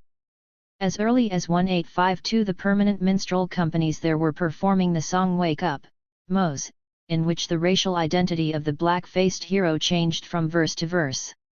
"THIRD-WORLDISM like the darky fireman's song continued the confusion. The minstrel shows and men, coming into prominence during the last antebellum years, were, as Alexander Saxton has shown, part Zip Coon but also part Mose. 24 White Mose enjoyed a striking, but relatively brief, popularity. Scholars have blamed the steam engine and the professionalization of firefighting for his demise. But Mose in blackface proved quite durable, incarnated as both an urban dandy and as a fatherly southern black. He became Aunt Jemima's husband in the ragdoll and salt and pepper shaker families of the 20th century. 25 Such words as coon, buck, and Mose had more than ambiguous or multi-ple meanings, they had trajectories that led from white to black. More than that, each of them went from describing particular kinds of whites who had not internalized capitalist work discipline and whose places in the new world of wage labor were problematic to stereotyping blacks. Rustics and con men, FOPs and fascinators of women, brawlers and sentinels of the new army of the unemployed, all of these proved easier to discuss when blacked up. 26 Such an evolution of language suggests that some use of the concept of projection is necessary to understand the growth of a sense of whiteness among antebellum workers, who profited from racism in part because it enabled them to displace anxieties within the white population onto blacks. But the process of projection was not abstract. It took place largely within the context of working-class formation and addressed the specific anxieties of those caught up in that process. Mixed multitudes, white riots and blackened crowds. We have seen the considerable extent to which triumphant republicanism proved compatible with the casting of blacks as anti-citizens to be excluded from civic affairs. For example, anyone the color of Crispus Attucks, the martyr of Boston's crowd before the American Revolution, would have been barred from many Independence Day celebrations by the early 19th century. 27 And yet the Remini's senses of theater manager Sol Smith suggest a curious gap in this tendency toward exclusion. Smith described how, in 1814, he and his fellow Republican boys set out to attack the Massachusetts State House in Boston because the Federalists had illuminated the building to celebrate Napoleon's downfall. "We didn't tear down anything at L.L.," Smith continued, in a passage nicely reflective of how intertwined racism, rebelliousness, and republicanism could be, but we chased all the niggers off the Boston Common, as was usually done on all occasions of gathering. All occasions, Smith concluded, except what was termed nigger election. When the colored people were permitted to remain unmolested on Boston Common. 28 Indeed, on that day, the Republican boys of New England could probably be found marveling at and imitating the music and dance of African Americans. Negro Election Day, which began in the mid-18th century as an offshoot of more staid white New England election celebrations, initially took shape when slaves came to towns with voting whites and began to choose black governors and other officials amidst great African-influenced festivity. Over the years, blacks consolidated a position of leadership within a hugely popular holiday that came to last for and even 6 days. No fewer than 21 New England cities left records of having celebrated the day, which was also marked to some extent in North Carolina. 2-9 Some of the flavor of the festivities emerges from the wonderful verses of a lament for the holiday by a Lynn poet after the discontinuance of Election Day in 1831 in Massachusetts. The poem amounts almost to a catalogue of the pleasures of pre-industrial life. And is election day no more? Good old 'lection. No more shall we go up. Toc old Willis. He has hung up his fiddle on the last peg. The days of old 'lection are over. The glorious days of Landy John. When Gid used to hustle coppers, and the niggers play paw-paw, on Boston Common. No more shall we eat 'lection cake. Or drink muddy beer. Misnomered ale. At Old Bly's. The days of dancing are done. And fat bet shall shake her jolly sides no more to the merry winding about of linked sweetness, long drawn out, from old Pompey's fiddle. No more shall the governor sit in his great armchair. To encounter the stare of the idle mixed multitude. Black spirits and white. Blue spirits and grey. 30. In many other locales, similarly black-led and African-influenced entertainments also drew in white participants. The Pinkster celebrations of New Jersey and New York slaves transformed a Dutch festival of spring into an American one that nonetheless had a strong white constituency in the late 18th and early 19th centuries. Pinkster was characterized, as James Fenimore Cooper shows in his novel Satan's Shoe, by a very languid sense of time. Its own length was indeterminate, with 3 or 4 days of celebration and a week of preparation common. The same amusements that characterized Negro Election Day prevailed at Pinkster, along with spectacular American dancing, the building of beautiful arbors and the crowning of a black king. Cooper portrayed blacks as beating banjos, singing African songs and laughing in a way that seemed to set their very hearts rattling in their ribs. He also portrayed hundreds of whites eagerly looking on. Pinkster further resembled Negro Election Day as being a time in which rural and urban populations mixed in cities under black leadership. 31 In early 19th century New Orleans, slave dances at Congo Square occurred more regularly, convening every Sunday and drawing considerable numbers of impressed white onlookers.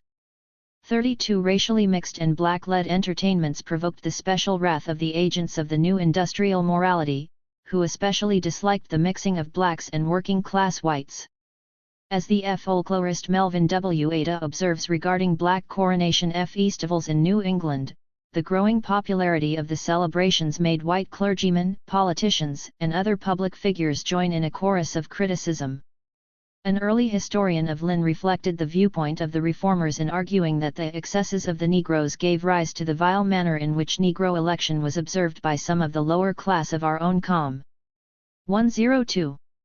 Plexion B. A New York opponent of Pinkster, writing in 1803 regarding the festivities in Albany, referred to them as periodic seasons of dissipation drawing together the blacks and a certain class of whites, together with children of all countries and colors. A motley group of thousands. Presenting to the eye of a moral observer, a kind of chaos of sin and folly, of misery and fun. By 1811, the Albany Common Council had forbidden FOOD and alcohol stands, gambling, dancing and marching or parading, with or without any kind of music during Pinkster. By 1831, Massachusetts had joined Connecticut in switching election days to colder months and robbing Negro election celebrations of their springtime appeal. Enforcement of statutes against lewd and lascivious behavior also helped to ensure that Negro election joined Pinkster in decline. 34 Black-led, biracial celebrations seem to have survived longer in the South, where curbs on them were more often linked to FERs of rebellion than to campaigns for industrial morality. Black Election Day festivities thrived in some North Carolina towns into the 1850s. New Orleans slave dances, though attacked on May Day 1808 and curbed for a time after Nat Turner's rebellion, also persisted. 35 Meanwhile, in New York City authorities frequently singled out black-white gatherings for attack. 36 But as important as actions by the state to discourage racial mixing were, also critical were popular actions of whites in sharply curtailing such mixing by the 1830s. There seem, for example, to have been very little resistance to the curbs on Pinkster and Negro Election Day by white FOR participants. 37 Moreover, those at the bottom of society often vied with the industrial moralists and the police in creating color bars. Driving blacks from celebrations was common. Popular attacks on public places known for mixing of the races were rife. New York City's African Grove Theatre, FO Undate in 1821, offered the city a chance to see the young Ira Aldridge, destined to become one of the century's premier actors. It was open to blacks and whites, though with a partition between the races. After arrests of the cast, shoutings down of performers and a white riot, the theatre closed and Aldridge went into artistic exile in Britain. 38 In Philadelphia in 1834 a mob of working-class whites attacked a tavern with an interracial clientele and helped start a major race riot. 39 In Columbia, Pennsylvania that same year a committee of working men, and others favorable to their cause met in the wake of an anti-black riot to resolve that only the complete removal of blacks from the town would bring lasting peace. Expulsion of the black population was likewise the goal in at least 10 other riots between 1829 and 1841.40 as late as the early 1800s, black excellence in and centrality to popular. 103. Entertainment was frequently remarked upon by white Americans. But that centrality could only be episodically asserted in the urban north on those occasions when the color line was not drawn. By the 1830s, Alexis de Tocqueville observed that, particularly in the North, blacks did not share the recreations of whites. Even so, the association of blacks with pre-industrial joys, with entertainment prowess and with natural humor continued. 41 Blackface literally stepped in as a popular entertainment craze at the very moment that genuinely black performers and celebrations were driven out. 42 Nor was blackface confined to the minstrel stage. White crowds repeatedly colored themselves, replacing excluded blacks from within their own ranks. Of course, some care must be exercised here. Body painting is often a part of popular festivity. There is no shortage of examples of Africans painting themselves white ceremonially and, as George Lipsitz has shown, the African-American Mardi Gras Indians of Louisiana have promiscuously crossed racial lines to create one of America's richest popular traditions. Within the Anglo-American tradition there was also a substantial tradition of blacking the skin or of dressing up as Indians on occasions of festivity, rebellion, and misrule. 43 The revolutionaries dumping tea into Boston Harbor, Constance Rourke argues, combined racial disguise, revelry, and revolt so thoroughly that it may well be a question whether the participants enjoyed more dumping the tea or masquerading in war paint and tomahawks. 44. Nonetheless, in the racially charged atmosphere of antebellum America, blacking up, or redding up, was not simply traditional, joyous, or decorative. It also usually involved a conscious declaration of whiteness and white supremacy, even as it identified celebration and popular justice with adopting a racial disguise. Indian impersonation, common among volunteer fire companies, was also often a feature at militia days, where half the participants sometimes became Indians to stage a mock bat from an anti-Indian war. 45 The anti-rent protesters in New York between 1839 and 1845 so frequently adopted red-face disguises as they drove off sheriffs and rent collectors that the state government outlawed dressing up as Indians. But the anti-rent rebels do not seem to have experienced the exhilaration Rourke imputes to the tea dumpers of Boston Harbor. Instead, their spokesman apologized for having to wear Indian disguises and reassured listeners that although they were obliged to darken their faces, they had hearts like their white brethren.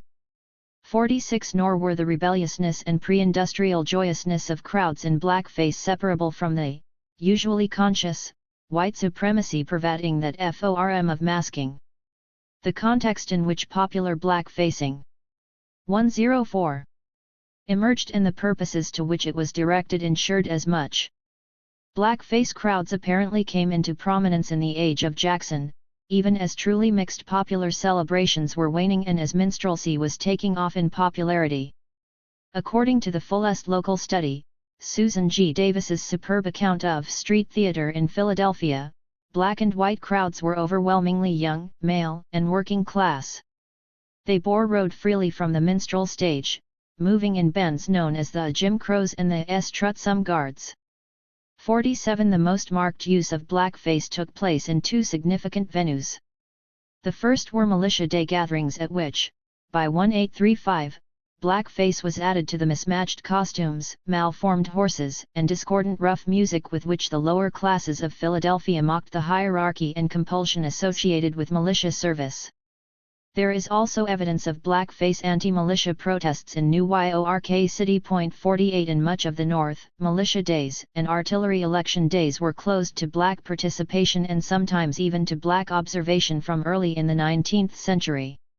However, in parts of New England, nigger shows quickly came to provide blackface at militia days where black faces were barred.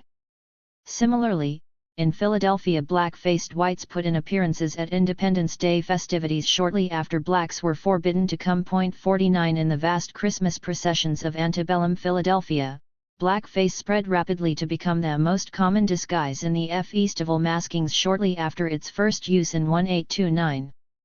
The revelries of the holiday season were themselves growing during this period, transcending smaller German busnicling and Anglo-American house-visiting processions to become huge parades, replete with fun, mock militia troops, rough music, and transvestism.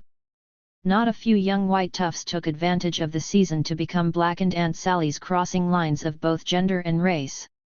50 At first blacks participated in the expanded celebrations, which much resembled the spectacular, black-led Joncanoe, or Johnca or John Cunering, festivals held at Christmastime in the Caribbean and just to the south of Philadelphia in the mainland U.S. Many black Philadelphians, and some who were white, doubtless knew of the elaborate Joncanoe traditions nearby, and some genuinely black traditions influenced the expanded white Christmas maskings. 51 Nonetheless, the most common role for black Philadelphians in antebellum Christmas maskings was as victims of black facade mobs. The scenario is as fascinating as it is tragic. The chief attraction of masking, as Davis observes, was that it offered a chance to a black for a time. It also afforded the opportunity to move beyond gender boundaries and, in that 105, the processions often went to elite places of entertainment and sometimes attacked municipal watchmen, to mock the respectable, middle class, orderly and wealthy. 52 And yet the processions, like those by New York City's rowdy and at times black-faced white Calathumpian bands, repeatedly ended the evening by engaging in the very traditional, white, male street activity of beating up free blacks. In 1834, blacked-up Philadelphians attacked blacks in a major race riot not connected to Christmas maskings. In 1840, blacks celebrating the Christmas season as part of the street processions were set upon by attackers in black facie. 53 Such violence may have contributed to a decline, or even disappearance, of black celebration of holiday masking until after the Civil War. But even when not celebrating on the streets, blacks could not avoid attacks from those dressed as Jim Crow or Aunt Sally. Christmas racial clashes, initiated by blackface mobs, took place regularly between 1837 and 1848, with the last erupting into full-scale riot. Some of the violence involved white and black gangs, but on other occasions, blacked-up mobs attacked African Americans who were in church. 54 However scattered and seasonal it was, this pattern of black-face-on-black violence provides a useful entry into broader issues raised by antebellum popular mobbings of blacks. While it is true that the Christmas massacres likely included some whites suffering from the seasonally high wintertime jobless rates in northern urban areas, it is difficult to think of job competition with free blacks as central to the Yuletide attacks. To argue that the rituals and the blackface served literally to mask the labor market considerations of the rioters only delays confronting the insufficiency of job competition as an overarching explanation for the violence. If the struggle over jobs were so compelling, why was there a need for such sideshows? 5. Nor does the simple materialist explanation that the maskers put on blackface to hide their identities in order to commit crimes while celebrating enable us to exorcise the riddle of why people would both imitate and beat up blacks on the same night. 56 Mere blacking up was hardly a foolproof disguise and may well have aroused the suspicion of the forces of law and order. In any case, a white skin was such a proven antebellum defense against prosecution for attacks on blacks that adding a layer of burnt cork to the FACE was superfluous in that regard. Perhaps the fact that some whites thought blackface granted license is more impressive than the actual impact of the disguise. A more convincing explanation, and one that opens onto insights regarding non-black-faced racist mobs, would allow that Philadelphia's blacked-up Christmas maskers both admired what they imagined blackness to symbolize and hated themselves for doing so. In a backhanded 106 way, the very insistence on excluding blacks from a range of public celebrations may have reflected a perception that African American style, music, and dance would have dominated mixed celebrations, as had happened with Pinkster and Election Day. David Dalby's reminder that many slaves came from areas more aesthetically inclined, and perhaps accomplished, than was the society of their owners is a fascinating one. However, his observation can be extended to illuminate comparisons of African American and Anglo-American urban working-class culture in antebellum northern cities is worth asking. What is certain is that many urban whites at the time credited blacks with tremendous expressive power. 57 To some, and THI may also help explain the virtual exclusion of blacks from the antebellum minstrel stage.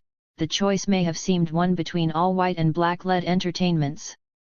Blackface served not only to identify the white crowd with the excel lens of black popular culture but also to connect its wearers with the pre-industrial permissiveness imputed to African Americans.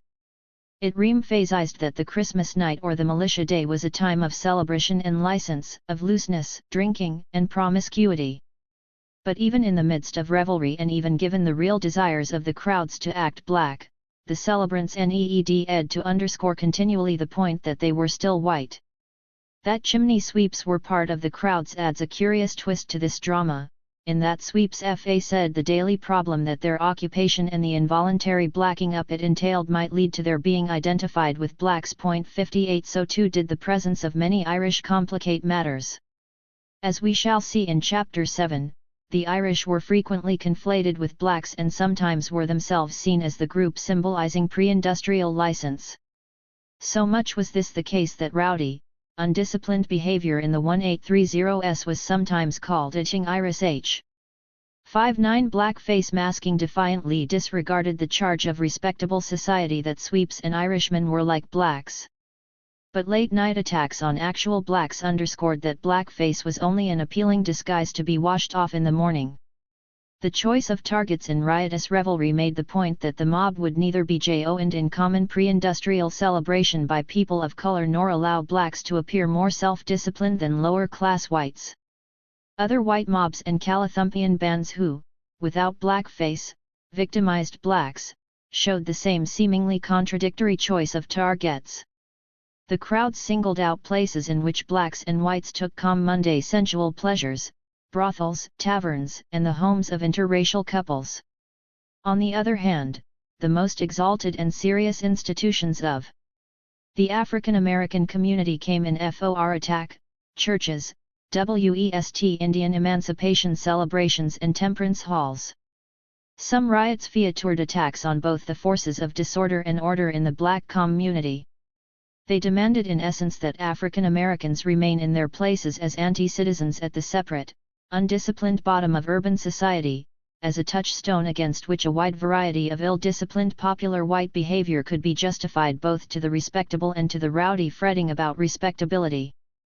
Thus, the 1834 New York City riots found a mob breaking into a black church, where they listened to one of their number speak in mock Negro style and struck up a Jim Crow chorus. Race riots were, as a Cincinnati Observer put it in 1843, a festival, a carnival and an American Saturnalia. But they had respectable targets. .60 projection played a vast role here, with the values inculcated by industrial morality being a special focus. The attacks on black temperance halls came at a time when the drinking habits of the white working classes had come to be seen by reformers and by some workers as alarmingly undisciplined, and at a time when the term nigger drunk, that is, very drunk, was finding its way into the language. The best evidence suggests that black antebellum northern urbanites were probably more temperate than whites, but neither popular language nor the mobs wanted to recognize that fact. 6. 1. Also striking is the extent to which anti-amalgamation hysteria coincided with challenges to the traditional patriarchal expectations and sexual freedom of laboring males. On the one hand, as Christine Stansell's brilliant study of working women in New York City shows, the decreasing dependency of wage-earning single girls made for a much more open-ended, if not egalitarian, pattern of gender relations in urban plebeian youth culture. After 1830, Stansell finds these new relations embedded in a growing working-class consciousness that undermined some features of 18th-century misogyny but also vaunted maleness and proved compatible with growing group-based sexual violence against women. Stansell wisely observes that the growing tendency of boys to protect their women from sexually predatory gentlemen expressed at once class consciousness, a new respect for working women, and a fundamentally patronizing new paternalism. The spectacular 1834 New York City race and anti-abolitionist riots also featured white workers seeking to protect their women, but from amalgamation with blacks, not with the wealthy. The riots in Columbia, Pennsylvania in the same year featured skilled workers waxing hysterical about the threat of interracial sex. These skilled workers may have accepted what Stansell regards as the typical pre-1860 urban working class standard, which allowed for sexual expression before marriage, but may also have worried that perhaps the abstinence enjoined by revivalists and reformers was the path to success. That the Columbia rioters vividly imagined that abolitionists would somehow make them be the sexual partners of blacks suggests that no small psychosexual anxiety ran through the mobs. 62 One further reason that Philadelphia's massacres and many non-black face white mobs attacked blacks is that it was easy to do so. In anti-abolitionist mobs, it was often possible to riot in a highly protected setting, in crowds led by conservative members of the city's older elite. 63 Given the choice, late at night, of turning for a last run through an area of posh clubs or a final thrust at the black community, crowds knew that the forces of law and order would vastly prefer the latter. The decision of Sol Smith and his friends to abandon plans to attack the Massachusetts State House and instead to chase all the niggers off the common took the path of least resistance. When in 1835 Baltimore riot turned from an ambitious attack on bank directors' homes and instead savaged the black community, it too had found the easier course. As David Grimstead has shown, the tendency to riot against asylums for black orphans carried the singling out of the defenseless for attack to a chilling extreme. 64 In New York City in 1834, rioters took rather more complicated but equally telling paths.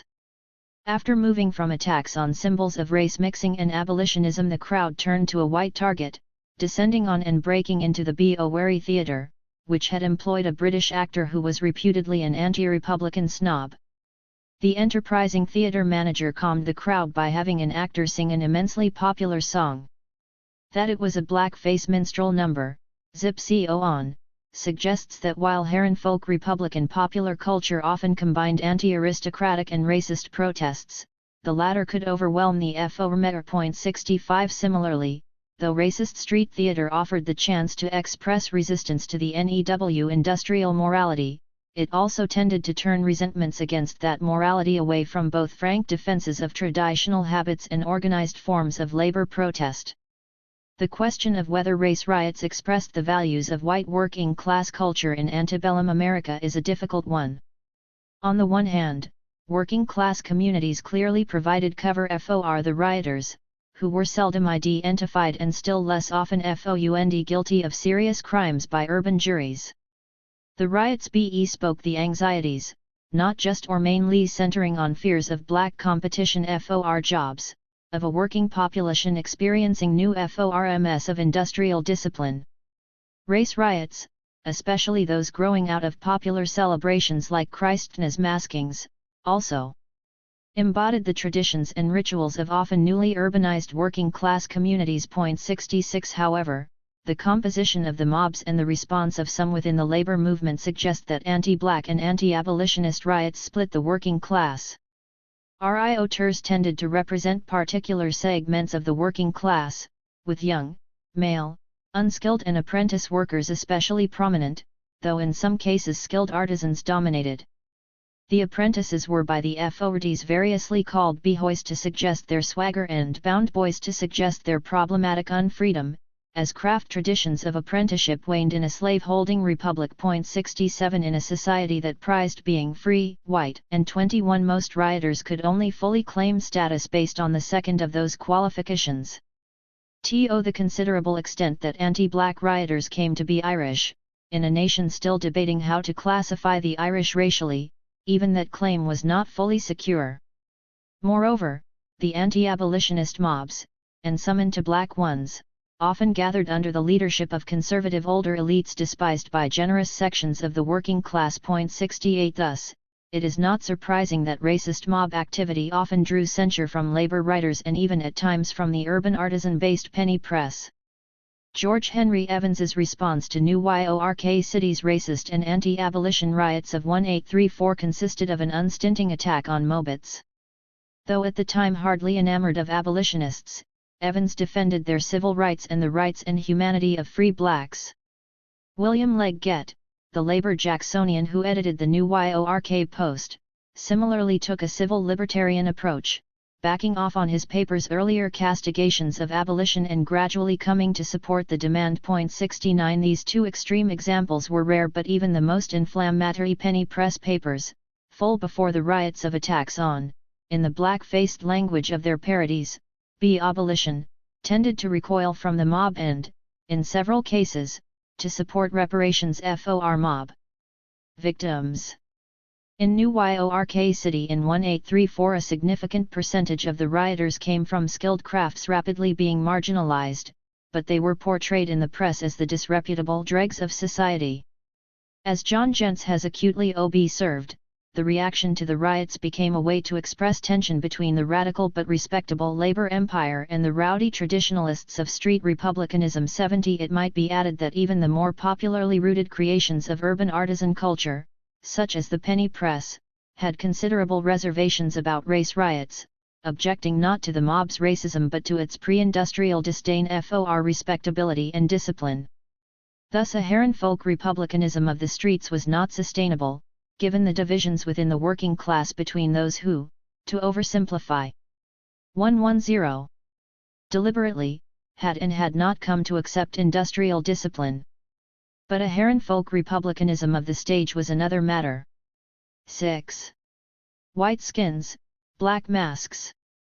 Minstrelsy and white working class. Formation before the Civil War.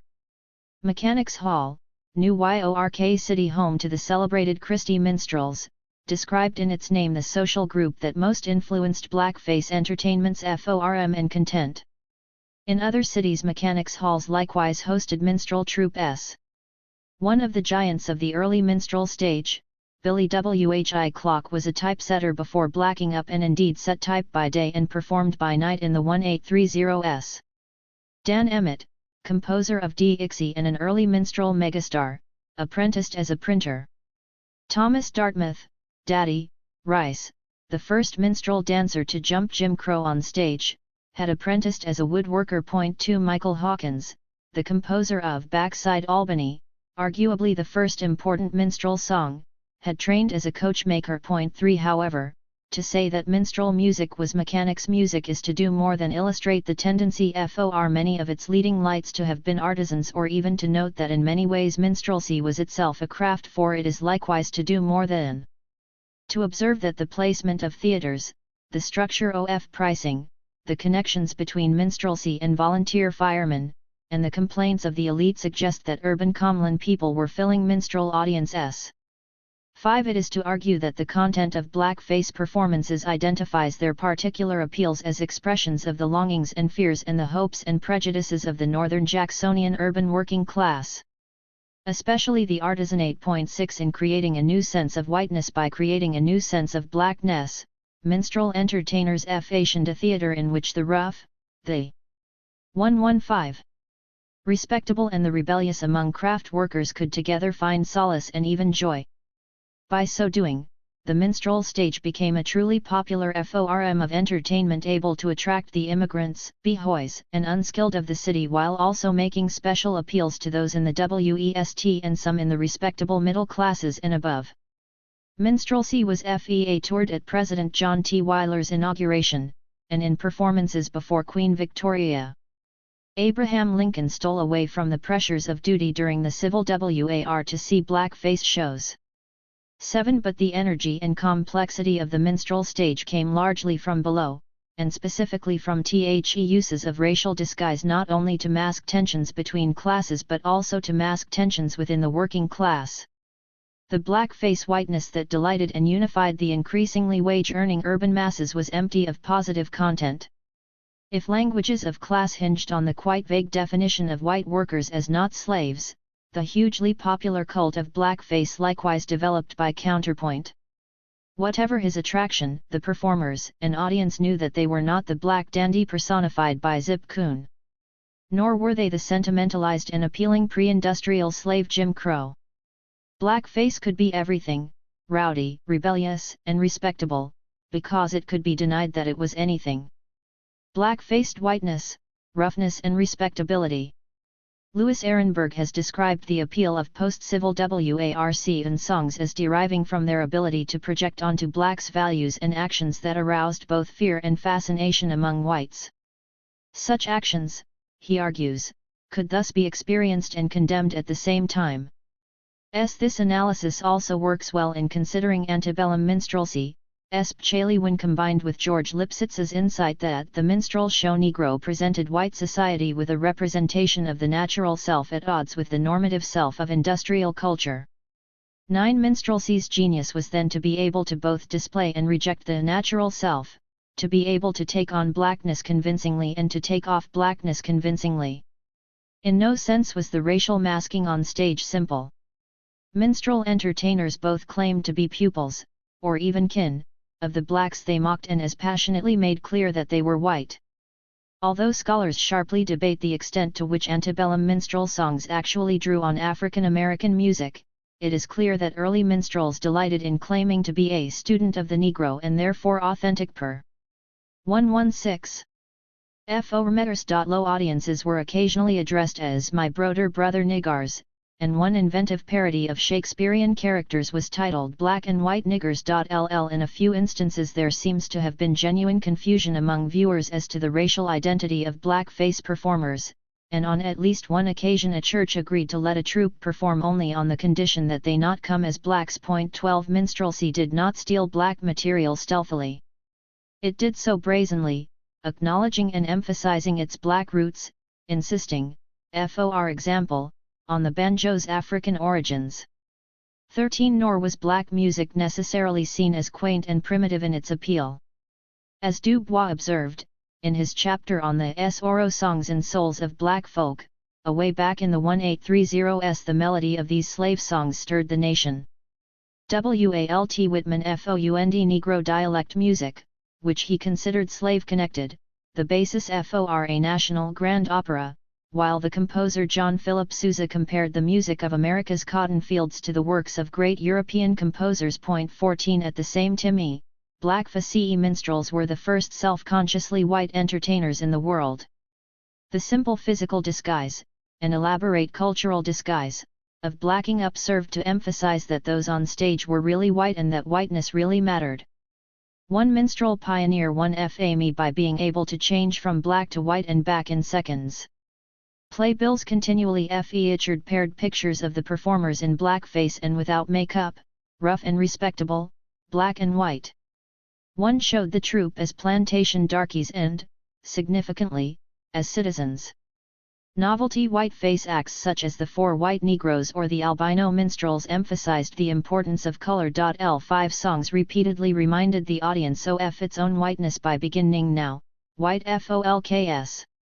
16 minstrels sentimentally highlighted their positions as the whitest of white folks in verses like, "There is not a man in the whole minstrel band, who would ever go back on a friend, though dark be his face, yet the black can't efface the kind deeds which through life him attend."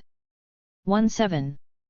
Snappy jokes carried the point less laboriously, with performers proclaiming that they were like widows and that they wore black only for a short time. Is the importance of a common whiteness under the blackface gave the minstrel stage the ability to foster astonishing ethnic diversity even during periods of anti-immigrant hysteria. As the American choreographer Lenny Sloan has noted, many Irish immigrants performed brilliantly. 117. Beneath black makeup. 19 songs of Ireland, including Irish nationalist songs, took their places alongside Tyrolean warbling, yodeling, and Italian and Bohemian opera. 20 Among the many featured polkas were the African polka and one named For Jim Crow. 21 Songs of the Western United States mixed with chorale harmonizing influenced by the abolitionist Hutchinson family singers. 22 This extreme cultural pluralism was at the same time a liquidation of ethnic and regional cultures into blackface and, ultimately, into a largely empty whiteness. Alan W.C. Green's study of minstrelsy argues that as various other types, particularly the Irishman and German, fused with native-born Americans, the Negro moved into a solo spot center stage, providing a relational model in contrast to which masses of Americans could establish a positive and superior sense of identity. Superior certainly, but it is difficult to see how the identity was positive, given that it was established by an infinitely manipulable negation comparing whites with a construct of a socially defenseless group. Like the doomed master in Hegel's celebrated essay Lordship and Bondage, black-faced whites derived their consciousness by measuring themselves against a group they defined as largely worthless and ineffectual. Indeed, as Green himself shows, the trajectory of minstrelsy was to create an ersatz whiteness and then to succumb to a mere emphasis on the vulgarity, grotesqueness, and stupidity of the black characters it created. 23 Blackface whiteness was not without its ethnic tensions, stereotypes and contradictions. Irish drinking and thickness drew mockery from the minstrels, as did German speech. Ethnic types were recognizable under blackface. European music was burlesqued even as it was played. Some minstrel songsters end the blackface at a certain point and turn to mock eries of the Irish or even of rural whites. But in the main, all whites could easily participate in minstrelsy's central joke, the point of which remained a common, respectable, and increasingly smug whiteness under the makeup. 24 Just as the minstrel stage held out the possibility that whites could be black for a while but nonetheless white, it offered the possibilities that, via blackface, pre-industrial JOYS could survive amidst industrial discipline. Even the rough culture of young, rowdy traditionalist artisans and unskilled workers could lie down with the respectable norms of striving, upwardly mobile skilled workers. To black up was an act of wildness in the antebellum U.S. Psychoanalytically, the smearing of soot or blacking over the body represents the height of polymorphous perversity, an infantile playing with excrement or dirt. It is the polar opposite of the anal retentiveness usually 118. Associated with accumulating capitalist and Protestant cultures. Painting oneself harkened back to traditional popular celebrations, and to paint oneself as a black person, given American realities at the time, was to throw reason to the winds. It is no accident that the early minstrel show was sometimes called a nigger festival. 25 But performers on the minstrel stage were also often said to have been in the Negro business. 26 The irrational bacchanalian act of blacking up was, as Melville makes clear at the beginning of The Confidence Man, also an enterprise and even a scam. 27 The substantial salaries of minstrel entertainers engaged popular attention, as did the tendency of some highly successful performers and promoters, including P.T. Barnum, to do black facefora time as prelude to fame and fortune. Elsewhere. 28 In a real sense, then, rubbing on blacking was an accumulating capitalist behavior. It may stretch a point to note that one of the first great minstrel hits bore the title Analyzation. 29 But minstrels certainly did claim respectability off stage and did draw attention to the relationship between racial disguise and making money.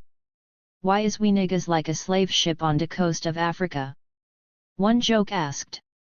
Because, came the reply, we both make money by taking off the Negroes. 30 Similarly assuaged was the tension between a longing for a rural past and the need to adapt to the urban present. The blackface wore rather thin when, for example, Irish minstrels sang laments by slaves involuntarily removed from home and family. Other immigrants, migrants from rural to urban areas in the United States and migrants to the frontier, could likewise identify with the sentiments in Carry Me Back to Ole Virginie or Dixie. 31 So could almost any American involved in what Alexander S. Aston has called the nation's endless outward journey of expansion. Minstrelsy likewise idealized the pre-industrial pastimes familiar to its white and often formerly rural audience. Hunting, especially of coons and possums, was a recurring delight during blackface performances, which also featured the joys of crabbing, eel catching, eating yellow corn, fishing, and contact with animals not about to be killed. Niggas, one song had it, live on clover. 32 But the identification with tradition and with pre-industrial joy could never be complete. It was, after all, niggers who personified and longed for the past. Contradictions abounded. Even as they deplored American rootlessness, minstrels solidly supported American expansion. They strongly backed conquering Mexican areas occupied by yellow skins.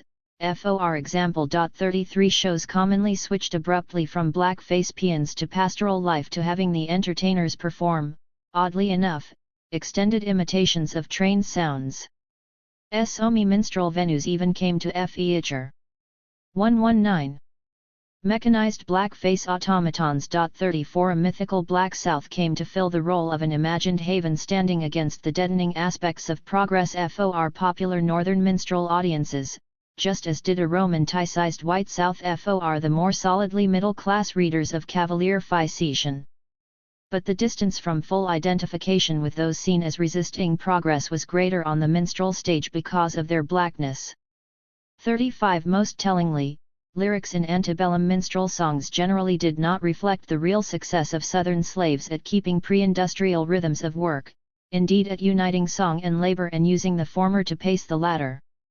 36 Instead, they assumed that the slave, except when given a holiday by the master, worked all day in a manner not only hard but disciplined. The Mouse A Nigger's Life is Always Gay held that its title character work in field till set ob sun. And den his work always done. 37 The songs seldom treated any pre-industrial resistance to work, though they were perhaps somewhat more ready to broach the subject when discussing behavior clearly imputed to white workers than to slaves. Thus, the blackface age history of the WORLD, as distinctive as it was fanciful, revealed. The world was made in 6 days, and finished on the 7th cord into the contract.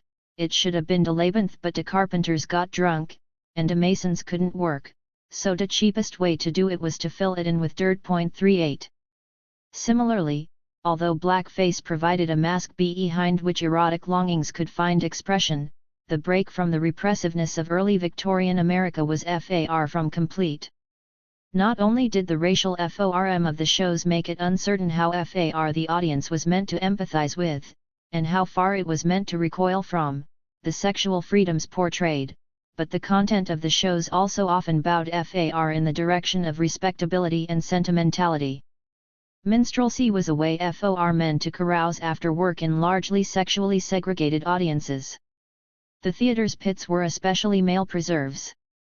Minstrelsy's popularity reflected the challenges to traditional plebeian concepts of maleness in the face of the declining household economy, of revivalist and reformist sexual purity drives, of the increase of women's paid labor, and of the rising uncertainty of ever attaining economic independence. For a young, single male to go out with the boys to see a minstrel show on a Saturday night meant foregoing courting that night. 39 It may have reflected the worries found in some minstrel shows over the expense of courtship or a fear of what Christine Stansell has called the expansive heterosexuality between increasingly assertive single working 120 women, living outside of households, and bohys of antebellum cities. Stansell mentions a masculinism that placed women on the sidelines as a brake on heterosexual mingling. In minstrel theatres, women were usually not even on the sidelines. Given all this, as well as the antebellum cultural expectation that males would be sexually aggressive, the minstrel crowd seems to have combined hormones and anxiety in proportions conducive to appreciating entertainment based on sex and violence. 40 The shows would not have wholly disappointed those seeking titillation. They of course transcended the bonds of decorum set by revivalists and pro-purity reformers, not to mention the male artisan-based Graham Society, whose devotees ate bland FOOD to curb the flow of sexual juices and harness their energies for productive purposes. 41 Minstrelsy contained its full share of sexual puns, including homoerotic ones. It included very considerable transvestism, with troupes being almost universally all-male and with early minstrel stars gaining fame for looking the wench. The content of the shows called gender identity into further question, as in the conundrum if a woman changes her sex what religion would she be? A line to which an end man answered, he then. Mild sexual bragging and references to promiscuity ran through songs of dandy coons and lubly gals. Some tunes, such as the nigger wench fight, gloried in immorality, when de whites day do go to bed he devil is working in de niggers he d. A few were sexually graphic, such as Juliana Fabiana Constantiana Brown, whose title was paired in the chorus with Den up and down my darkies, oh! Gently up and down. On balance, songs showing promiscuous black women were probably more popular than those emphasizing the sexuality of black men, with the early ribald vink song Loc Long being among the most performed antebellum minstrel tunes. 42 But surviving antebellum minstrel lyrics and jokes certainly did not rival the sexuality and erotic punning in the works of contemporary literature by Melville or in the pulp fiction of the immensely popular George Lippard. Indeed, minstrelsy was probably not as sexually charged as most abolitionist writing. 43 Most black face contact between men and women occurred in happy, but decorous, love songs or in sentimental laments for loves lost. The violent and sexually menacing blackmail of the post-civil war song is largely absent from early minstrelsy. 44 As the music historian Robert Winans has remarked, antebellum minstrelsy pro 6d at best a short respite from the prevailing sentimentality of the period. Marion Mayer's comments on black sexuality in British blackface shows of the 1850s in the main apply equally well to the United States. Such sexuality, she argues, was over-enthusiastic, undig. 121. Nified and misguided but ultimately safe. 45 When it was not safe, as when the Temple of Muses Theatre in New York City brought in minstrels who were actually female and indecent to boot, a furious melee developed between offended customers and offending performers. 46. The sexual tameness of the minstrel stage resulted in part from its accommodation of both the roughness and the respectability within male working-class culture. The pre-civil war coon song guides for amateur minstrels so stressed decorum and cleanliness that they left little doubt that New York who appreciated the shows wished to be respectable. 47 On the other hand, the limited sexual adventuresomeness of antebellum minstrels also derived in part from the fact that their audiences were sufficiently close to a pre-industrial past to long for a range of broadly erotic pleasures, such as laughter, unfettered movement and contact with nature, rather than narrowly defined sexual fulfillment. But in blackface it was easy for erotic desire to find its way into becoming what bourgeois culture tended to make it: first, mere sentimentalism and, later, sentiment plus mere carnality. 48 The desires animating the minstrel stage, however much they were originally more playfully erotic than nakedly pornographic, could find full expression only beneath a racial disguise. That disguise homogenized cultural oppositions so facilely that it could express the ethos of both respectable and rowdy working-class culture at once, or perhaps so facilely that it could fully express the ethos of neither. A marvelous description of a minstrel performance from the London Illustrated TED News caught the power and limits of blackface whiteness perfectly in this connection. Yet out of all of this nonsense, there somehow arises a humanizing influence which gives an innocent recreation a positive philanthropic sentiment. This sentiment connects itself with them as a colored troupe. With white face the whole affair would be intolerable. It is the ebony that gives the due and needful color to the monstrosities and the breaches of decorum. 49. Militant minstrels? The fate of oppositional culture in blackface. Some intriguing recent studies have focused less on the issue of whether the early minstrel show was rowdy or respectable and more on the extent to which it was a rebellious cultural form that subverted class and even racial hierarchies. Sean Willents has found minstrelsy in the capital of blackface, New York City, to have expressed plebeian, even working class, culture.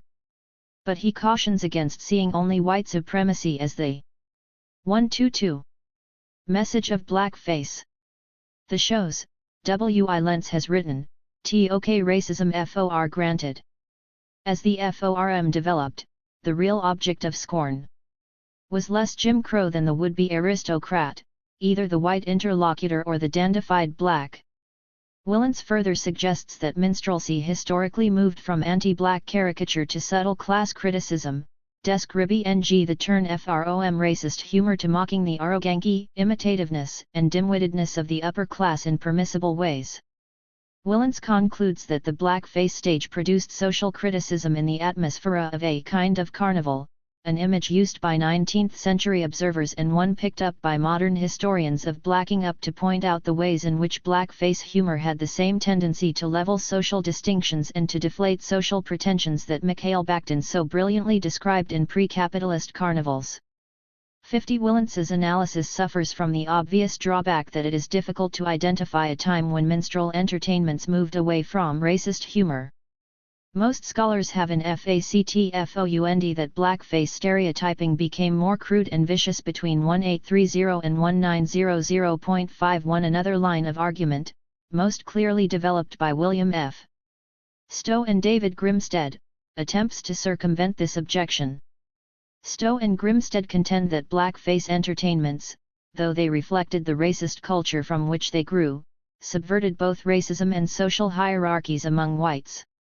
Minstrelsy thus featured complexity in comic portrayal of blacks and questioned, teased, and contradicted, as well as confirmed white supremacist attitudes.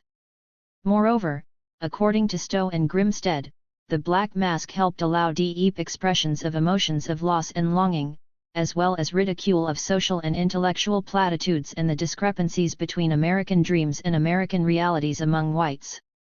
52 The cases made by Willents and by Stowe and Grimstead for viewing minstrelsy as a kind of oppositional, contestatory culture ultimately fail, but in such a broadly revealing way as to make this brief excursion into historiography worthwhile. Both approaches stand out because they rightly acknowledge that blackface entertainment was not merely about race relations but also about social relations among whites. Both interpretations fail in large part because they depend on the assumption that the racial content and the class content of minstrelsy can be neatly separated. Willents takes this position straightforwardly in arguing FORAT earn away from humor based on race. Stowe and Grimstead reproduce this illusion at another level. When arguing that racism was subverted by the variety of images of minstrel entertainers, the beautiful, graceful, the ignorant, the savvy, the lonely, the wronged and the villain, they put aside the extent 1, 2, 3. To which audiences knew that these were white entertainers, playing thinly blacked up white stock characters. When arguing that blackface was a slight veneer providing the distance necessary to do effective social satire, they minimize the extent to which the mask seemed real to the audience and subverted the social criticism being expressed. 53. Any rounded analysis of the minstrel mask would have to admit and even emphasize considerable ambiguity, including the presence of subtexts and the simultaneous identification with, and repulsion from, the black-faced character. But if there is reason to suspect that the identification mitigated the repulsion toward the stage character in blackface, there is little evidence that it mitigated white hostility toward real blacks. Just as calling oneself a white slave did not necessarily imply sympathy with the black slave, watching comedians in blackface did not imply solidarity with black Americans. And blackface-on-black violence suggests that just the opposite logic, one of hatred toward the object of desire, could prevail. Amidst great complexity, two facts about the racial politics of the minstrel stage before 1870 stand out. First, with very minor exceptions coming mainly in the realm of dance, white entertainers never crossed the color line on stage. For second, blackface performances tended to support pro-slavery and white supremacist politics. Certainly some songs evoked the horrors of slavery, especially of being sold and taken away from home. But countless others painted a paternal plantation and contented slaves. What varied far less was that when political chips were down, minstrelsy could speak directly for specific anti-black policies in a way that it could not for egalitarian ones. Minstrels ridiculed abolition, in Southern expansionist elements in supporting the war against Mexico, argued that escaped slaves wanted to go back to slavery, and dismissed British anti-slavery appeals by observing, they had better look at home, to their own white slaves. 55. When Cle Tom Ca been proved an anti-slavery popular success, minstrels replied with pro-slavery versions, featuring tunes like Happy RWE, Darkies So Gay, and performances by such major stars as T.D. Rice. 56. The Civil War brought an outpouring of minstrelsy, most of whose political content was given over to attacking emancipation, the use of blacks as troops, taxation to pay for Freedmen's Bureau activities, black civil rights, and alleged favouritism toward the nigger. 57. All these specifically reactionary racial references should not surprise us.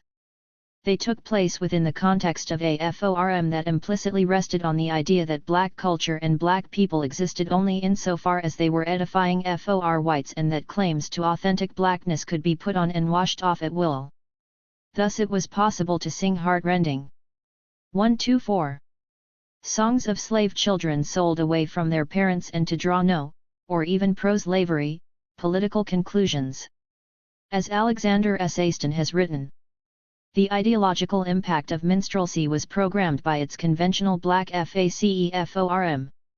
There is no possibility of escaping this relationship because the greater the interest, talent, complexity, and humanity embodied in its content, the more irresistible was the racist message of its FORM. 58. When we turn to discussing whether minstrelsy, whatever its racism, was nonetheless a FORM of oppositional culture among whites, we cannot entirely put its anti-black form and pro-slavery content aside. After all, race and slavery were tremendously important antebellum political issues and were the ones to which minstrelsy spoke most consistently. In the minstrel mecca of New York City, it should be added, the pro-slavery cultural politics of the minstrel stage was not in opposition to, but in rough congruence with, the stance taken by the city's mercantile elite. 59. Moreover, the racial logic of minstrelsy was replicated in framing discussions of the second most commonly addressed issue, women's rights. Minstrels claimed the right to turn black for as long as they desired and to reappear as white. They forcefully denied blacks that right, parodying fancy dress, need speech, temperance, and religion among blacks as ridiculous attempts to act white. Mockeries of black political activity and claims to civil rights sometimes literally turned on the impossible vision of activist blacks wishing to turn literally white. 60. Similarly, minstrels claimed the right to be female for as long as they liked and then to reappear as male. but they necessarily denied women the same right to cross gender boundaries. Blacked-up whites appeared in drag on stages where bloomerism, the wearing of trousers by women, was, Robert Toller argues, the minstrel's greatest concern. The standard minstrel women's rights lectures denounced political rights for women, but a more immediate fear was that white male control over masks and symbols might be breached by bloomerizical women. When women's rights is stirred a bit. The first refone she bitches on is how she can with least delay just draw a pair ob breeches on point 61. In addressing divisions among white males, blackface entertainers did not speak to any political question with the regularity with which they addressed racial and gender issues. They sometimes did take strong populist stances, as in "Dat Gets Ahead of Me," which asks, "How is it banks suspend and break and cause such awful times? The bank president's allowed to take and pocket all the dimes." Point 62. Similar scattered protests against politicians generally, profiteering mere chance, sexually predatory gentlemen, taxes, corruption, and hypocritical, Asian-conscious religion found a voice. However, the shows seldom spoke even obliquely to conflicts between labor and capital, though after the Civil War siding with the poor against the rich and even against blood-sucking, thieving employers found some expression. 63 by FAR. The most common rebellious error of antebellum minstrelsy was a partly cultural and partly political air of defiance toward authorities, snobs, and condescending moralists.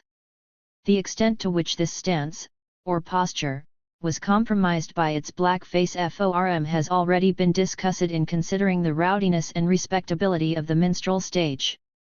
Worth adding here is that, although white leaders of organized religion did have some reason for their dislike of minstrels, most satire of authority figures was doubly distanced from seriousness by race. Point 64. The ridiculous and comically named politician, preacher, or temperance advocate was of course in blackface. Beyond that convention, the minstrel stage offered a choice as to whether the character would speak in a black accent, that is, in an extravagant dialect, or in an American or immigrant accent, indicating that he was on some level white. The moralist or politician of the minstrel stage generally had his blackface identity reign forced by his being Brudderbones or Jacobus Snowball and by his outlandish speech, which was capable of describing Adam and Eve's expulsion from Eden with "So de lor koch em bof and he throw dem over de fence, and he tol em, go work for your Liben." 65. Stowe and Grimstead have commented that the distance provided by blackface made for social and cultural criticism able to present truths, which would have been profoundly troubling or socially dangerous if presented or taken in serious form. Sometimes the distancing was very elaborate indeed. Point 66. The huge numbers of blackface hashes of Shakespeare present the issue of cultural rebellion in great complexity and sharp relief. These parodies have been portrayed as egalitarian attacks on pretentious, elitist and European culture, much like the burlesques of opera by Nigoretto songs. Point 67. However, as Lawrence Levine has shown, Shakespeare was a mass favorite in the early 19th century, and the idea that his plays were high culture developed only slowly and unevenly. Point 68. The role of minstrel in the development of a split between high and low culture remains to be studied, with the questions of race and the treatment of Shakespeare. 126. Being central. The very fact of parody implied a certain familiarity with the originals, and just as certainly, as one cultural historian has written, Shakespeare could take such ribbing. The parodies often did display a decidedly anarchical spirit and, as in the story of Hamlet and Egelet, considerable inventiveness. Point 69. But they were also highly racialized and featured extremely thick black accents. Othello predictably presented particular opportunities to place sexuality, violence, and high art within the non-threatening confines of sentiment and of a hyper-emphasized blackface mask. As the black American actor Ira Aldridge gained fame for his performances of Othello in exile, blacked-up performers in the U.S. sometimes jumped Jim Crow after doing the play. One plot summary referred to thick-lip Othello, that Nagur faced Philo. His tragic romantic affair with Desdemona, focused squarely enough on race in the original, was transformed, minstrel style, he didn't loop her very long becase she wasn't yaller. A conundrum pointed out that Desdemona was like a ship. When she was moored 70 who was humbled? Cultural snobs? Black Americans? Or the popular masses themselves, who were heirs to a far richer tradition of appreciating of both the humor and the artistry of Shakespeare? The questions admit more than one answer. Minstrelsy made a contribution to a sense of popular whiteness among workers across lines of ethnicity, religion, and skill. It achieved a common symbolic language, a unity, that could not be realized by racist crowds, by political parties or by labor unions. Blackface whiteness meant respectable rowdiness and safe rebellion. It powerfully addressed the broadest tensions generated by the creation of the first American working class. By and large, it did so by racializing conflict more than by directly articulating class grievances. The Knights of the Burnt Cork were far more compelling when they attacked aristocrats than employers and were still more so when they attacked blacks. Calvin C. Rernton's comment that the racist visits his own essence upon the Negro, but it is not a way that leads out, applies in a sad and double sense to antebellum minstrelsy, which led out neither to anti-racism nor to a tenable assertiveness among white workers. 71 To ask whether it might have been different is surely to run the risk of being branded a utopian. It is frankly in that spirit that this chapter closes by counterfactually wondering how America, FOR African Americans and FOR working class whites, might have turned out differently if the same social energies and creativity poured into black facile entertainments had somehow gone instead into the preservation and elaboration of Negro Election Day. 7. Irish American workers and white racial formation in the antebellum United States. Low-browed and savage, groveling and bestial, lazy and wild, simian and sensual, such were the adjectives used by many native-born Americans to describe the Catholic Irish race in the years before the Civil War. The striking similarity of this litany of insults to the list of traits ascribed to antebellum blacks hardly requires comment. Sometimes black clearish connections were made explicitly. In antebellum Philadelphia, according to one account, to be called an Irishman had come to be nearly as great an insult as to be called a nigger.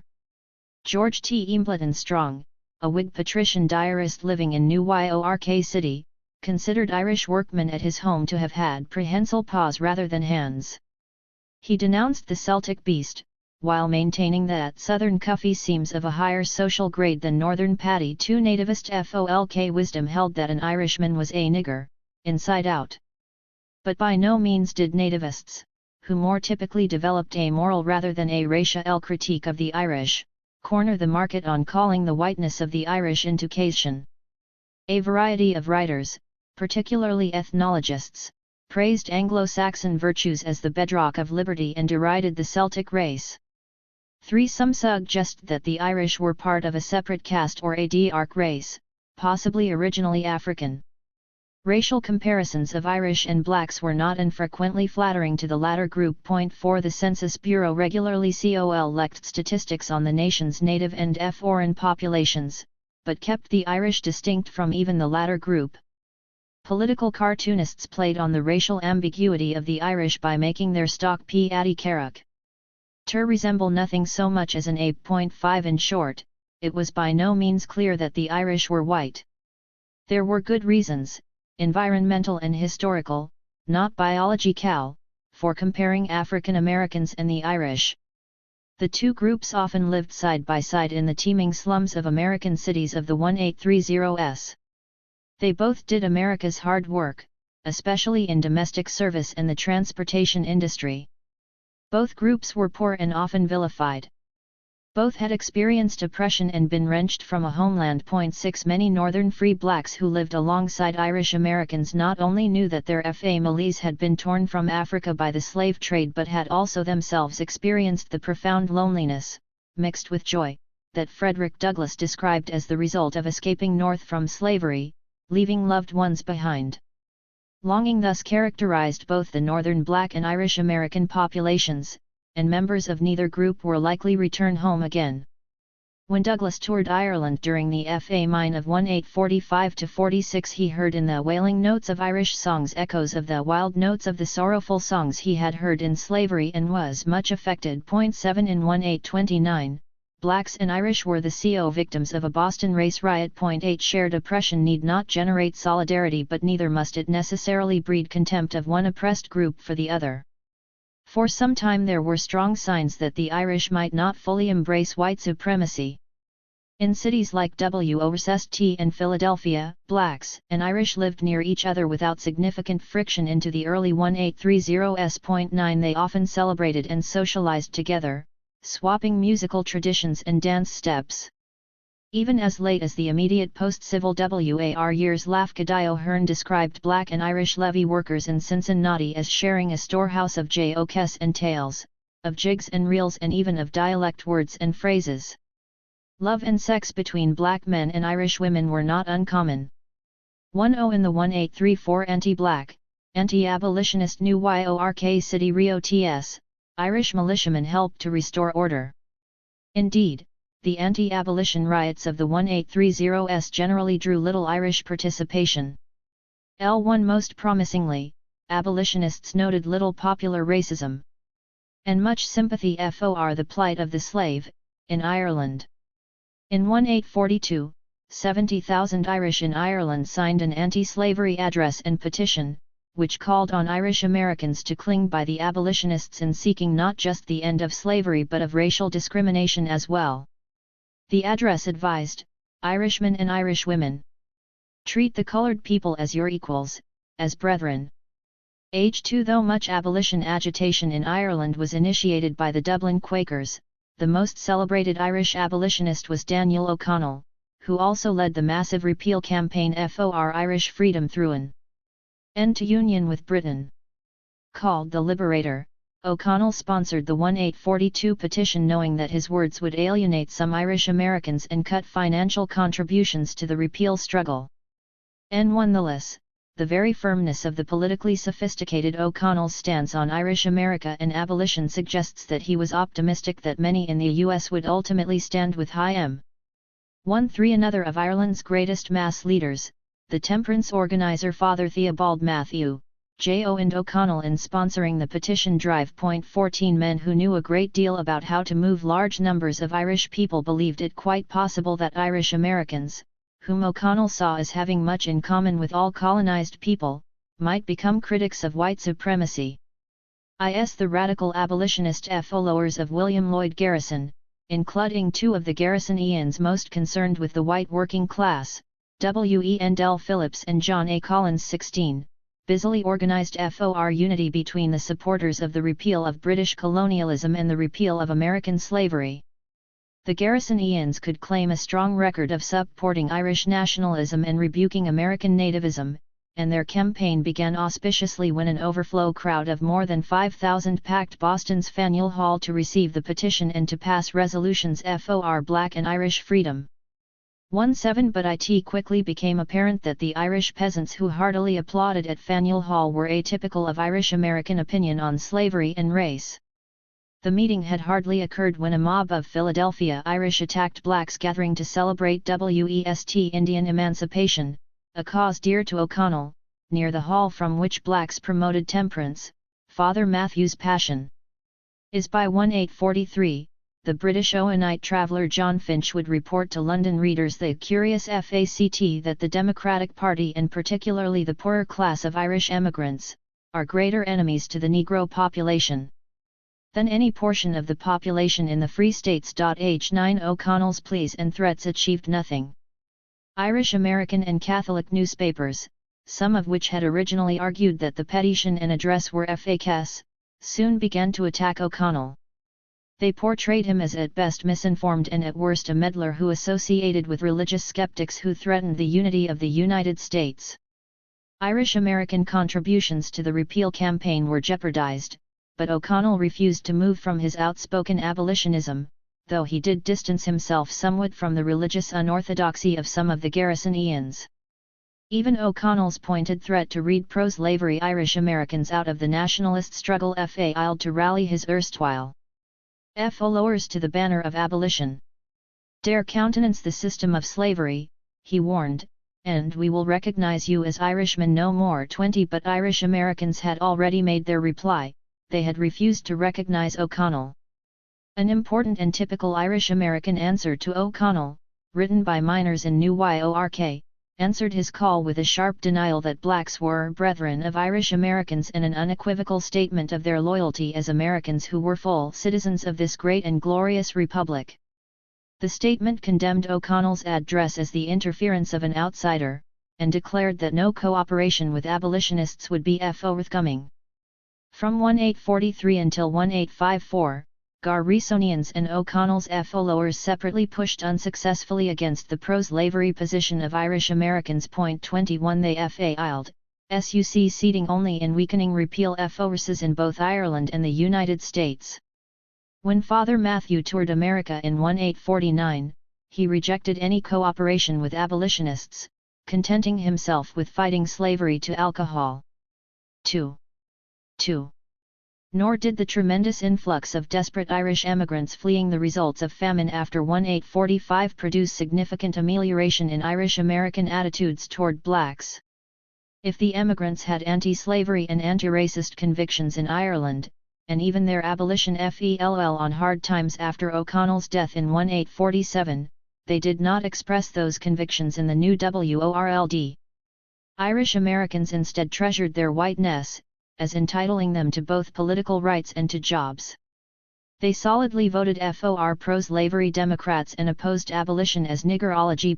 23 Astonishingly, for a group that easily furnished more immigrants to the United States than any other between 1828 and 1854, the Irish in New York City reportedly went to the polls in 1850 shouting not only down with the Negroes, but also let them go back to Africa, where they belong.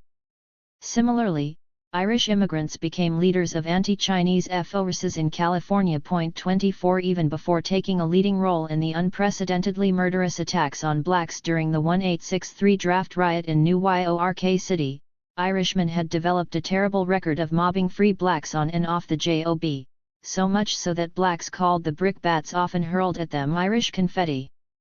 25 In 1865 the British worker James D. Byrne observed, as a general rule, the people in the North have a lively feeling of dislike to men of colour, but it is in the Irish residents that they have, and will continue to have, their most formidable enemies.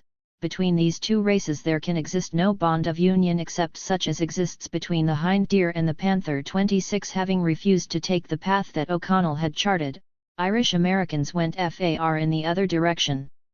Instead of seeing their struggles as bound up with those of colonized and colored people around the world, they came to see their struggles as against such people. Frederick Douglass, the black abolitionist whose own quest for freedom had been substantially aided by the advice of a good Irishman on Baltimore's wharves in the 1830s, could only wonder why a people who so nobly loved and cherished the thought of liberty at home in Ireland could become, willingly, the oppressors of another race here. Or again he asked how a people so relentlessly persecuted and oppressed on account of race and religion could take the lead among Americans in carrying prejudice against color to a point extreme and dangerous. 27 The making of the Irish worker into a white worker was thus a two-sided process. On the one hand, much to the chagrin of George T. Imblett and St. Wrong, Irish immigrants won acceptance as whites among the larger American population. On the other hand, much to the chagrin of Frederick Douglass and Daniel O'Connell, the Irish themselves came to insist on their own whiteness and on white supremacy. The success of the Irish in being recognized as white resulted largely from the political power of Irish and other immigrant voters. The imperative to define themselves as white came but from the particular public and psychological wages whiteness offered to a desperate rural and often pre-industrial Irish population coming to labor in industrializing American cities. Ireland and the origins of Irish-American whiteness. It was not in Ireland, thundered Daniel O'Connell to pro-slavery and white supremacist Irish Americans, you learned this cruelty. 28 He was right. However much the record of abolitionism in Ireland was exaggerated by American abolitionists and subsequent historians, the move meant there was short-lived and much connected to O'Connell's own charisma and commitments. 29. The Irish were not race-conscious in the sense that Irish Americans would be. There was some noting of regional colour differences in Ireland, though most residents had seen no one of African descent. Ireland probably shared in the long-standing Eastern European tradition of associating blackness with evil. There is some evidence of folk belief that the devil could turn people black, or turn people inside out, thus making them black. 30 Irish American folklore, down to the recent past, includes stories of ancestors who jumped off the boat in horror on arriving in America and seeing a black person for the first time, thinking it was the devil. But the very fact that these stories survive so tenaciously in the United States should warn us that they may 137. Speak as much of the attitudes of later generations of Irish Americans as of arriving Irish emigrants. The evil race that plagued the Irish Catholic imagination was white and British, not black and African. 31 Some accounts have suggested that Ireland nonetheless set the stage for Irish American racism in more indirect ways. Abolitionists complained, with good reason, that the Catholic Church hierarchy offered at best highly muted criticisms, and at worst racist defenses, of slavery. They charged that the Irish were particularly loyal to priests. Modern scholarship has even suggested that religious obedience left the Irish in a state of moral childhood. 32 Aside from reminding us of the proximity of anti-black and anti-Irish stereotypes, such a view fits poorly with the historical facts. The devotional revolution in Ireland took hold rather late, after the onset of the potato famine, and after much emigration had occurred. Between 1815 and 1844, Catholic identity in Ireland had at least as much political as devotional content, and the mass nationalist politics in which Catholics participated had strong secular elements. Many Irish Catholics in the United States, even as late as 1855, were of the anonymous, or non-practicing, kind traditionally typical of South and West Ireland. They were little exposed to priestly influence on race relations or other matters, though their hatred of Protestant revivalists may have predisposed them to oppose abolitionism. 33 More cogent, but still problematic, is the argument that the Irish Catholic past imparted so fierce a hatred of things British that it was natural, and even nationalist, for Irish Americans to oppose abolitionism for its British connections. The ease with which Irish Americans denounced Benedict Arnold Garrison as a co-conspirator of the British supports this view, as does their readiness to accept the argument that blame for American slavery lay with the British, who had forced the institution onto the American colonies. 34 However, at least during the period of O'Connell's abolitionist influence, there were alternative nationalist positions that as strongly indicted Britain for creating Slavoy through its colonialism.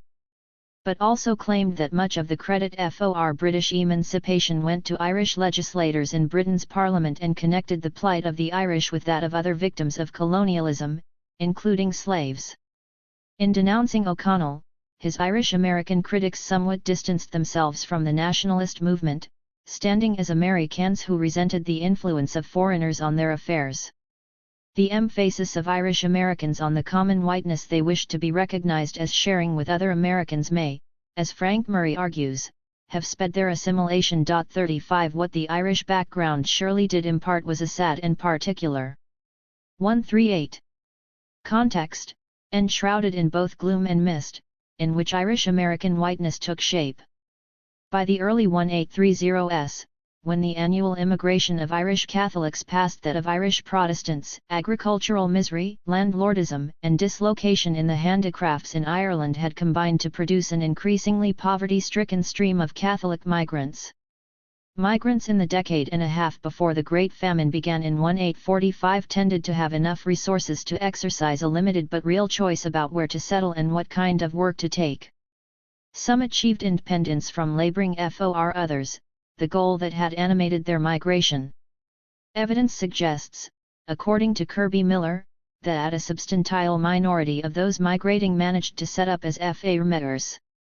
Local studies show substantially greater opportunities to become skilled workers for those arriving in pre-famine years than for migrants coming after the famine.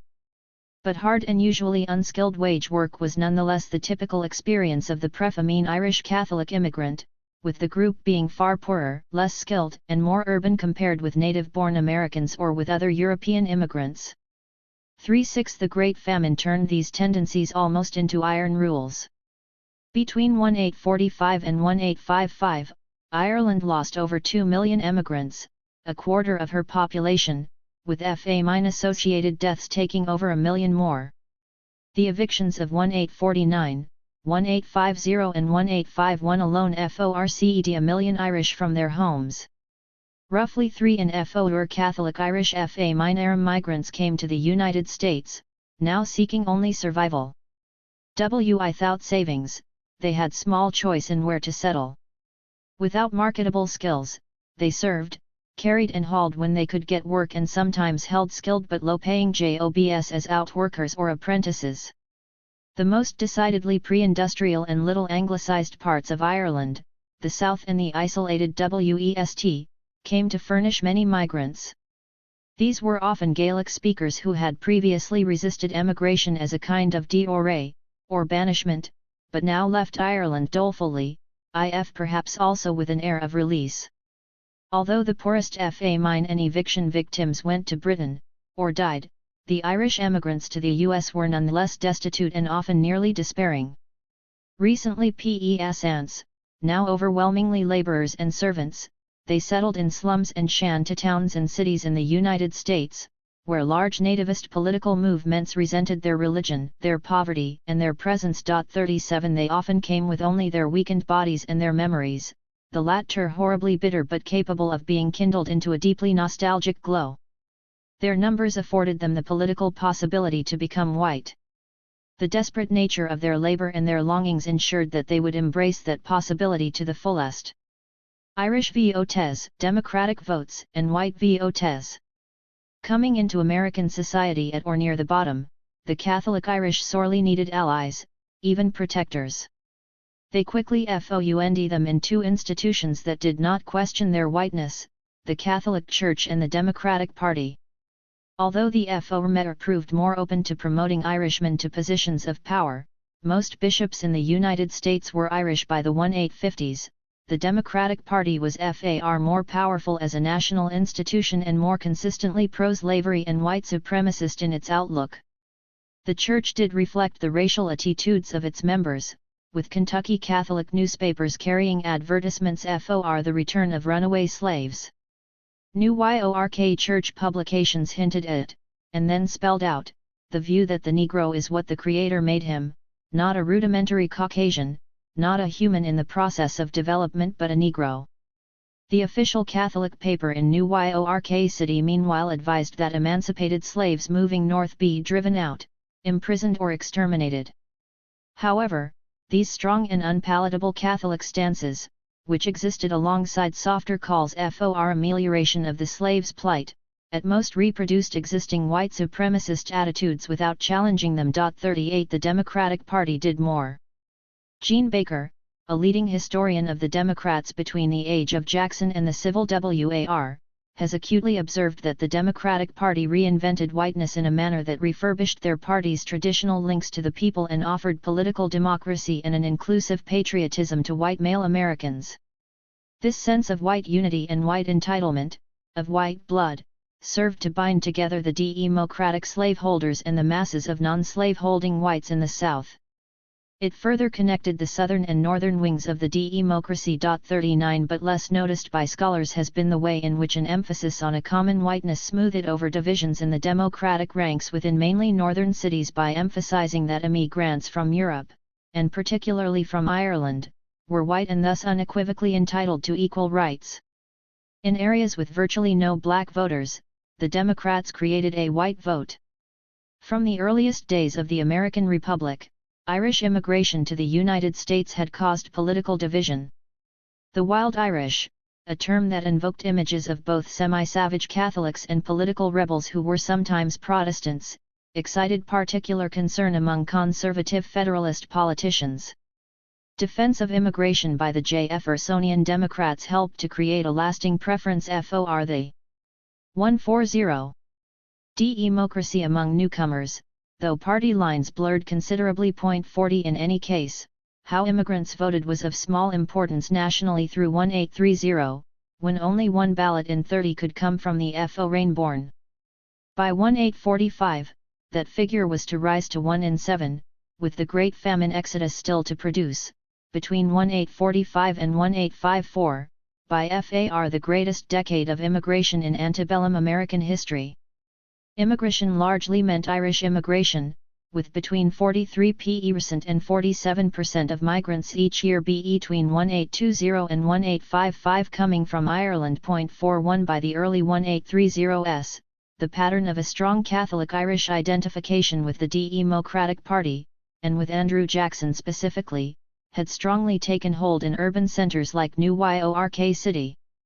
Although the existing urban democratic political machines took time to inch away from the suspicion of immigrants felt by many of their artisan followers, Irish Catholics were welcomed as voters, party members, and political muscle, though not typically as office holders, by Democrats before the Civil War. 42 The Catholic Irish, the immigrant group most exposed to nativist opposition, accepted protection from Democrats.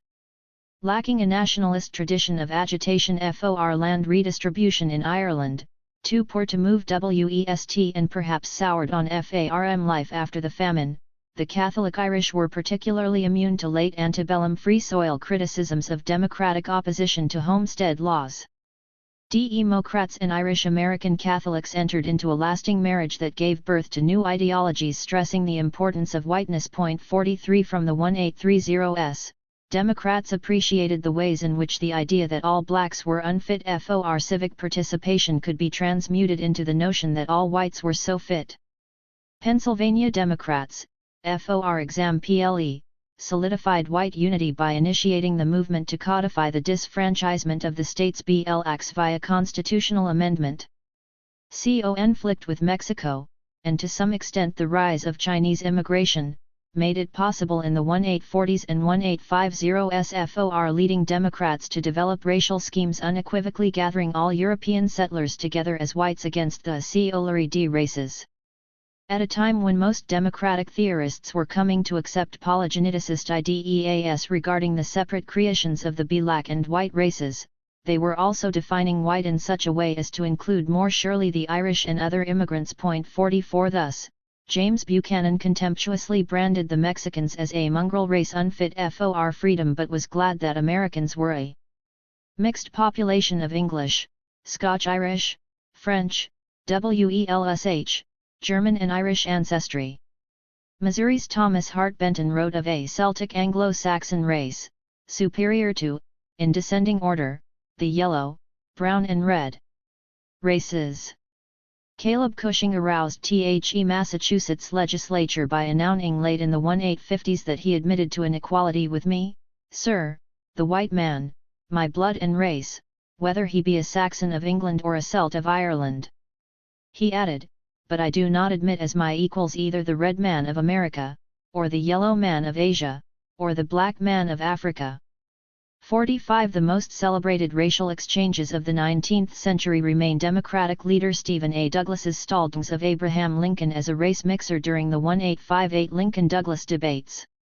The debates came hard on the heels of the 1856 elections, the first in which the great mass of FA-mine immigrants were voters, when national candidates had vied to best articulate the interests of the white man by preventing white slavery. 46 In those elections Know-Nothings threatened the democracy by running, in Millard Fillmore, a trained artisan commanding substantial loyalty from native-born workingmen who feared immigrant culture and immigrant debasement of crafts. 47 Douglas sought to make points among Illinois voters but also to speak to the needs of the democracy as a national, and particularly Northern, party. He decided, in the words of a recent biographer, that Negro inequality made up the platform on which he would stand in the ensuing years. 48 Mixing sex and politics, Douglas spoke for preserving not only the purity of white blood but the purity of the government from any amalgamation with inferior races. He added, drawing lessons from the Mexican conflict, that the results of this amalgamation of white men and Indians and Negroes, we have seen in Mexico, in Central America, in South America and in all the Spanish-American states. Douglas promised that Mexican WAR veterans could back his claims regarding the effects of racial impurity.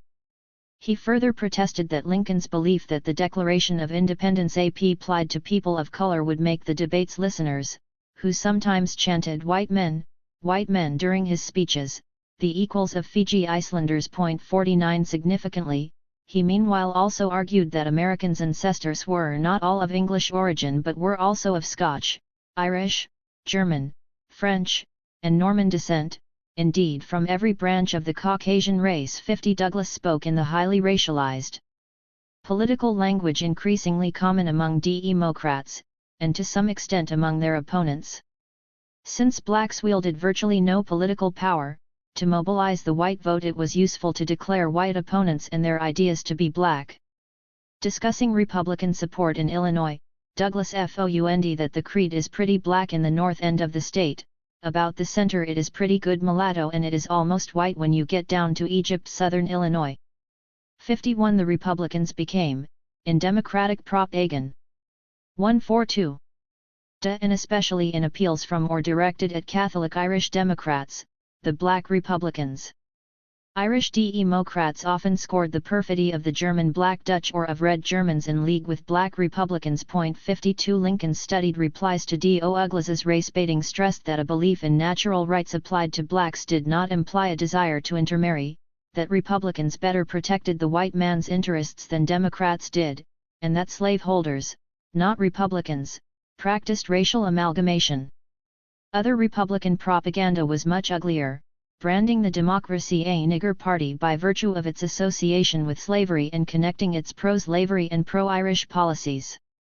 German opponents of Irish Democrats similarly cast doubts on the race of their adversaries.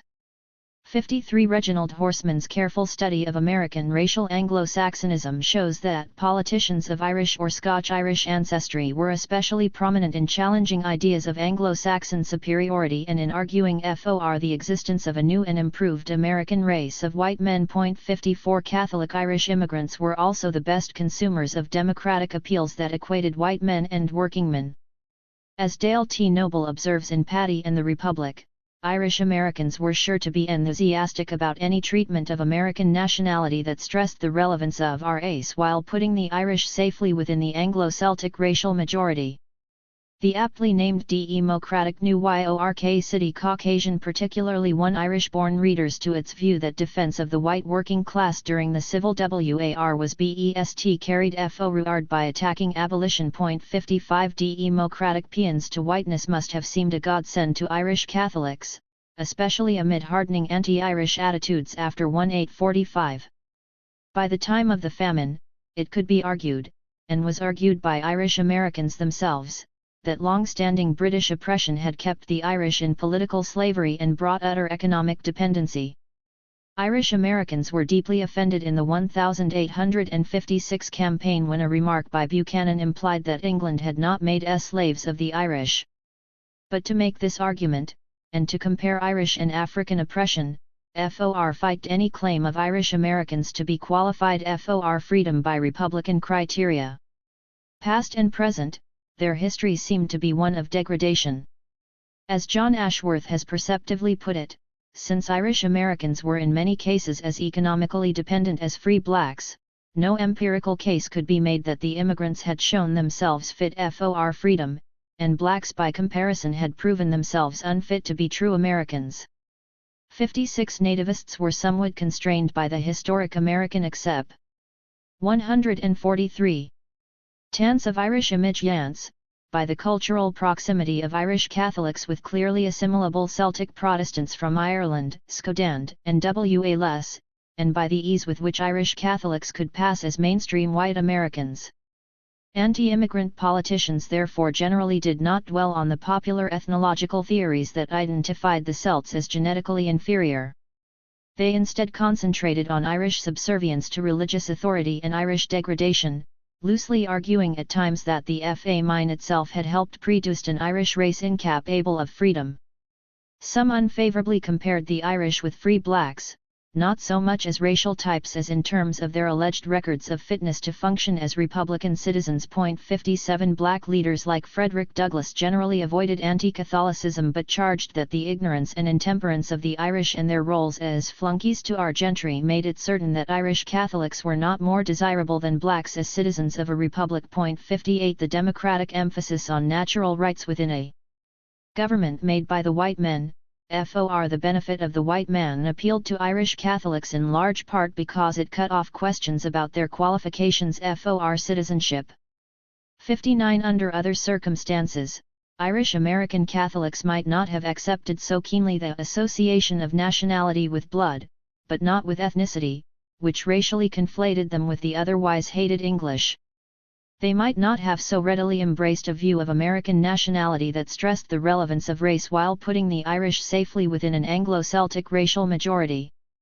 60 But within the constrained choices and high risks of antebellum American politics, such a choice was quite logical. The ways in which the Irish competed for work and adjusted to industrial morality in America made it all but certain that they would adopt and extend the politics of white unity offered by the Democratic Party. Slaving like a nigger, Irish jobs and Irish whiteness. In 1856, Henry C. Brockmeyer, then a wage-earning immigrant German molder in St. Louis, wrote in his diary a question posed about one of his German-American friends: why doesn't he learn a trade, and he wouldn't have to slave like a nigger? Brockmeyer, who was to become not only independent of wage work but eventually lieutenant governor of Missouri, had picked up a pattern of usage common in American English since the 1830s.61. Not only was nigger work synonymous with hard, drudging labor, but to nigger it meant to do hard work, or to slave. 144. White niggers were white workers in arduous unskilled jobs or in subservient positions. 62 But not all European immigrants had the same prospects to learn a trade, let alone to acquire independence from slaving like a nigger, by owning a workshop or a farm. English and Scandinavian immigrants were especially likely to achieve such mobility, while the Irish and Germans faced most directly the question of how and whether their labour was different from slaving like a nigger. But the Irish confronted the question much more starkly. Both before and after the famine, they were far more likely than the Germans to be without skills.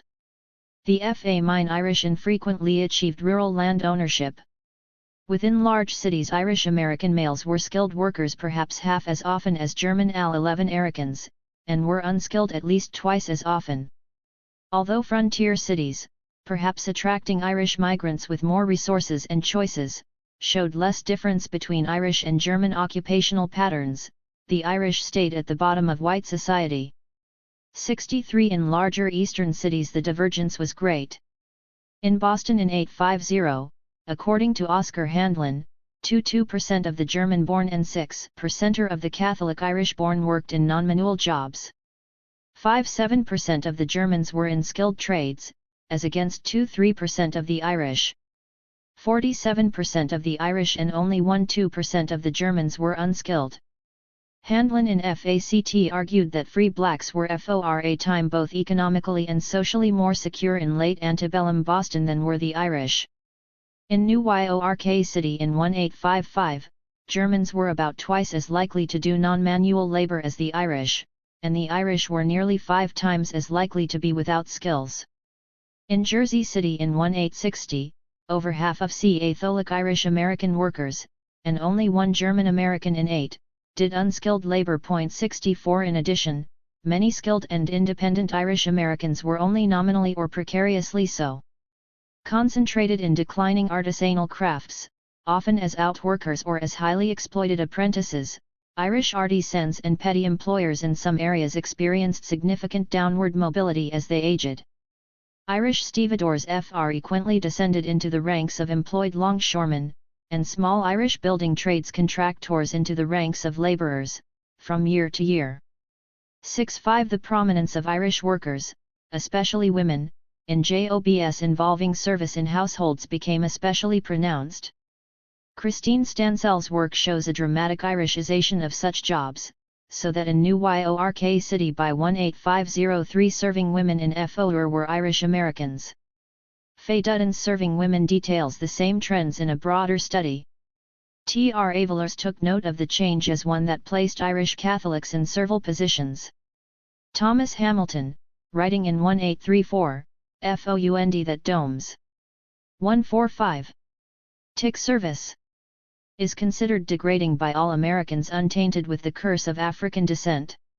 He bet that Andrew Jackson could not find one of his constituents, who, for any amount of emolument, would consent to brush his coat.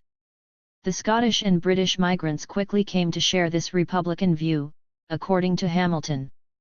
The Irish, he added, took set vile jobs. 66 With the coming of the Irish into dominance in household work, much of the Heron folk Republican practice of avoiding the term servant for whites fell into disuse.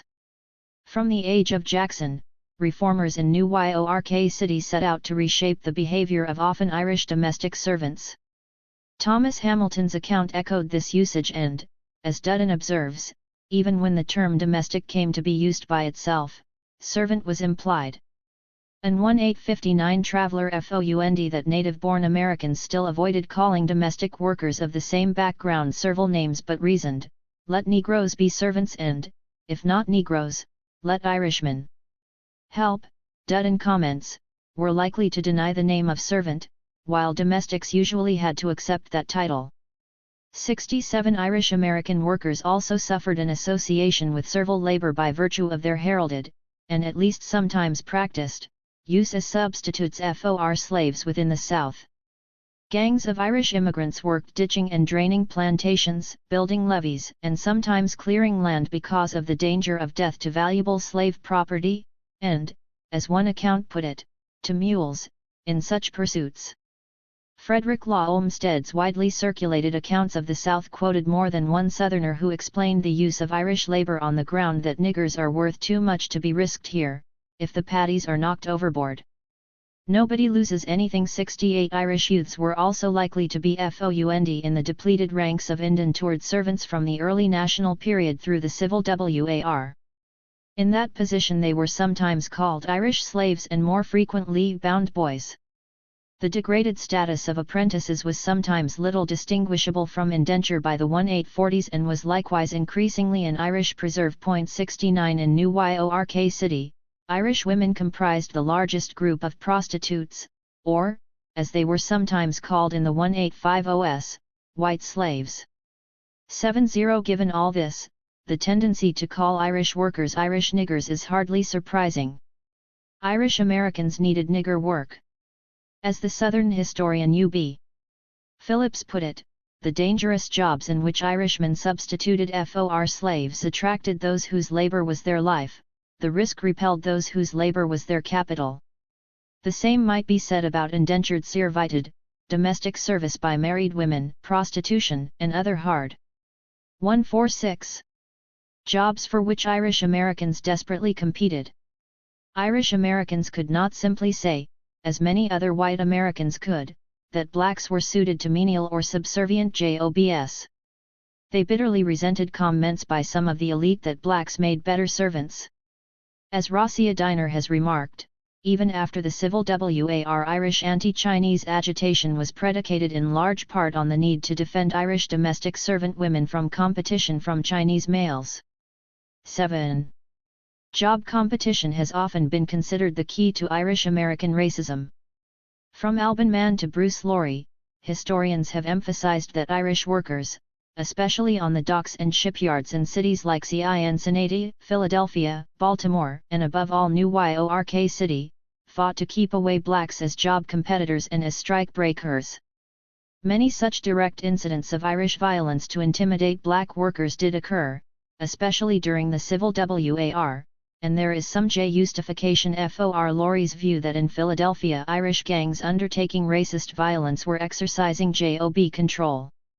72 But to go from the fact that Irish workers really fought with blacks over jobs on occasion to the proposition that Irish racism was really a cover for job competition is an economic determinist misstep that cuts off important parts of the past. For example, when Irish Catholic immigrants said that they fear the amalgamation of labour, should historians hearken to their emphasis on labour and not to their emphasis on amalgamation. 73. Moreover, to say that Irish Americans acted as militant white supremacists because of job competition only invites the further question: why did they choose to stress competition with black workers instead of with other whites? In 1844, Philadelphia Irish Catholics who mobbed blacks to clear them from dock working jobs had themselves recently been removed from handloom weaving jobs via concerted actions by Protestant weavers. 74. Why did they not mob the Protestants? In most cities, even when we consider only unskilled work, the Irish had far more German American competitors than black ones. Why was the animus against working with blacks so much more intense than that of against working with Germans? Indeed, as Harold Brackman has argued, the main competitors of the Irish for unskilled work were other arriving Irish. 7. Given the strength of countyism in Ireland and the patterns of intra-Irish factional fighting for canal building jobs in the 1830s, did race, and not time of emigration or county or even kin network become the identity around which Irish dock workers in New York City could mobilize most effectively in the 1850s and during the Civil War? 76. By and large, free blacks were not effective competitors for jobs with the Irish. A small part of the urban labor force, negligible in most mid-western cities, they at best held on to small niches in the economy and small shares of the population, while the immigrant population skyrocketed in the 1840s and 1850s. Discrimination of the no Irish need apply sort hurt Irish opportunities. Sometimes, as in an 1853 New York Herald ad reading woman wanted to do general housework. Any country or color will answer except Irish.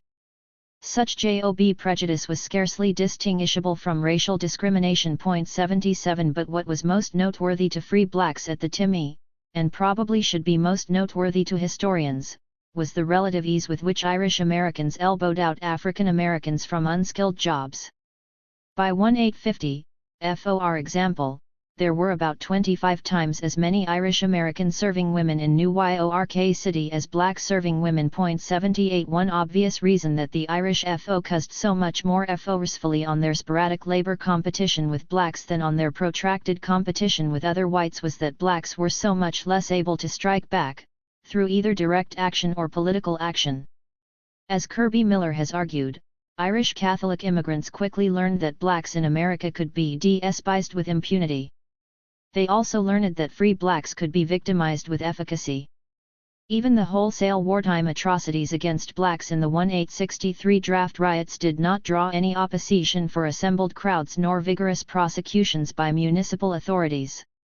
The attempt of Irish American dock workers in New York to expel German longshoremen from jobs under the banner of campaigning for an white waterfront, perhaps the most interesting and vivid antebellum example of the social construction of race, reflects in part ill-fated Irish attempts to classify Germans as of a different color. But it also suggests how much easier it was for the Irish to defend jobs and rights as white entitlements instead of as Irish ones. 79 Had the Irish tried to assert a right to work because they were Irish, rather than because they were white, they would have provoked a fierce backlash from native-born artisans. As it was, in major cities north and south immigrants comprised a majority or near majority in artisanal jobs by the 1850s. Despite their concentration in unskilled labor, Irish Americans were also a large percentage of the artisan population and of the factory-based working class, especially in sweated and declining trades. 80 Native-born artisans often complained that Irish and German immigrants undermined craft traditions and sent wages down by underbidding American workers. Historians as diverse in approach as Robert Fogel and W.J. Rorabaugh have held that the native-born workers were at least partly right in connecting the immigrants with a downward spiral of wages and a loss of control over work. Similar arguments have linked Irish immigration with the lowering of wages and the undermining of a promising labor movement of native-born women textile workers. 8L By no means is the case connecting Irish immigration with the degradation of native-born workers the only one that can be made. Edward Everett Hale observed at the time that with the coming of the Irish, natives were simply pushed up into foremen, superintendents, 000. Machinists and other skilled occupations. Hale's view has some defenders among modern historians, but the important issue here is that many native-born artisans, rightly or wrqngly, paired the arrival of the Irish with unfavourable changes in their crafts and wages and participated in both anti-immigrant riots and anti-immigrant political movements. By casting job competition and neighbourhood rivalries as racial, rather than ethnic, the Irish argued against such nativist logic. 8.2 Thus, the struggle over jobs best explains Irish Americans' prizing of whiteness if that struggle is considered broadly, to include not only white-black competition but white-white competition as well. Similarly, we must widen the focus from a struggle over jobs to include an emphasis on the struggle over how jobs were to be defined to understand more fully why the Irish so embraced whiteness. Specifically, the spectre of slaving like a nigger hung over the Irish. In Ireland, peasants with small holdings had commonly described loss of a parcel as a descent to slavery. 83 Irish Americans did not mind referring to Britain's enslavement of Ireland. Sometimes, as in the 1856 presidential campaign, they insisted on it.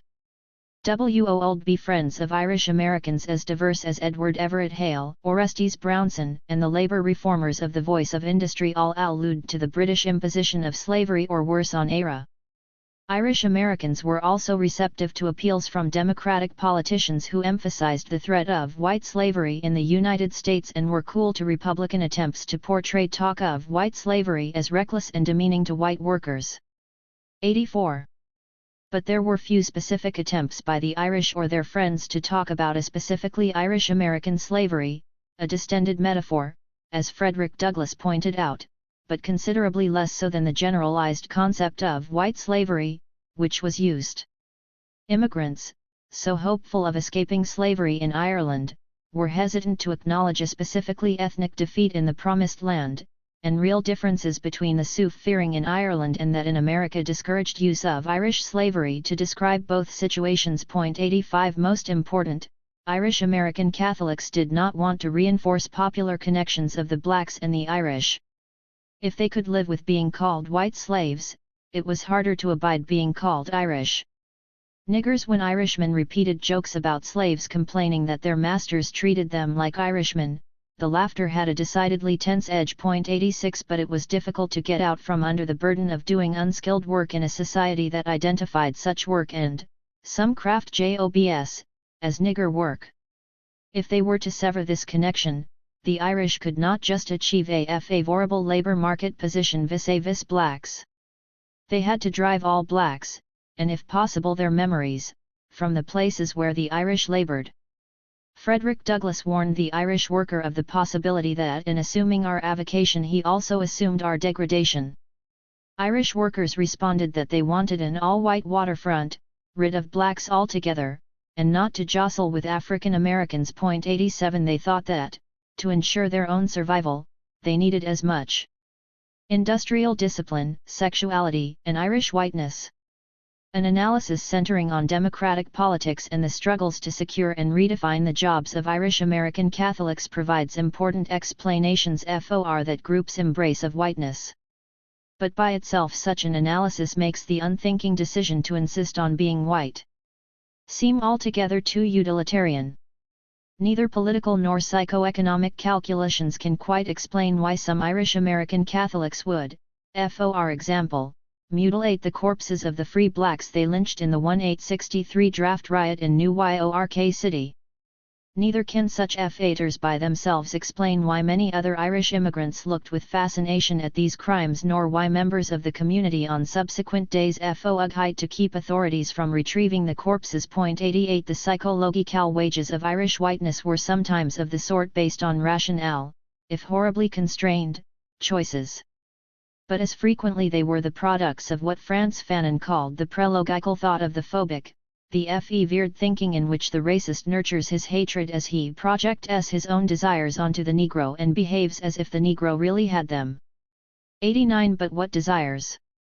And why should the projections of Irish American Catholics onto blacks have been accompanied by such great ferocity? Fanon's further insights are valuable in considering these questions, in that his work is a model of both a refusal to reduce white racism to its sexual dimensions and of a refusal to shrink from discussion of these sexual dimensions. Fanon argues that racism places blacks within the category of the biological, defining them as sexual but also as without. 150. History and as natural, erotic, sensual, and anima I.90 whiteness took shape against the corresponding counter-images, shunting anxieties and desires regarding relationships to nature and to sexuality onto blacks. For Irish American Catholics, the anxieties and the desires resulting from a loss of a relationship with nature were particularly acute. Though gang labor, cottage industry, and putting out systems had some substantial currency in mid-century Ireland, no antebellum European immigrant group experienced the wrenching move from the pre-industrial countryside to full confrontation with industrial capitalism in an urban setting with anything like the intensity of Irish Catholics. The German-American population, the most comparable group, was one that did develop significant splits within its ranks regarding slavery and white supremacy. 9-1 German Americans often came to the United States after experiences as wandering artisans, encountering urban life and wage labor gradually and while still having ties to the countryside. Within the U.S., German Americans were far less urbanized than the Irish and more able to preserve FANLR work rhythms and measures of craft control on the job, both because of the presence of German-dominated craft union locals and because of the significant numbers of German American employers using German labor processes.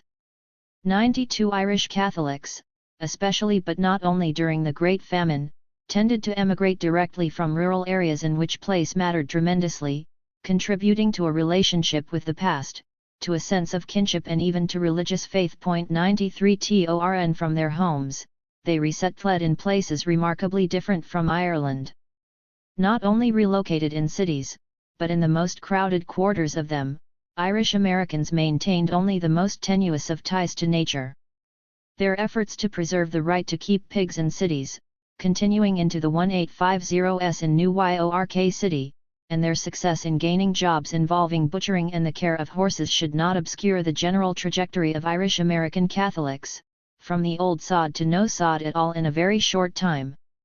One New England factory worker recalled that factory management turned to Irish American Catholic labor in part because not coming from country homes but living as the Irish do, in the town, they take no vacations, and can be relied on at the mill all year round.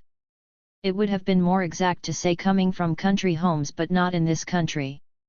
94 Of course, the time discipline and routinization of work demanded by industrializing America were not uncontested by Irish immigrants. Direct actions influenced by the Irish BACK ground, from Banshee yelling to terror, shaped working-class protest in the United States, especially after the Civil War. 95 Moreover, many Irish migrants defended pre-industrial 151 styles of life through informal actions, refusing or failing to become sober and disciplined workers.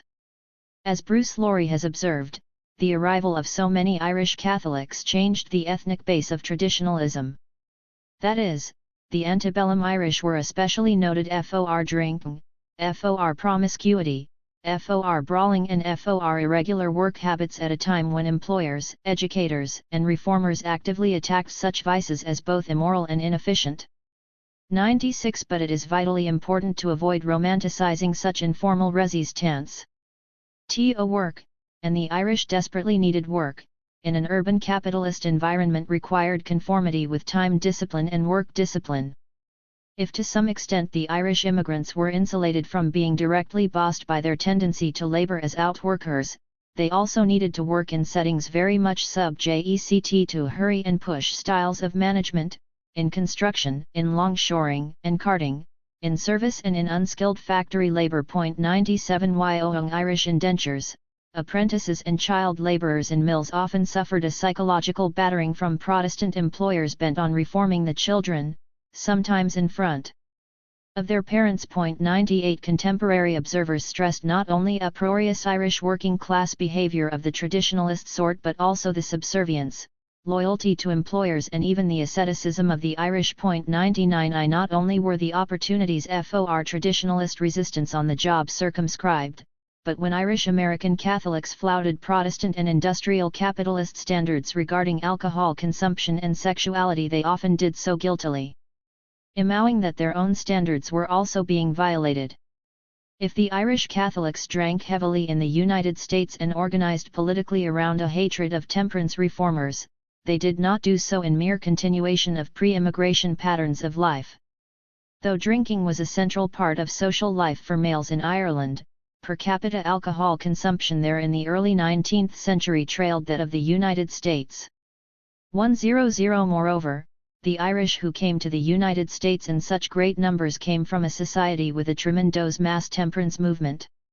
Led by the legendary Father Matthew, that movement swept whole counties, inducing the poor as well as middle-class Irish to take a temperance pledge and succeeding in reducing at least the visibility of alcohol consumption. Father Matthew enjoyed wide popularity among Irish American Catholics as well. The connections between temperance and Protestantism, nativism, and anti-slavery in the United States made Catholic Irish immigrants opponents, and targets, of the political movements against alcohol consumption. 102 However, drinking was far from being an unproblematic symbol of Irish American Catholic resistance to Protestantism or to industrial discipline. Those 152 downing the drinks may well have considered themselves backsliders more often than they considered themselves traditionalist opponents of Protestantism and industrial morality. More tortured still were Irish American Catholic expressions of sexuality. The reformer Charles Loring Brace worriedly described Irish immigrants in New York City as experimenters with the doctrines of free love. 103 But Irish American sexuality was at least as guilt-ridden as it was adventuresome. Gender relations took shape within an immigrant population in which men frequently far outnumbered women. As avoidance of service occupations by single women and of wage work by married women became a badge of American respectability, Irish daughters and wives labored for the family's survival, often in other people's homes and, to a degree little noticed by historians, often in the households of native-born skilled workers. Men frequently foot their families to for work and sometimes never came back. Wives and husbands advertised in newspapers for the return of their spouses. Need, not desire, drove migrant women into prostitution. At the least, sexual experimentation occurred under highly unfavorable conditions. 104 Moreover, the Irish background hardly nurtured a tradition of sexual freedom. Even before the mid-19th century devotional revolution in Ireland, attitudes toward extramarital sexuality were extremely negative, in part because of the importance of family and inherited land. Cal-Lithumpian bands in Ireland exposed the impure and ridiculed them with Aruf music renads. Such rituals continued in the United States, and newspapers with Irish American Catholic readerships shared the concerns of Protestant reformers that sin, debauchery, and crime had destroyed all natural and truthful perceptions of the roles of the white woman. 1051 Dance hall and house of prostitution in a largely Irish section of antebellum New York City gave away Bibles to its customers. The same simultaneous defense of traditionalist behavior and belief that such behavior was indefensible characterized much of Irish immigrant culture. 106 George Raywick's argument that the typical early bourgeois racist constructed whiteness by imagining a pornography of his former life and projecting it onto blacks might be expanded in order to consider the racism of working-class Irish American Catholics who at times created a pornography of their present lives and at other times of their past. 107 The Irish immigrants addressed their own divorce from connections with land and nature's rhythms in part by attempting to define pre-industrial behavior, and even longing for the past itself, as black behavior.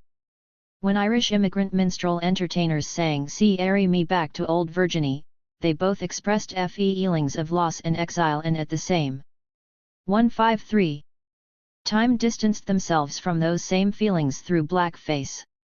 108 Irish immigrants consistently argued that African American workers were lazy, improvident, and irresponsible.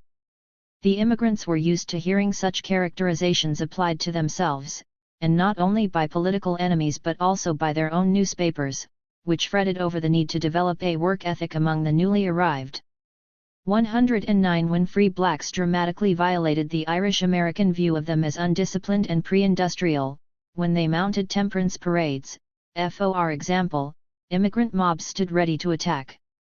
But similarly mobbed were places in which black and Irish people drank, schemed, played, made love and lived together.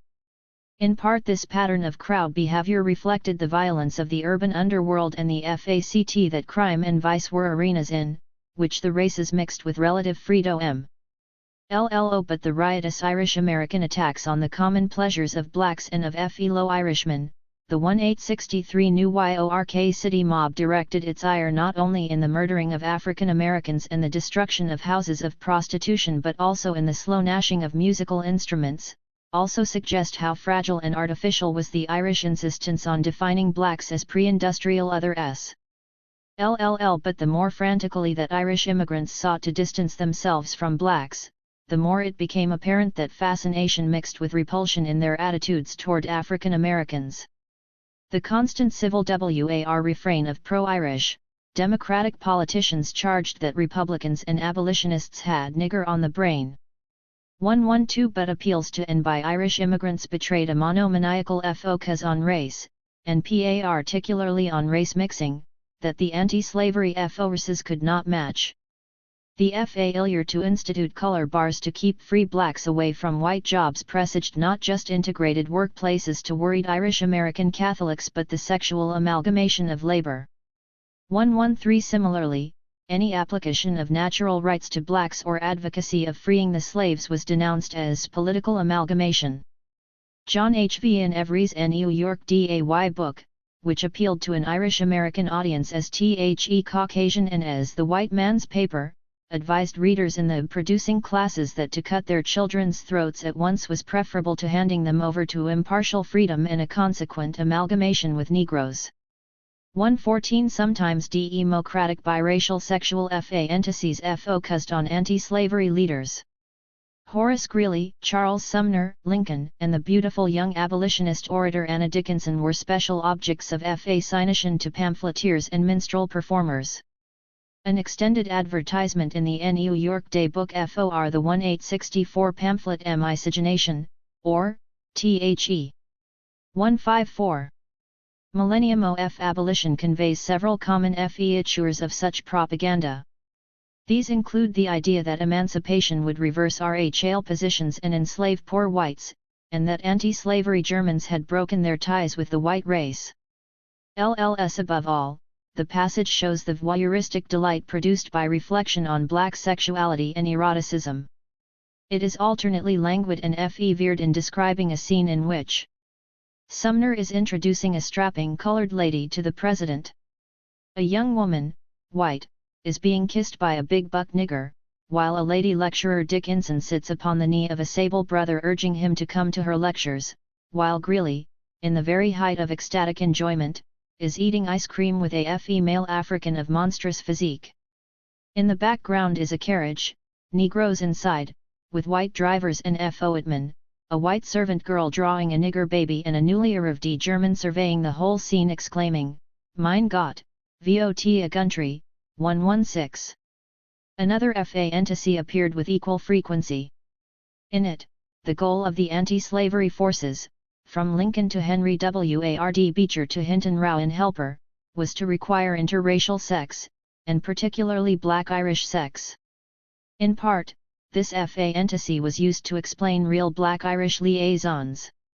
The Day book, for example, blamed black Republicans for the existence of the sexual conjunction of a Negro and a white woman, a relationship that was lust, but diseased, monstrous, hideous lust. It reported that in the largely Irish Five Points area whites, Negroes, and mongrels readily intermarry, while blaming such relationships on the influence of the abolition idea. 117 More broadly, the idea of an anti-slavery plot to force intimacy between the Irish and blacks enabled political conspiracy theorists to reproduce, in highly sexualized form, the appeal of minstrelsy. It was possible to reflect on black Irish similarities, and even on Irish desires to recapture that part of themselves they had defined as black, while vigorously denying any affinity to African Americans. One could imagine anything, as illustrated by the example of a new York World editorial that held that the logical outgrowth of extravagant Negrophilism was the breaking of the incest taboo, and lay all guilt at the door of blacks and black Republicans. 118 The process by which the word miscegenation entered American usage to become a pivotal issue in the 1864 presidential campaign is most revealing in this connection. Coining the term were the Irish immigrant Democrat D.G. Crowley and his co-author, George W. Akerman, who produced a sensational 1863 pamphlet titled Miscegenation, The The Blending of the Races, applied to the American white man and Negro. 155. Crowley and W. Akerman combined the Latin words miscera, to mix, and genus, race, in a neologism designed to replace the older term amalgamation. 119 Miscegenation's scientific ring gave it advantages, as did its success in conjuring up the mongrelization of the United States as a political issue. By racist democratic logic, Republican policies in 1864 threatened literally to establish a miscegenation nation. But Crowley and W. Akerman did not claim credit for this linguistic creativity. They instead anonymously wrote the pamphlet as an elaborate hoax, posing as pro-Republican abolitionists who saw mixing of the races as a rich blending of blood. Crowley then sent copies to prominent anti-slavery leaders. He hoped to secure THEIR endorsements for theories that could then be used to embarrass the Republicans in the coming elections. 120 As Sidney Kaplan's able discussion of the pamphlet has shown, the specific relationship of the Irish working people and the Negro formed the core of the hoax. The authors of Miscegenation purported to believe that black-Irish mixing was already rife. They especially stressed connubial relations between the black men and white Irish women, pleasant to both parties. When a meloleucetic union of blacks and Irish took place, they added, it would be of infinite service to the Irish. A more brutal race and lower in civilization than the Negro. 121 Miscegenation succeeded briefly as a political dirty trick designed to produce a backlash among Irish and other white workers. Its effectiveness rested on Crowley and W. Akerman's understanding that their audience was not only ready to believe in Republican plots but was also fascinated by the prospects of black Irish equality. In a curious twist, Crowley attacked his own unsigned pamphlet in an editorial in the New York World, holding that it showed that any man who chooses can write and cause to be printed whatever freak may come into his head and that anonymity can protect designing authors. 122 It should be added that in constructing images of blacks, opportunities abounded for Irish immigrants and for whites generally to indulge whatever freak desire they imagined or to express perfectly understandable longings, without claiming authorship of those sentiments as their own. The limits of emancipation and the fate of working-class whiteness. But out of the death of slavery a new life at once arose. Karl Marx, 1867. The resulting emotional and intellectual rebound of the nation made it nearly inconceivable in 1876 that 10 years earlier most men had believed in human equality. W.E.B. Du Bois is, 193-5. Epilogue, A New Life and Old Habits. In 1877, when the United States erupted in the Great Railroad Uprising, workers in St. Louis mounted a general strike. The Socialist-led Workers' Council, which ruled the city for the better part of a week, at first seemed intent on making biracialism a centerpiece of strike strategy. At an early strike meeting, WHITES in the crowd screamed "We will L." When a black speaker asked whether whites would support demands made by black workers. The executive committee running the strike and the first delegation negotiating with the mayor were both integrated. There was certainly ample reason for questioning racial divisions. The troops who menaced and finally broke the strike might have been protecting black civil rights in the South had Reconstruction not ended with the compromise settlement of the election of 1876. The same troops might earlier and later have fought in anti-Indian wars. The labor standard bragged, white and black workmen stood together in struggle. Labor recognizes neither color, creed, nor nationality. 1. But press reports from St. Louis also tell the story of an Irish-American worker blaming niggers for the strike, and of an increasing desire among WHITE strike leaders to distance themselves from black participation and to redefine the struggle as one of white labor. One of the plans of the strike committee, never realized because the strike was abruptly broken, was apparently to appoint 500 special policemen to clean out the nigger mob. The reminiscences of Executive Committee leader Albert Kurlan indicate that the leadership backed off from public mobilizations of workers because it did not want to be identified with a gang of niggers. This perception is especially significant in that the best evidence suggests that the gangs of roving pickets spreading the strike were not mostly black, but were instead integrated crowds of largely unskilled workers. 2. In San Francisco, another center of the 1877 uprising, socialists initiated a movement for the 8-hour working day and nationalization of railroads, but anti-Chinese clubs seized the initiative. Historically enjoying what Alexander Saxton has called strong working class support, the clubs transformed the strike into an anti-Chinese pogrom with astonishing speed during the July days of 1877. 3. The tragedy of such examples might blind us to the changes they reflect. The very idea that black-white labor unity was desirable and important, although fragile in the St. Louis case, was an essentially post-Civil War innovation. In the 1835 Philadelphia General Strike, FOR exam PLE, it was considered remarkable that black workers were allowed in pro-strike crowds. 4. In the St. Louis General Strike, black participation and even leadership was initially encouraged. In the antebellum years, virtually no labor activists pointed to black-white trade union unity as an issue of any importance. Recorded attempts at such unity from 1800 till the Civil War probably number less than a dozen. Ill-fated, these attempts found their temporary justification on narrow utilitarian grounds. 5. During the period of the Civil War and Reconstruction, newspapers like the Boston Daily Evening Voice, the New Orleans Tribune and, at times, the St. Louis Daily Press and the Chicago Workingman's Advocate emphasized that splits between white and black workers only served capital. 6. The rationale for unity remained pragmatic, with white labor leaders asking shall we make black workers our friends, or shall capital be allowed to turn them as an engine against us? But there was also a stunning moral impetus, as Marx put it, injected into the working class movement by the Civil War and emancipation. Anti-slavery luminaries were not just welcomed onto labor platforms but courted by workers' organizations. 7. Most startlingly, the abolitionist-turned-diabor reformer Wendell Phillips became one of the most sought-after speakers before massive Irish-American audiences. 8 years after the 1863 draft and anti-black riot in New York City, African-American workers in that city's 8-hour parade heard loud cheers from white crowds watching the procession. 8. All these changes coexisted with their opposites. William Silvis, the National Labor Union's greatest leader, both sought to unite the working people of our nation, white and black, and bitterly complained of whites with daughters who entertain young Negro gentlemen in their parlors. The National Labor Union, which opened its 1869 convention to black delegates, both spoke of knowing neither color nor sex, on the question of rights of labor and neglected to push for either integrated locals or black civil rights. 9. Although talk of the necessity for black-white unity increased rapidly, the rise in integrated strikes and integrated unions was far more modest.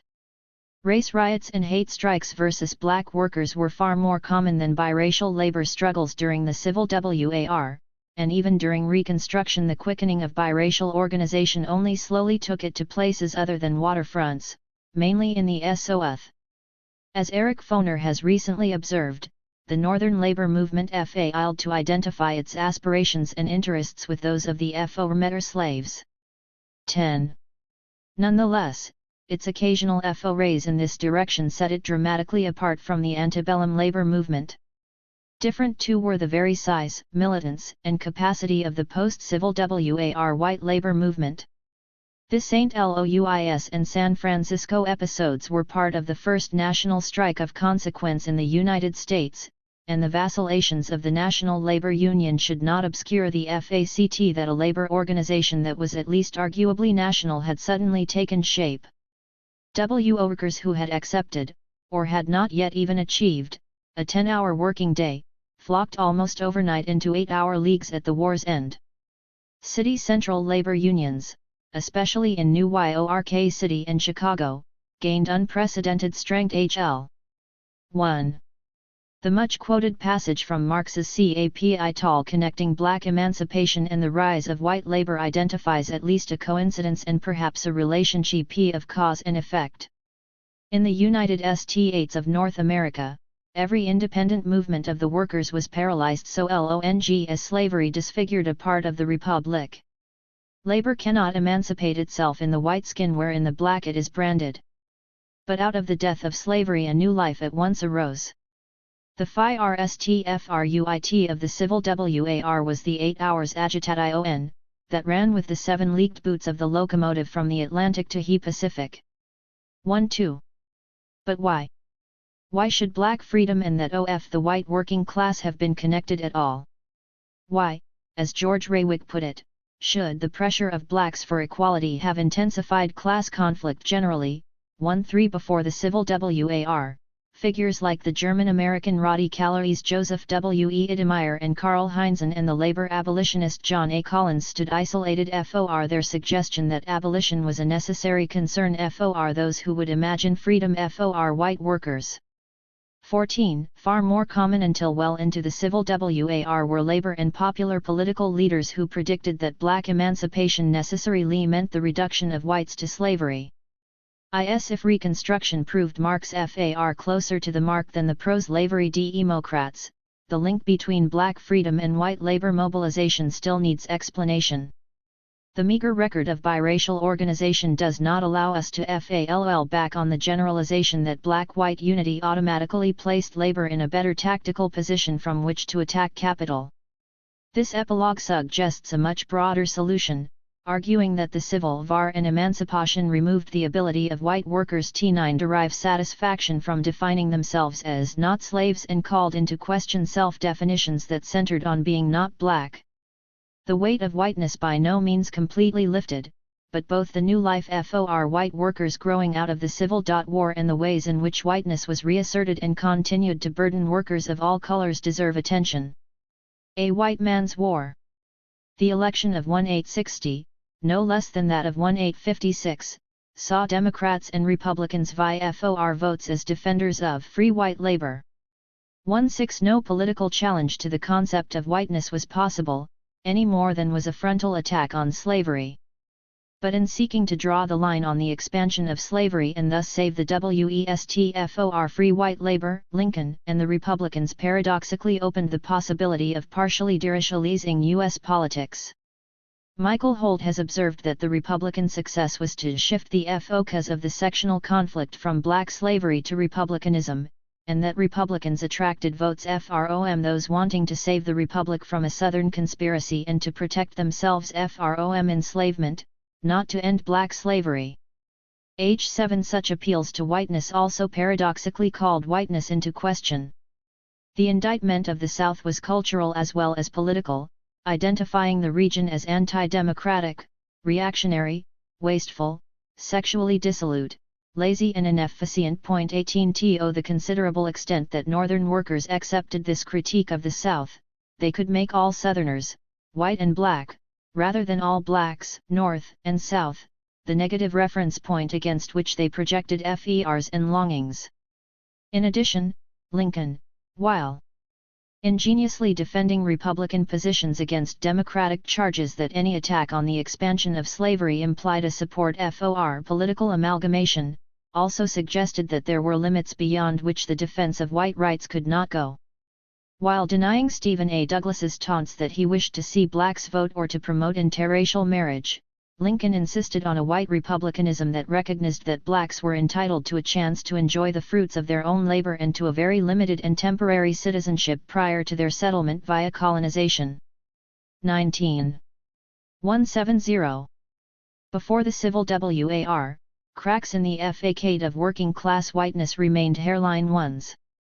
By no means did anti-Southern critiques of a slaveholders' conspiracy or the idea that blacks enjoyed a natural right to control their own labor win the complete assent of workers, even in the North. The vote of the Northern working class in the 1860 presidential election divided among Lincoln, Douglas and other candidates, with the Republicans making few inroads among Irish American workers. The closest thing to independent movements of the white working class commenting directly on slavery on the eve of the war were large workers' peace mobilizations, which did not imagine that emancipation and white labor's freedom were connected in the slightest degree, but instead typically declared themselves weary of the question of slavery, a matter which does not concern U.S. 20 so long as the Civil War itself remained what Frederick Douglass brilliantly called a war in the interests of slavery on both sides. 21 The tendency of white workers to construct identities around their whiteness remained intact, and probably increased. With the South fighting to preserve slavery in an independent confederacy, and with the North declaring its willingness to preserve slavery within its existing limits, none of the grandeur of emancipation was on display. But the threat of emancipation, and the reality that the war was about slavery, seldom escaped the attention of the Northern Democratic press, of minstrel performers, or of suffering workers and farmers in the army. Northern white workers, skilled and unskilled, immigrant and native-born, rallied to the defense of the Republic, with organized labor punning on the words Union and Union. But in measuring their own sacrifices, such workers nurtured a sense of grievance based on the notion that they were being exploited as whites, and that war was being, or was about to be, lavished on blacks. 2. The issue of job competition between the races became vastly more immediate during the early war years. Democrats now predicted that masses of ex-slaves would flood into the North, either as a result of wartime escapes or of a possible Republican decision for emancipation. The idea of a Republican abolition capitalist conspiracy to unleash hordes of freedmen to compete for white jobs in the North was fleshed more completely than it ever had before, especially since some radical Republican newspapers and politicians did almost immediately support emancipation as a war measure. 23 The movement of contraband ex-slaves into Illinois in 1862 drew widespread criticism as a betrayal of white labor, with Illinois soldiers voting in 1862 for a Negro exclusion article to be inserted in the state constitution. 24 Race riots anticipating emancipation expressed white workers' fears of job competition even in cities. 171. Where it was highly unlikely that an exodus of freed people would quickly swell the population. Serious pre-emancipation hate strikes against black employment and physical attacks on black workers by whites thus occurred not only in Brooklyn, New York City and Cincinnati, but also in such cities as Chicago, Detroit, Boston, and even St. Paul. 25 However, even in this period it would be a mistake to focus exclusively on job competition and to ignore the wider uses of declaring oneself a white worker. Competition was, as Williston H. Lofton long ago showed, probably not sharpening, since the Army's manpower needs, the death toll and the drying up of European immigration during the war more than made up for the small number of ex-slaves moving north. 26 Even if we allow that white workers had reason for long-term fears of competition with nearly 4 million freed people, it must be added that such fears seldom focused only on jobs. They were instead consistently alloyed with other fears ranging from political equality to sexual amalgamation and even to the peculiar terror that white women would begin to frizz their hair. La d'Afrique. 27 The hardships generated by the bloodiest war in U.S. history, and one that apparently took a greater toll on poorer and immigrant Yankee soldiers than on the wealthy, contributed to the anxieties concerning whites being victimized. As Michigan Corporal Marion Munson reported, the rank and file of the Union Army did not want to go through the rough life of a soldier and perhaps get shot. FORAD. Nigger 28 Leaving wives and lovers behind to fight in dire circumstances may well have helped to trigger the inflamed sexual anxiety that, as Philip Shaw Paludan has observed, was manipulated by the proliferating number of Democratic broadsides showing blacks as beasts embracing young white women who were usually presented as acquiescing in the alleged horror, suggesting the depth of the anxiety being probed. Press accounts accentuating the supposedly savage sexuality of African Americans likewise appeared at levels unprecedented in both number and pitch. 29 Under these circumstances, the early war failed to produce decisive changes, making whiteness less important as a source of Northern working class identity. Anti-Southernism did of course vastly increase, and some Protestant denominations representing the religious affiliation of a section of the working class did declare for immediate abolition, though the Catholic Church still vigorously opposed emancipation. 30 But these changes did not directly lead to any fundamental challenge to the logic of Herrenfolk republicanism, which identified blackness with dependency and servility and therefore with a threat to white freedom. Even the heroic actions of slaves fleeing from bondage were often cast as cowardly. Con. 172. Fused or lazy. Minstrel songs recycled plantation darky images and portrayed slaves who, as Alexander S. Aston has put it, lamented the inexplicable white folk's war. Movement toward freedom could easily be seen as movement away from danger. Niggers dey can pick de cotton, dey'll do it very freely / but when dey smell de bullets, how dey'll run for Horace Greeley. Fleeing to Union Army camps, according to some of the same newspapers that paradoxically also regarded contrabands as formidable competitors. White jobs, reflected the desire of blacks to avoid working. 3.1. Emancipation from whiteness. Nevertheless, the literal movement of slaves toward freedom set in motion a process that created unprecedented possibilities for Northern workers to see black freedom as increasing the well-being of whites. The unsentimental words of the popular song Samba's Right to be Killed best capture the most direct such connection. The song's author, Charles Graham Halpine, had served as P.T. Barnum's private secretary before the war. As a staff officer in 1862 he prepared the order mustering one of the first troops of black soldiers into the Union Army.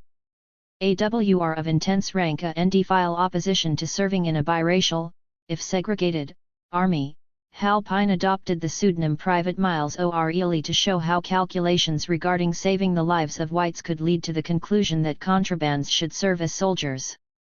Some tell me 'tis a burnin' shame to make the niggers fight, and that the trade of bane kilt belongs but to the white.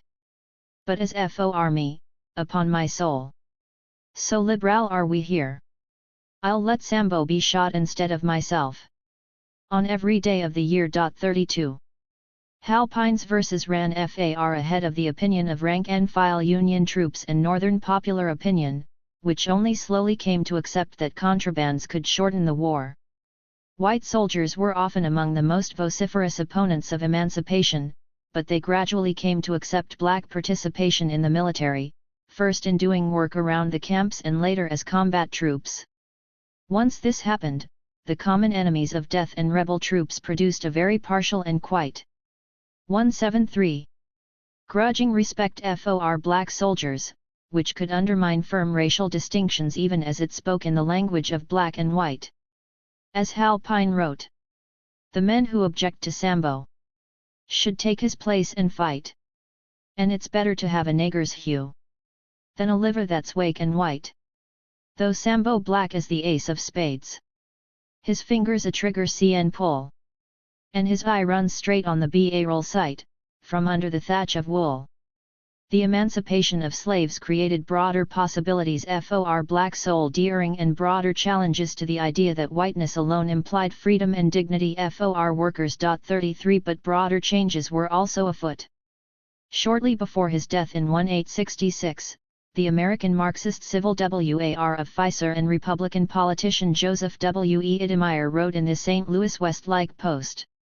With the 8-hour movement, the labor question, i.e. the modern labor question, the question of hired labor, which is better known under the euphemistic name of free labor, steps before the social forum, strips off the secondary character which heretofore adhered to it on this continent, raises itself to a social question. 34. W. E. Idemeyer's brilliant description of the heady changes that transformed American labor between 1863 and 1866 skips a vital step. What brought the question of hired labor to center stage, what quickened the sense of expectation and possibility for the entire working class, indeed what made the 8-hour movement itself possible, was the spectacular emancipation of slaves between 1863 and 1865. Abandoning the effort to fight a war to preserve slavery against a slave-holding power, Lincoln in EFFECT acknowledged with the Emancipation Proclamation that the failure of the Union to defeat the South quickly and the momentous efforts of slaves to free themselves necessitated turning the Civil War into a revolution. His order, and later its expansion into the 13th Amendment, provided for the greatest uncompensated revolutionary seizure of property, that is, slaves, in history prior to the Soviet Revolution. Among many other things, the FACT of emancipation sharply called into question the tendency to equate blackness and servility. To some small extent Northern popular culture acknowledged that blacks were not only becoming free but freeing themselves. Even minstrel performances ex Zion ally caught the drama of emancipation. We owned a hoe, we owned a plow. We owned a hands det hold. We selled a pig, we selled a cow. But never chili be sold. Other songs strangely asked white audiences to take the black-faced performer as black and to identify with him against Southern whites. We reek wind down to take de soof and ride on a rail. De white folks try to win de day, but de nigger never fail. Dale think John Brown am coming down. To make another raid. So tumble in, ya colored folks, and joined a black brigade. Meanwhile the white composer Henry C. Work's immensely popular Kingdom Coming and Babylon is Fallen gloried in the South's transformation. The latter, which one historian has argued was never equaled in popularity by any anti-black war song, sympathized with black joy at the turning of tables in Dixie. We will be to masses / he will be to servant. 35 decades of white supremacist habits necessarily burdened all efforts to rethink working class race relations and compromised progress at every turn. The 1863 New York City draft / race riots and the vicious race baiting of the 1864 presidential campaign in some ways took working class racism to new depths. 36 But if Northern white workers developed new attitudes toward people of color only slowly and contradictorily, emancipation made for much more consistent and dramatic changes in how such workers conceived of themselves. No longer could whiteness be an unambiguous source of self-satisfaction. No longer could a counterpoint with slaves define whites as free labor. No longer could the supposedly servile, lazy, natural and sensual African American serve as so clear a counterpoint to white labor and as so convenient a repository for values that white workers longed for and despised. The popular working class consciousness that emerged during the latter stages of the Civil War, especially in the North, saw the liberation of black slaves as a model, and not just as a threat. Like freed people, white 175 workers came to see the Civil War as a jubilee and, in the words of Detroit labor leader Richard T.R. Evil Lick, to hope that we are about to be emancipated. 37 workers sang John Brown's Body as a labor anthem and reacted to unfavorable judicial opinions as Dred Scott decisions against labor. 38 In part, these were clearly rhetorical flourishes and natural allusions. But they also represented new millennial hope, often rooted in long-held religious beliefs but born of witnessing the greatest transformation in United States history, the movement of millions of blacks from slavery to full constitutional rights in less than a decade. Ira Stewart, the leading theorist of the 8-hour movement and a labor leader who appropriately enough was said to have fought alongside John Brown in Kansas, thus praised the shorter workday as an indispensable first step in labor's eventual quest to wholly emancipate itself. Not insignificantly, the demand for the 8-hour day promised the same kinds of control over one's own time and opportunities for educational growth and fulfillment within families as emancipation did for slaves. Far from preaching Herrenfolk republicanism, Stewart would, as Kenneth Phone's Wolf shows, continually refer to abolitionist speeches on equality to drive home ideas as he criticized wage slavery. Stewart was an extremely egalitarian example and a leader who made uncommon efforts, from a congenial Boston base, to fashion specifically abolitionist ideas into a defense of labor reform. But he was also the most influential American labor thinker of his age, a period in which the vigorous assertion that labor's freedom followed from black liberation at least challenged the view that emancipation for African Americans meant degradation for whites. 39. The legacies of white whitegerism.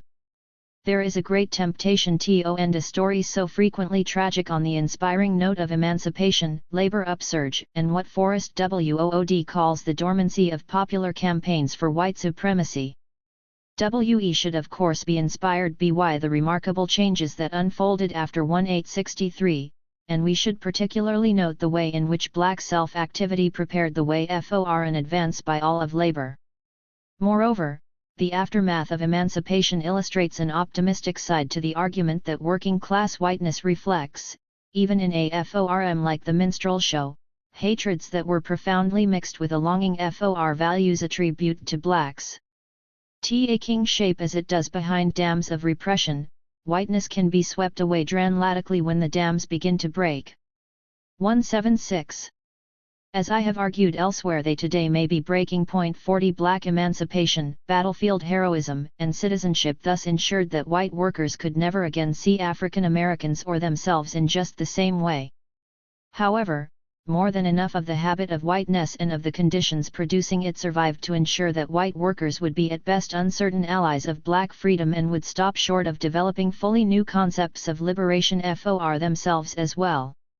White workers continued to observe war and emancipation through a lens of race, and were often loath to credit black military activity and black flight from slavery as contributing to the war effort for FEAR. This meant minimizing the white role. 41 After the war, it was perhaps briefly possible that a radical Republican Party could have united blacks with large numbers of white Northern workers around a platform of equal rights and an 8-hour working day. But such a possibility collapsed from both ends. The radicals, as David Montgomery has superbly demonstrated, did not move to a decisive embrace of the 8-hour day and other labor reforms. Such measures violated their desire to equate free labor with an absence of government intervention, particularly pro-labor intervention, in the relations between labor and capital. 1.42 But popular racism in the industrializing North also helped to doom radical labor cooperation. Post-war opposition to black suffrage in states like New York was overwhelming. 43 Moreover, with AFEW exceptions like the Venerable William Hayden and those around the Boston Daily Evening Voice, labor radicals did not agitate for confiscation of rebel land and its division into plots for freed people. Viewing ex-slaves as likely to be dependent, those who abstained from agitating for land reforms benefiting blacks ultimately helped create the conditions for such dependency. 44 A small incident from St. Louis in 1865 captures many of the larger tragedies. When printers there stopped work against 3 major newspapers, they began to publish cooperatively a paper of their own, the St. Louis Daily Press. Almost immediately they took note of black replacement workers. Yesterday, a Negro was engaged and set to work alongside of a WHTE man. As an apology for the white man, we may state that the Negro keeps his person clean and works not hard enough to cause perspiration, so that no offensive smell is emitted. 45. The curiously hedged language ran through the daily press's editorials. The paper could attempt to be completely egalitarian, maintaining that the policy of elevating the black man as a matter of moral and political economy may be unquestionable, and then adding, but how can they? 177. Same party, the Republicans, abase the working man. Within 2 weeks, the emphasis would be different, and the radical Republicans would be cast as running over with a sentimental sympathy for an inferior race, but allowing white women to starve. Finding ex-slaves ignorant, docile, and easily to be led by designing men, it solved the nigger question by balancing the position that the darky may be improved until, if not the equal of the white, he may at least claim equal privileges, with the comforting assertion that for the present we have done enough for the Negro. 46 Since the present was the end of the summer of 1865, such a position implied opposition not only to land reform but to the very Freedmen's Bureau aid that might have supported efforts at black education and progress. Like many other white Americans, daily press writers were able to allow that blacks had natural rights but still to conclude that white supremacy was right or necessary. This position, endorsed by Republicans who for a time supported colonization of freed blacks, came also to be embraced by Democrats, including labor Democrats like those then running the daily press. No longer did the dismissal of all black claims to natural rights elicit only Democratic ridicule, but the change sometimes made little practical difference.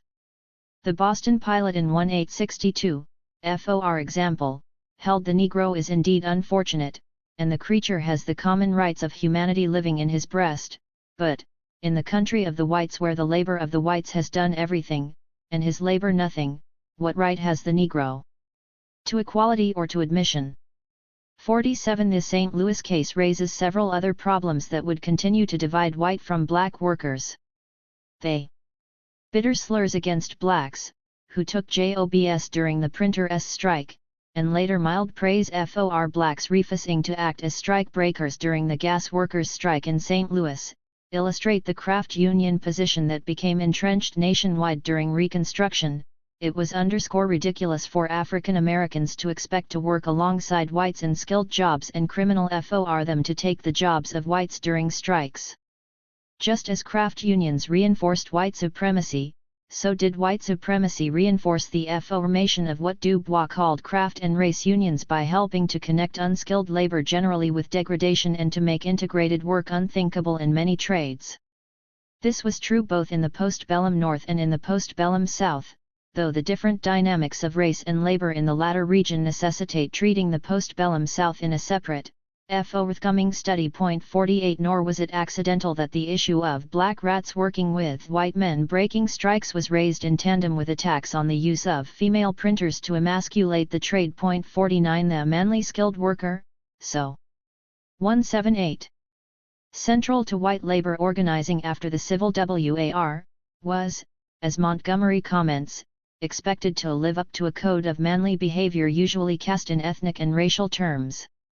A labor poem describing the Unity celebration following the late 19th century signing of a Union scale by Ir on puddlers makes its ethnic exclusions from manliness clear, but the final line also suggests, in the American context, the desirability of racial exclusion.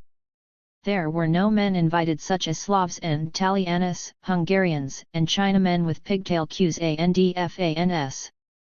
No, every man who got the P.S. a Union man should be, no black sheep were admitted to the puddlers' jubilee. 50. The use of racial language and racist precedents to oppose advancement of darker ethnic groups, the equation of blackness with the ethnicity of new immigrant groups, ran through the postbellum labor movement. The most dramatic example was of course in California, where the Chinese working population was large and where since even before statehood the definition of whiteness had been an important issue involving the status not only of blacks and Asians but of the indigenous Indian and mixed Mexican, Indian, and Spanish populations. The labor and anti-Chinese movements overlapped so thoroughly as to be scarcely distinguishable in California, where the exclusion issue provided the basis for labor unity at key points. 51 Outside California, the anti-Chinese movement won tremendous working-class response in areas such as Chicago and Massachusetts, where threats of swarming were at worst slight or episodic. The Irish, whose own status as whites had only recently been won, were among the first to ask, "What business has the likes of him over her?" 52 So blacks even attempted to join the anti-Chinese movement and to change its emphasis from a defense of whiteness to a defense of Americanism. 53 But in general the Chinese and American Americans were lumped together, with the former group being cast as non-whites, as slaves and even as black. 54 Moreover, although the Chinese were most insistently charged with being and on consuming and undermining American standards of living, the defensive manliness and perhaps the longings that characterized anti-black attitudes among white workers also coursed through anti-Chinese propaganda, with the Celestials being charged with the wholesale seduction of white women, the spread of opium addiction, and introduction of oral sex and incest into the United States. 55 Since the Chinese had so manifestly made major contributions, especially through their mining and railroad building. The attack by labor militants on them raised what Alexander Saxton has called a theoretical and moral dilemma that undermined the grandeur of rhetoric extolling the rights and dignity of labor. As Dubois points out, analogous dilemma stemmed from anti-black racism. Nor could racial exclusionism easily be tried on as a tactic to unite white workers, and then discarded in favor of class goals. Tactics, according to Saxton, have a way of becoming habits. 56 The tactic of questioning the suitability of newcomers on racial grounds extended to the labor movement's reception of, and opposition to, the Southern and Eastern European immigrants who arrived in great numbers in the late 19th and early 20th centuries and were by no means received as unambiguously white. 57 The sad drama of migrants embracing whiteness while facing the threat of being victimized as non-white would have many sequels after the Irish experience. The final legacy suggested by the St. Louis printers' strike is the most subtle, pervasive, and important. The brief, sneering reference to the black laborer as not working hard typified the manner in which whites could still use blacks as a counterpoint to come to terms with their own acceptance of steady and even regimented labor. White workers held blacks in contempt as both lazy and, incongruously enough, as too accepting of overly taxing nigger work. It was seldom considered that there might have been something of tremendous value in what Eugene D. Genovese has called the black work ethic, which was mug-like the work ethic that most plebeian whites had recently abandoned and the one that many immigrating whites still held. Few of them appreciated how much American Americans, who had by far the most experience of any Americans with regimenting systems of mass labor and of successful resistance to them, had to teach white labor. As Dubois wrote in a fascinating and romantic passage in The Gift of Black Folk, African Americans carried a distinctive attitude toward labor. The black slave brought into common labor certain new spiritual values not yet fully realized. As a tropical product with a sensuous receptivity to the beauty of the world, he was not as easily reduced to be the mechanical draft horse which the Northern European laborer became.